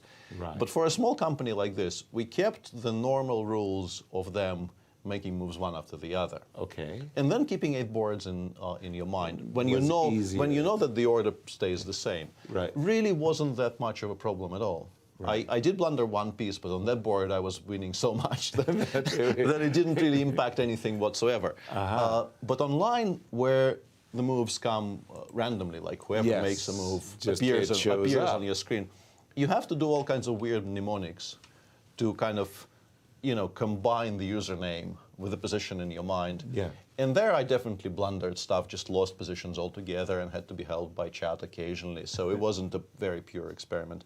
And I think I lost every single one I played. Ooh. But I mean, they were strong players. I never filter for strength for those things. So whoever gets first to sit, they sit. And I think I wouldn't lose them like 08 or anything. But I think I lost 2 out of 3, maybe 3 out of 3 that I did. Right. It's still very interesting to try. Yeah. Because it's something that you don't try very often, and it was a new challenge. I thought it would be interesting, but I don't know. In a live setting, with ordered moves coming in, I think I can do 10 without too much trouble. Above 10, I would need to do some training. Right. And then I think I still be okay up to a certain number. I don't know what the number is. What about you? Not even close. Respects. Alejandro, as we prepare for break, just the question for you as a chess coach, how do you encourage, or do you encourage blindfold chess skills? I think that everything I've read is that chess blindfold skills, specifically playing chess blindfolded against a number of people, is just an avenue to going crazy. Madness. Madness, indeed. It has no actual practical value. I don't know. I haven't really thought about it too much. I don't think that it adds too much. I can do some blindfold simultaneous without any preparation. I haven't done one in so long that I don't know if that's any longer true. Right. But I don't really encourage it. I actually have read a lot of articles that discourage it. Interesting. I remember they called them seances, and Paul Morphy would have a seance in Paris, and he was celebrated because he could do, I guess, 10, maybe even sometimes more. Extraordinary. We're going to take a quick break. We have a fascinating position in front of us, very important for our Grand Chess Tour standings, as Ali Reza is taking some risk Absolutely, in this game with Lanier. We'll be back at the end of, in a short while.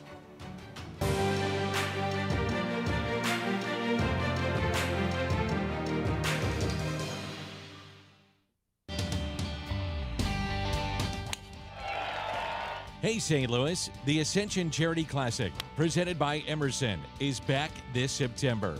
Don't miss the excitement. When the PGA Tour champions best compete again, all for charity, September 9th through the 11th at Norwood Hills Country Club. Pro-Am spots, hospitality packages, VIP tickets, and more. Available now at ascensioncharityclassic.com.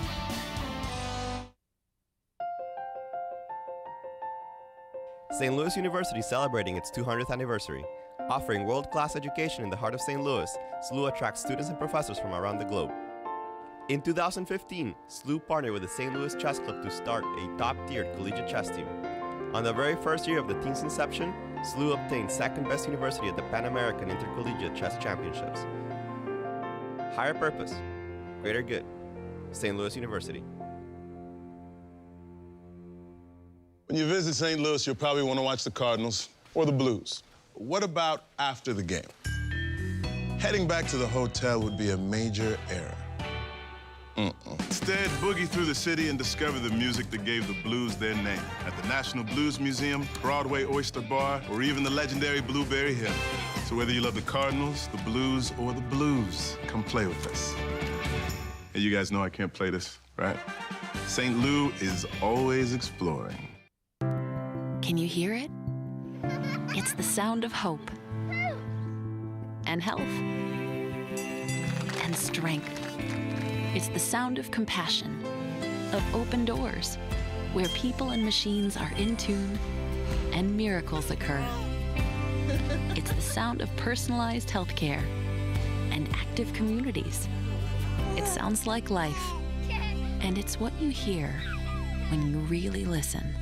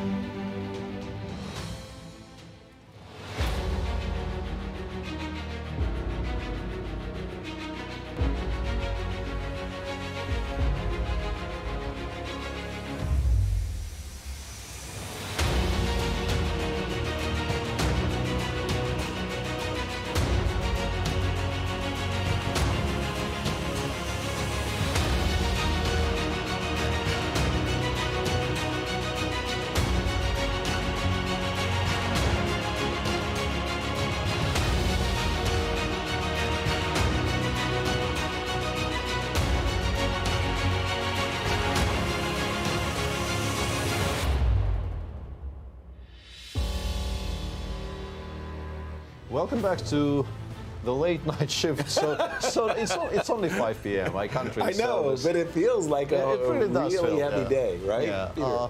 And the game is really heating up. And unfortunately for me, once again, every so often I will make a mistake of glancing at Alejandro's board. Because I am at least not switching the engine on my own board today. But you've got great eyesight. Yeah, but there. unfortunately, and it still is finely balanced. But it does feel that Alireza has done a good job of making this about as unbalanced as the position allows. Definitely making it interesting for Lanier, but here we are in the round 7, and we do have 3 of the 4 games already decided, Peter.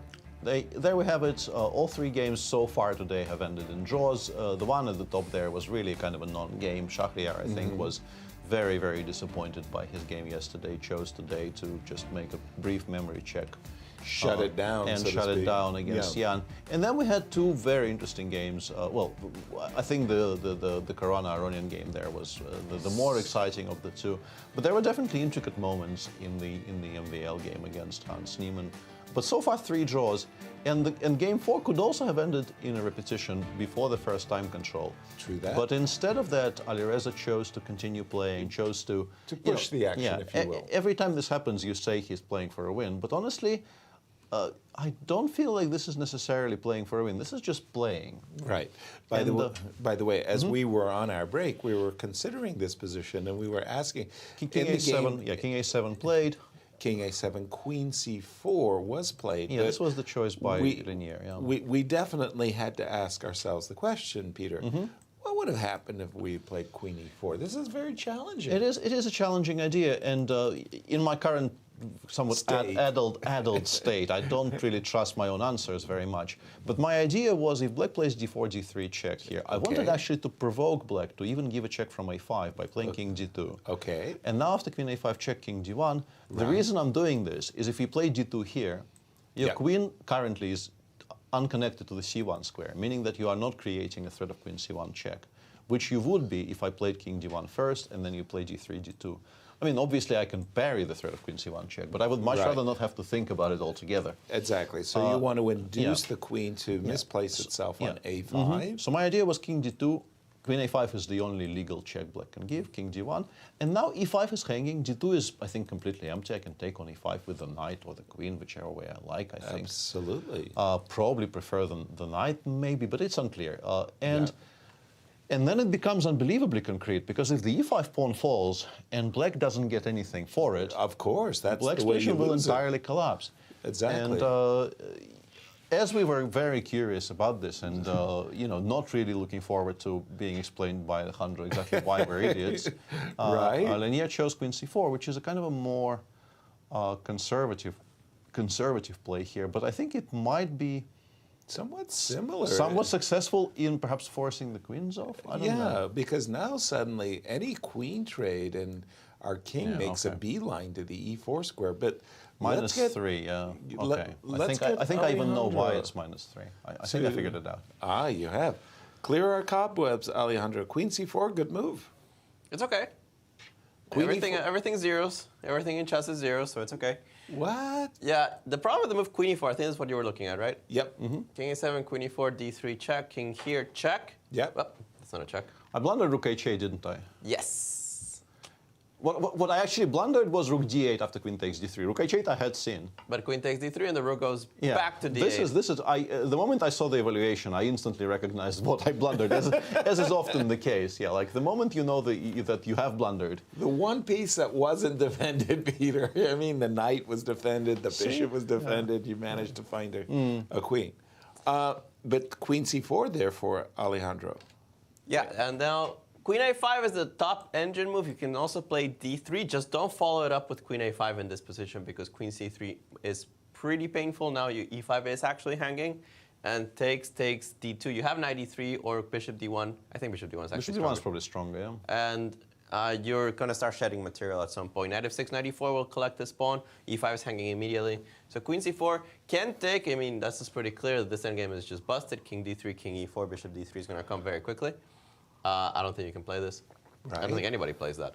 So Queen A5 is one way, because it does threaten in D3. I think queen e7 is not so bad either, but you start getting worried that bishop c2, bishop e4 comes. I think a human solution is to first play d3, okay, force the king to d2, and then play queen e7. At least you get your pawn to d3, the bishop doesn't reroute so easily to the e4 square, but it's still a game. We still have a lot of moves to consider here. Knight e3 is possible, queen e4 is possible. The engine's thinking it's only 0.2 advantage, nothing too serious just yet. But of course, if you'd rather pick a side, like the last hour, will you take white? Yeah, the minor pieces are beginning to flex. I would put it that way. d3 check. Yeah, but that's such a committal choice, though. King d1, king d2, and then a quiet-ish move, queen e7. Yeah, that just feels so wrong, right? This is, again, I just feel like I'm getting my pawns into trouble. I think there's just going to be counterplay here connected with rook h8. Yeah, the queen getting to like the c3 square, or well, like rook d4, queen d5, queen b4, or something like that, and then I will play.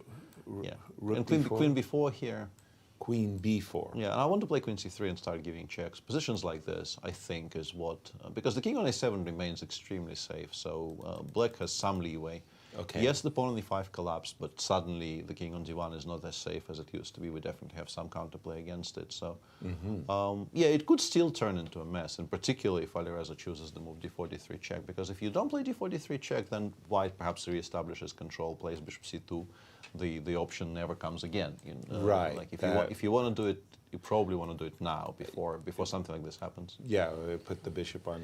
Yeah, I will say though that if we talk about this, like no, keep that position on the board. Okay, that's queen e7. Queen e7, bishop c2, yeah. Yep. In terms of these types of positions where the bishop gets to e4, we have somewhat misplaced our knight, right? We would really want it. d3, please. Bring it back. Like black goes something like rook d6, b6, and claims that. I mean, I've blundered queen c5 check, but just as a kind of a setup. Right. Bishop e4, rook d6, and yeah, if the knight is on a good square here, in particular if it's a good square d3, right, it feels borderline winning for white already. But the knight is sort of very far away from those squares, and black will develop some kind of counterplay there. Yeah, rook b2 check or something like this. So perhaps we could go like rook d7, c7, c5, put it on c5, and claim that now I've protected my entire structure, and your knight is just so far away from ideal squares. It will take it maybe 4 moves to solve the. The only reason I'd ever want the knight on g4 is if my king was in g2 and somehow I felt that it was necessary to plug up the g file. Queen c4 on the board. Alejandro, now or never, d4, d3 check. And the engine says... Zeros. Yeah, queen a5 is also zeros.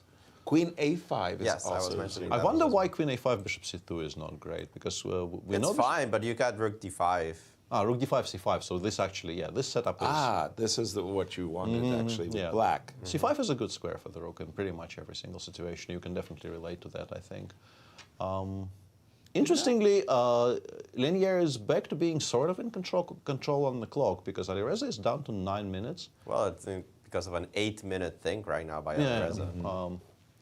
So it's 9 versus 19 in this very, very complicated position. And yeah, I wonder, and maybe he doesn't even wonder, but for me, I would at this point, if I had this position with black right now and 9 against 19 on the clock, at least part of my CPU would be occupied by the question, why didn't I play king d7 after queen c2 check? Yeah, I wonder if for Alireza, who is a much younger, much more ambitious person than maybe he wouldn't have those doubts. Yeah. He probably doesn't spend a single moment's thought on this. But for me, I would be somewhat questioning my life decisions at this point. Yeah, I think that's probably one of the worst habits I have as a chess player is I definitely carry the baggage of an earlier experience where, like, I'm winning out of the opening and suddenly I've spoiled it. Now it's a draw and I have to reconcile and be objective. And yeah, I will eventually get to that moment where I am objective, but only after I pounded myself for being an idiot for 10 minutes first.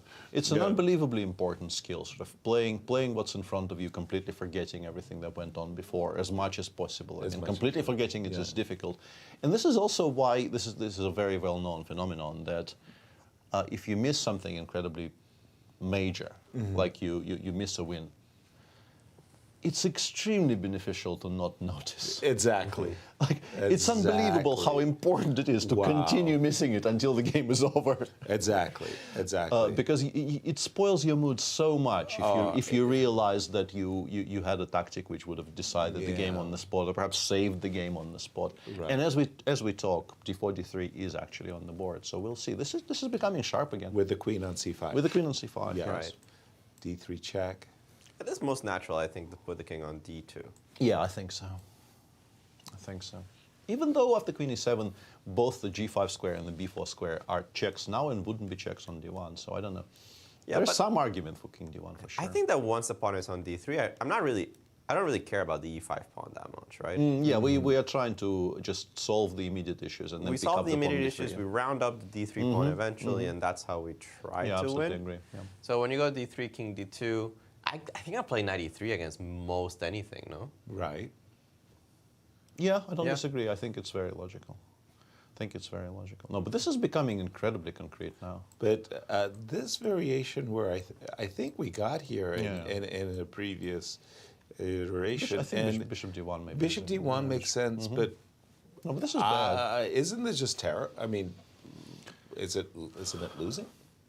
Could very well be, yeah. I mean, could be losing, but I don't think you're going to make any progress with the knight on e3. Yeah, I think bishop d1 is stronger. I think at least we're winning tempo by playing bishop d1. Funnily enough, I was actually going to play bishop to d1 and then round up this guy. By starting with bishop d1, we're also forcing black to spend the tempo defending the e5 pawn. That's a tempo. So that's we win, I think, 2 actually, because rook d5 is the only way to keep 2 alive at the time being. And we go knight e3 now, and we've basically won 2 tempi. Exactly. And now we can play your knight f1 next move and just pick up on d2. No, this is horrible. Like you occasionally will somehow save this, but obviously it's completely unplayable. Yeah, you never ever choose this over anything else. Like as long as you have any other choices, you're choosing anything else. Agreed. So yeah, queen e7, and yeah, you can play knight e3 as Alejandro is indicating, just trying to solidify, kind of make sure we don't blunder anything, put things in front of checks, and then pick up the pawn d3. Or there is this move queen e4, which I'm guessing wins some material straight away, but allows counterplay. And this is the kind of position I was referring to earlier, but with an extra tempo for black. Rook d4, queen e5, queen b4 check, king d1, king queen c3, which I think queen takes e5 might even be a mistake, and I don't think white is at all better anymore, because queen a1, queen b2 suddenly becomes a very, very serious problem. Also, d2, queen c1 check will be. There are issues, aren't there? Well, I mean, I have a draw here, right? You have queen c1, sorry.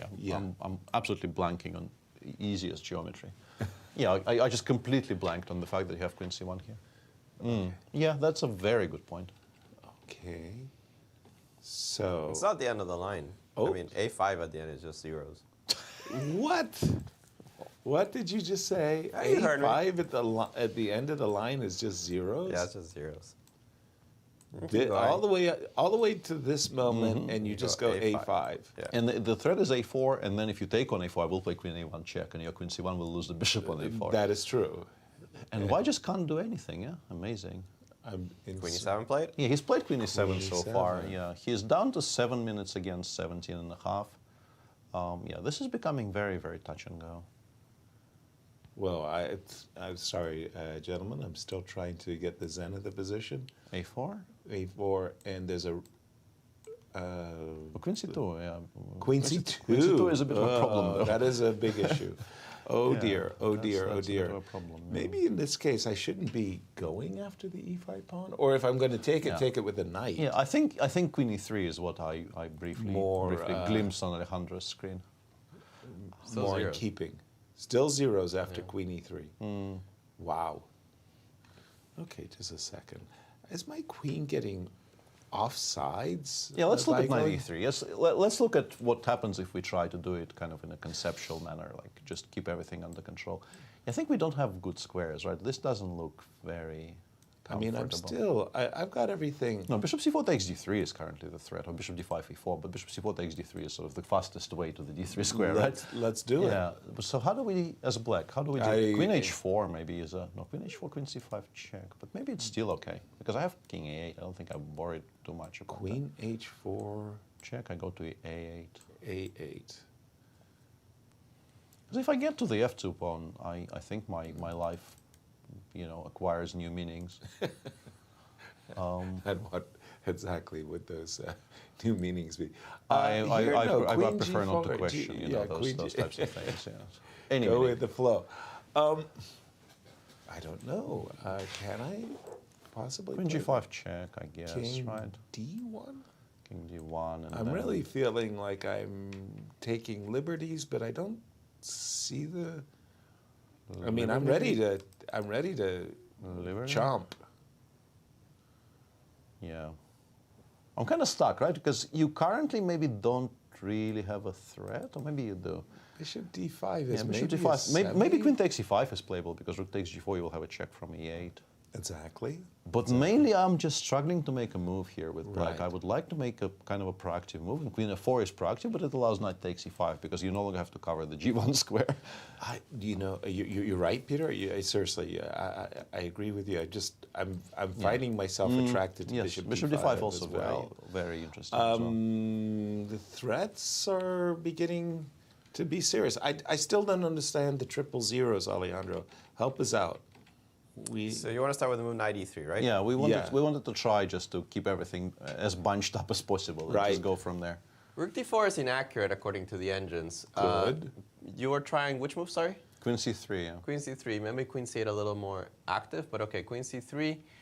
Yeah, you're going to have to start finding moves like king a8 here, just so that you can play all these attacking ideas without allowing a check. Right. But after knight e3, perhaps since the knight is not attacking e5, the engine kind of prefers to go queen f8, defend this guy this way, and try to force the queen to the king side. So like if you have queen e4, then you have rook d4, and the queen is on this side. Yeah. So I'm going to be able to have queen b4 check. Yeah, we kind of intuited that somehow the queen was off sides on the king side. Yeah. But after your queen f8, we could just, can we play bishop to d1 and slowly play for the rounding up of the d pawn? I don't think you get there. I mean, the queen comes to a3 now that the bishop is not defending this pawn. And again, nobody's attacking e5. Queen c5 is not a threat. Dang. Yeah, it's just that, you know, machines defend these types of positions so precisely that we're obviously kind of struggling to make headway against the engine here. But I don't think it's easy for black. I think queen f8 already, like queen f8, bishop d1, queen a3 gets played, but queen f8 is not going to be the most obvious move in the position. I think restricting yourself from playing rook d4 will be already a reasonably serious challenge. This is based on white now playing the move knight e3, and I can very well understand that Lanier may find himself attracted to queen moves c3 or queen e4, yeah, definitely. Queen c3 or queen e4. I think queen c3 to a lesser degree, because I think provoking black to play e5, e4 is maybe, I mean, e5, e4. I mean, it's a move. Dang. I mean, if I get to destroy the base for that knight on g4, some tactics might become available which weren't available earlier. I don't know if it's a good move, but it's definitely a move that you can consider, because f4, queen e4, like suddenly your pieces no longer have as much of a grip on the position as they used to. Yeah. No denture grip. Yeah. Okay, and is time two most important things in life, as we all know, are good dentistry and soft toilet paper. Wow, very important. Time is a factor or not? 12 against 7. Obviously, to the end, there will not be any additional time. Now they'll be playing on their 30-second increment. Yep. But I mean, the short answer is yes. Yeah. This is a complicated position. There's plenty to calculate, and they are down to, I mean, single digits for Alireza, and we all know Lanier will finish this game on increment. Yes. Unless it ends like in the next 3 minutes, Lanier will be playing on increment at some point. Exactly. I think there's no escaping that truth. Well, chime in here, Alejandro. After this move, Queen E7, how could Lanier put the most, what's the most testing line that the engine would like white to play? Yeah, so you want me to like come up with moves out of thin air? You No. guys already analyzed everything. No, There's Queen E4, there's Queen C3, and there's Knight E3. That's it. That's it. That's it. That's it. There's no more. I mean, Knight E3 does look like one of those moves that seems very solid, especially with Knight D5 coming in many positions. The engines think that after Queen F8, maybe here, you can try Knight D5 immediately. And then you force Black to calculate whether this pawn is takeable or not. Knight E3 already, by the way, played. And the answer is yes, you can take it. Queen C5 check, King A8, and it might be a little scary when you see Knight B6 check. Right. And you realize... I would actually be a lot more scared by Knight C7, Knight A6, to which you have to play, I think, you can take. Well, the Queen's on F3. So you can just go... No, but like there's Rook D7 and I'm not winning that position, yeah? Queen B6? Queen B6, King C8, this Bishop position E6. you mean? Yeah, I got to Rook D7 and I thought I was winning, but I'm not, yeah. It's amazing. You're not on material, right? Because the Queen is covering C6. Yeah, this is what I thought was very dangerous. All right, boom. Knight E3, Rook D4 was played. Queen F8 was not. We saw Queen C3 and we saw Queen C8, right? Mm-hmm. Yeah, and still Queen C8 I think is the better try, just so that you put immediate threats on the king in case the queen leaves. But Queen C3 might still be okay. Rook D4 is definitely the second choice of the engine. We thought Queen F8 was a difficult move to find. Wow.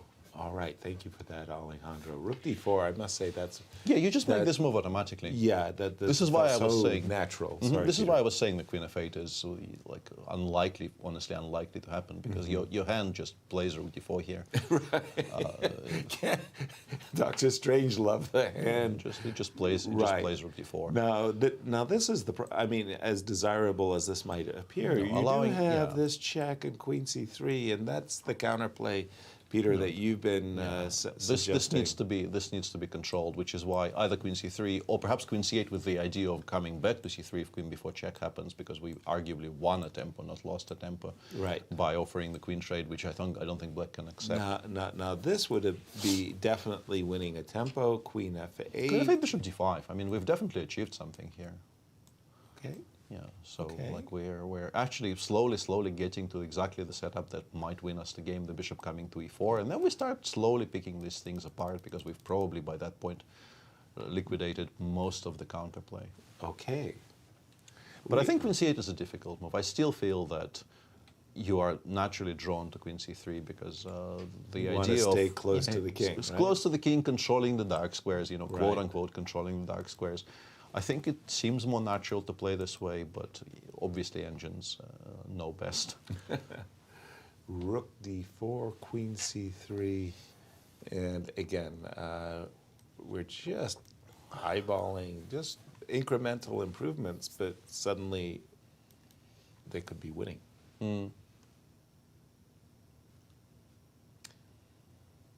Rook D4. Yeah, Queen C3 on the board. Queen C3 on the board. Very, very understandable. And now, well, you gotta make a move, and this is the difficulty of Black's position. Exactly. And finding out something useful to do. Can't trade the queens. Can't allow too many hops to happen. And at some point, it's not exactly Zugzwang, but it is Zugzwang-ish. Is this the position where you're supposed to play King A8? Yes. King B8. So the engine, I remember you were saying the engine was playing King A8. Is King B8 much worse? Not much worse. But it allows a couple of ideas. Including Bishop D5? Bishop D5, Queen H4, I guess. This is sort of the point of the previous play, yeah. Yeah. So you have to now control Queen H4 somehow. Or at least attempt to. Or you can encourage it. Yeah, play Knight D5. Exactly, yeah. Like I saw there that Knight D5 is one of the top candidates. I guess with the idea of Queen G5 check F4. And then we have Queen C7 check coming in, so we have a kind of a safety valve there of Queen C7. Knight D5, Queen G, and F4. And if you play like Queen G1 here, I have a perpetual on tap, and then I can think. No question about the perpetual. So we go Queen C7, I guess King A7, and then we look for something that is stronger than the perpetual. I don't know if it exists, because Queen takes F2 does appear to be quite a strong threat. But maybe we can actually kind of. No, what I wanted to suggest loses. Hang on, Queen B6? He's gone queen a5, which is a very clever move. Yeah, trying to control queen h4. I think the weirdest part in that position that you have right now on the board is that after queen c5 check... And f takes c, yeah? Queen f2 is not that big. Exactly, this is what I was going to suggest. Queen c5, king b8, fe. And if you take on f2, I go king c3. And weirdly, there is no follow-up. Kind of jaw opening. Well, the rook is hanging, and d2 is, I mean, we control the d1 square. Yes, so you we do. very happily chomp on d4 and say thank you. See a little nervousness and maybe a rocking going on with Ali Reza? I should be nervous, right? We've said for so long this is harder to play for black. Every time that we analyze these positions, white can do whatever. Right. And it almost feels that if it's not better, it's at least okay. Yeah. But so often with black, you find even this variation that you guys just went through, it just lost, right? Right, it Like queen did. g5 just lost. If we go back to the position before queen a5, knight d5, queen g5 already loses. Even though it's like, let's say a very natural looking Yeah, move. so you're supposed to play to a kind of some kind of a conservative square like d6 or... Yeah, exactly.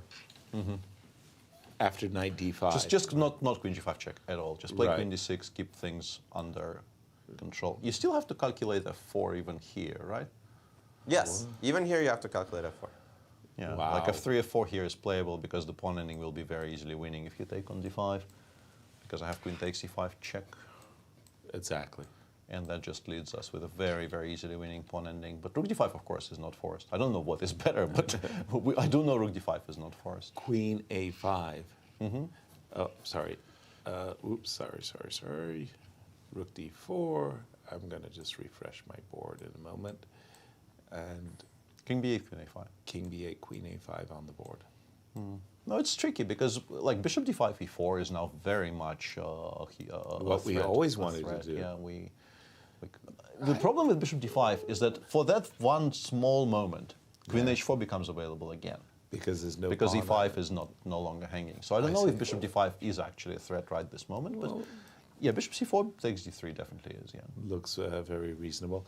I'm warming up to this move. I like this move a lot. It kind of freezes the queen to the pawn on e5, and okay, I've got a very clear and compelling idea. I want to take this pawn. Yeah. I think what we need to take a look is, what I was about to ask Alejandro, and then I saw Alejandro asking himself, sort of, actually trying to force bishop d5 to happen. Like if I play queen f6 here. Queen f6, attacking the pawn. Yeah, on I mean, f3. we're not actually attacking. My problem with this move is that we're creating zero threats. Right. Perhaps e5, e4 in some positions, but that's maybe the best of it. But if bishop d5 does come in, okay, this is the position I want to ask, put on the board and discuss. Queen h4 here. Queen h4 here. Yeah, and like what is this? f2 is hanging. Knight g1 doesn't look right. King e1 definitely doesn't look right. No, white's already lost. Oh, we've actually lost this, yeah. Yeah. How have we managed to lose this? Well, I mean, f2 is unprotectable. Right. So, yeah, this is quite remarkable still, because like I don't... okay, I understand now, I think. I was going to say I can still play knight g4 and keep things under wraps, but after knight g4 in this position, I think queen g5 check, queen g1 probably wins or something. So yeah, it remains a very, very complicated position, but I think you just don't play bishop d5. You realize that your opponent is trying to pretty much kind of cajole you into playing bishop d5 there, and you think, yeah, Right. How about no? How about avoiding walking into the trap? Yeah, so bishop c4, for instance, yeah, and I guess black goes like, I don't know, king a8 here to step out of the check, to be able to play bishop d3, queen takes f3. And then the game continues. But now bishop d5. Now bishop d5. And yeah. there is no no escaping queen takes a6, queen h4 check would be a failure. So I've already blundered like 25 mates in the past 3 minutes, and I haven't really been playing a game today. We've had a reasonably relaxed round. So how difficult it must be for the players we're watching is hard to overstate. For sure. And speaking of that, in the interview with Hans, I think he made a really, really good point. Hard to play chess with this whole hurricane surrounding him. I mean, to stay focused. Absolutely. I mean, it applies to him more than anybody else in this tournament. Right. You could maybe even make an argument that it only really applies to him and nobody else in this tournament. Everybody else, it obviously affects everybody, but not directly. Like everybody else just has to think about it every now and again. But for him, it's a constant. It's been his entire life for the last 3 days or 4. So exactly. It's clearly not much fun for him. Queen f6, Alejandro. How is our evaluation going here? 0.3 for white. 0.3 only? Only with the best move, and the best move won't be played, so we can start looking at the second alternatives. Okay, I don't like those arrows on your screen. Yeah, okay, I mean, A4? Or A3, apparently. It's like this. A3? This seems to be suggesting this is a position of mutual zugzwang, which is like bizarre. Like, why? Like, how can this be a position of mutual zugzwang? Okay, I can't take on f3 because of the e5 pawn, but the idea that I can play the move a3, it makes loosens the anchor. No. No. just no. Yeah, just no. And the fact that chess culture. Yeah, absolutely. Yeah, doesn't really understand basic concepts such as all pieces must be protected at all times because otherwise you will blunder them in time trouble. Correct. Doesn't seem to grasp those, very, very simple ideas. This is very intricate, and absolutely no surprise that no move has been forthcoming just yet. And once again, linear down to 6.5, I guess, by this point against 3.5. Okay. No, this is becoming very, very exciting. This is definitely a round saver from our point of view because interesting as those theoretical battles were, they kind of fizzled. Yeah, they were extraordinary. And this is a very, very unusual position. It didn't surprise me, by the way, when Levon and Fabi came in and discussed their game and their preparation, that both were very familiar, especially Fabi, as he said he had this ending numerous times. But what for me was amazing was Nepo coming in and just having an awareness of this game. Oh yes, this is the, the knight g4 English attack, Najdorf, and king c2 is a move, but king b2 is the theoretical move, said Nepo. Just their knowledge, wow. Yeah, these days the absolute top players have an absolute breadth of very solid knowledge in a lot of areas. Pretty much nobody at the very top is like a single serve specialist, right? Pretty much everybody goes both e4 and d4, depending on mood and opponent and the weather. Yeah. So yeah, people just know a great deal about opening theory in particular, and Jan just casually knowing everything about every single game in the round was not a shock, honestly. It's still very impressive to watch people just kind of stumble into the studio and just provide lectures on all three positions. Remarkable, at least I found it remarkable. Alejandro, again, you work with the St. Louis University chess team. You've won the Pan-Pacific World Championship, Pan-American we'll call it that, yeah. Are you teaching your players that they have to be ambidextrous, know how to play e4, d4, knight f3, know everything? Well, I had a student come as a freshman, very ambitious, and this person said, "Oh, I'm a d4 player, but I'm absolutely ready to start learning e4. I want to graduate college knowing both." And I was like, hold on. Chill. Chill for a second. Yeah, finals hit this time. You have midterms here. Right. You have this extracurriculars. How about we just fix one of your d4 for now? Call it a day. I mean, it's hard to maintain a dual opening repertoire when you are doing something else in your life, right? Mm-hmm. It's not like these players that are absolutely 100% focused on chess. Then it's a different business. Right. Even for Fabi, how does he maintain his extraordinary awareness, if you will, of all of these developments that are constantly occurring? I mean, Because when he sits down and watches a movie, he's still space barring. Is he really? Yes, actually he is. Space bars. Oh my. No, but joking aside, the work ethic of the top players of today is really to be envied, and these guys are not slackers. No, I mean, again, they do have the tools, the databases, the engines that do help them considerably. I mean, I would have liked to have had those types of tools when I was studying, but I mean, we had encyclopedias of chess. Yeah, it was obviously very, very different. And also, you have to say on that question that our viewers asked, and we kind of relate to Hans the question of the support network. Yeah, it may have been phrased slightly awkwardly, yeah. and Hans perhaps did not answer it as naturally as it.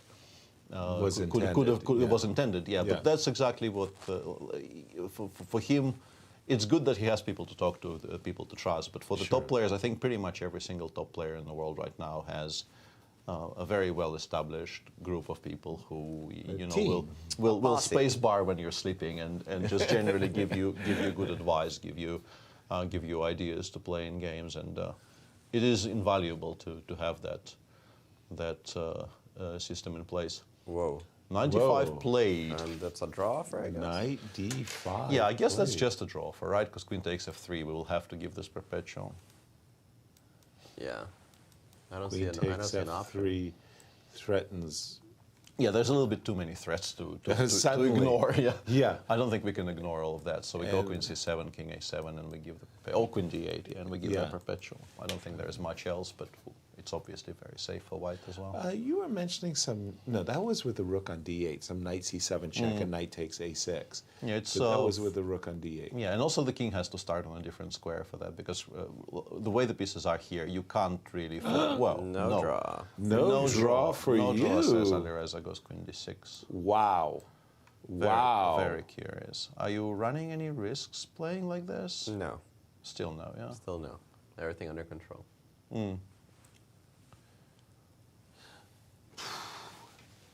Wow. Yeah, this young man is not very interested in ending games when there is still a game to be played.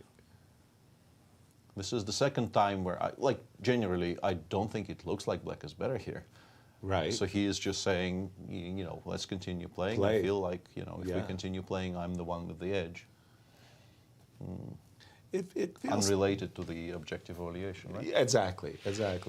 It feels to, I mean, when I think about players who were always spoiling for, and there we have 93, who were always spoiling for a fight. Alexander Morozevich is one of those names that comes to mind of a person who's always provoking and continuing and forcing. He seemed to me to be quite the fighter. Absolutely, yeah. He, I've had also sort of non-eventful games against him. I think it very much depended on how he felt on the day. But when he was in fine fettle, so to speak, there were very, very few people in world chess when he was in his prime who were as combative and as his entire repertoire. It's not just his sort of general attitude, but also his entire repertoire was built to get difficult, complicated positions, not necessarily positions that anybody but him would enjoy. Right. But positions which would challenge his opponent to find difficult decisions. And yeah, I've had many a battle against Alexander, and it was a kind of a really weirdly streaky affair, because I would win. I think I started by losing a bunch, and then there was a period when I was beating him in pretty much every single game we were playing, and then I think it went back again, and I started losing and lost a number in a row, and then our path kind of diverged, and we kind of stopped playing very often.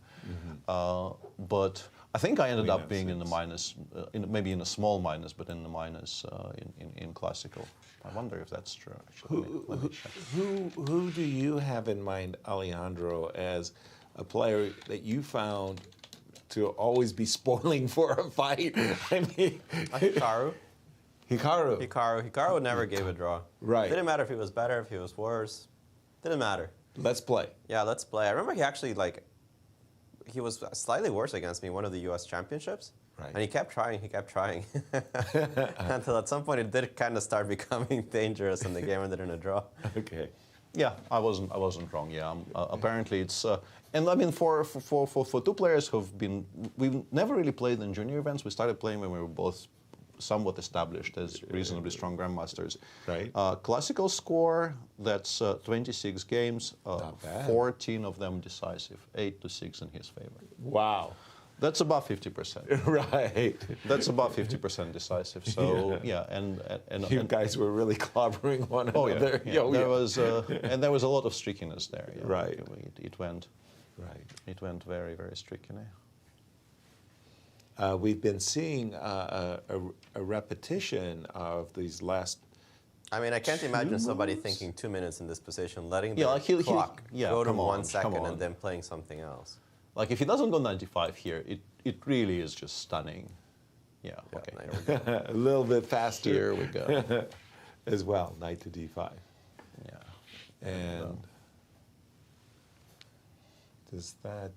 I'm just looking how many times could the move queen d6 claim, Peter? Or No, the Not queen yet. No. Came not from yet. e7, right?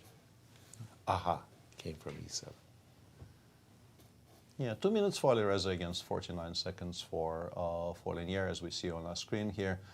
Have you ever done that? Deliberately played really slowly in order to encourage your opponent to continue the game? You're kind of hoping he's going to make. I think I've had it done against me, but I don't think I've ever done this myself. I used to be a huge, I had a very, very big time management issue when I was a kid. Like I was in constant time troubles, and then it somehow resolved itself sort of on its own. I grew out of it. Well done. Without ever really doing anything conscious about it. I just Right. stopped having horrible time troubles.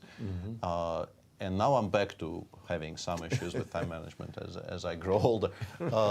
But no, I mean, as a tactic it exists, but it always felt to me that it's much likelier to be counterproductive. Right. The thing people sometimes do, like specifically to play slower to encourage somebody to play in an equal position, is I think something that is almost never seen. What people do occasionally try is in a very, very poor position to also leave yourself like a minute, because it's Right. unlikely to get worse, Right. and it might provoke your opponent to stop thinking. Exactly. And this maybe I have tried once or twice in my life, but even those examples I don't immediately remember like specific games. It's somewhat legitimate because, if you can, let's say, you have 15 minutes in a very poor position, you spend, I don't know, 12 of them or 13 of them, Right. trying to figure out as precisely as possible what will be the follow-up from here. And then you have this very clear mental image in your head as to what you will be replying to the most obvious tries. And you also are sort of, leaving yourself open, like you're removing the guard, yeah? And exactly. You're leaving the guard down and saying, yeah, please go in for the kill, and maybe this provokes your opponent into mistakes. Okay, 95 now definitely is a claim. I was about to say, isn't knight d5 definitively It is. I mean, Queen time f6 repetition? already could have been a claim. So there... Yes. Yes. I see queen f6, queen f6, queen f6. He didn't claim. Yeah, he didn't claim, and I mean, once again, time to actually kind of stop the clock. Yeah, 30 I think, seconds. I think it is perhaps time to stop the clock here on, yeah. And there it is. Yeah. All right, that's a draw then again between Linier Dominguez and Alireza Firouzja. All he does is to stop the clock, tell the arbiter what he's going to play, and that is it. Yeah, What a long fought very game. interesting, and I think actually very well played game. There will have been inaccuracies in it, but I don't recall a single actually very poor decision. I think actually, the decision to play e5 was arguably maybe really the worst. double-edged. I mean, that was opening up a kind of a Pandora's box. But then after that, he played very well. Yeah, I really do think that in terms of like general quality, this was a very, very well played game. A well played round, honestly. Yeah, a lot but of fury, a lot of precise games. Well played round, but because the preparation was just so unbelievable. I mean, crazy good preparation. Yes, Today was, there was the one sort of somewhat non-theoretical game between MVL and Hans, in which MVL basically had an advantage for about one ply. Right. If he plays 95 against of 94, and specifically if he finds that idea of rook g3 there that the engine shows, and they did not find in the post-mortem. I think Hans told us that they discussed it after the game, and they did not spot that rook d3 even existed, which I think is kind of natural, actually. It's not an easy move to see from a distance. That one wasn't very heavily theoretical, but everything else today was a fight between people who know their stuff really, really well. This is the one moment, I just have it on my screen, where you were expecting the move knight d5. I wasn't. Alejandro explained it to me. I really wasn't. Nice. Maybe that was the moment where MVL could try to squeeze a smidge. Alejandro, I think we're just not going to take any interviews after this game. I think we're going to close the broadcast. And in so doing, by all means, give us the closing thoughts of a very eventful round 7. I like theoretical duels. I don't like when we have this many in one round and we're left with one interesting one. I did like this game a lot. I thought there was a lot of content. I liked how Alireza kept playing on, even though at some position it might have made his situation dangerous. But that's the spirit you want to see from a 19-year-old kid, right? It doesn't matter what position it is and who he is facing. He wants to win the Grand Chess Tour. Right. And that means scoring some important points. Exactly. But for closing remarks, I'm going to go with Anastasiya. Absolutely. How are you, Anastasiya? Yeah, here we are, for closing remarks. And first of all, I wanted to show you the short video which I just took with Hans Niemann leaving the studio some time ago. And so his fans met him next to the chess club.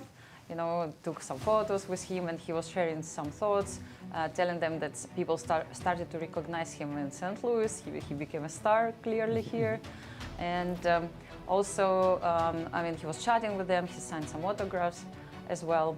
And after that, I just wanted to draw your attention that a couple of hours ago, 13th world champion Garry Kasparov published other tweets in his Twitter account, actually asking for more clear statement from Chess.com, and also saying that actually it's not good, all this drama is not good for sponsors, even though it's still good for media and for social media, actually.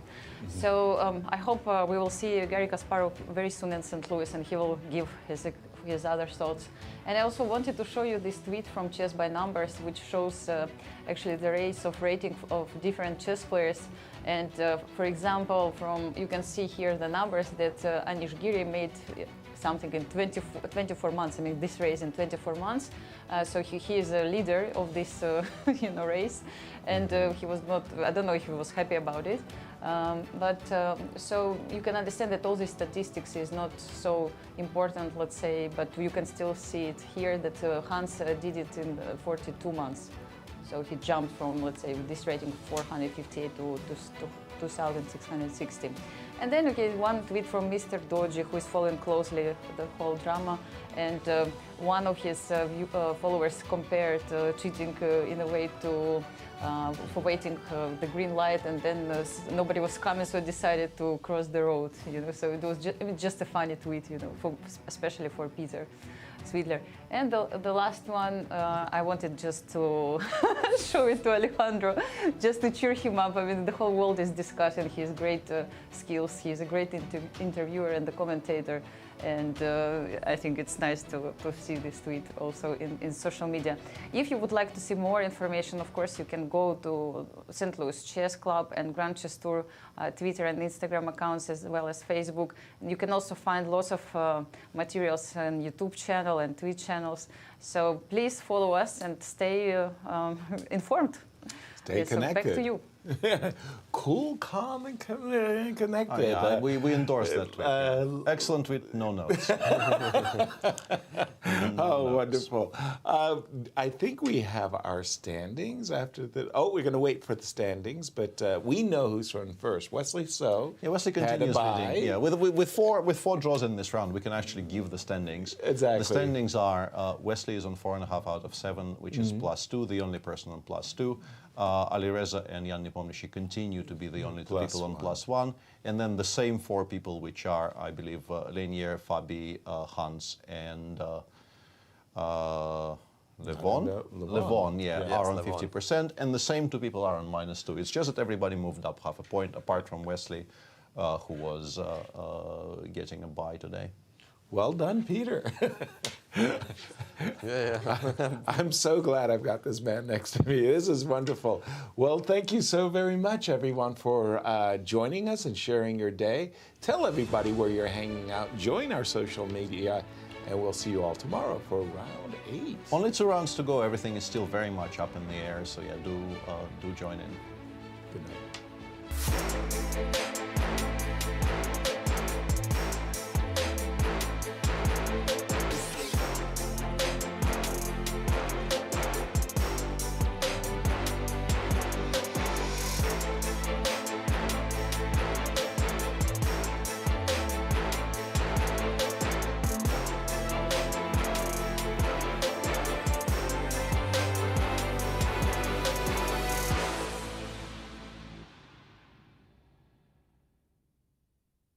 This has been a presentation of the St. Louis Chess Club.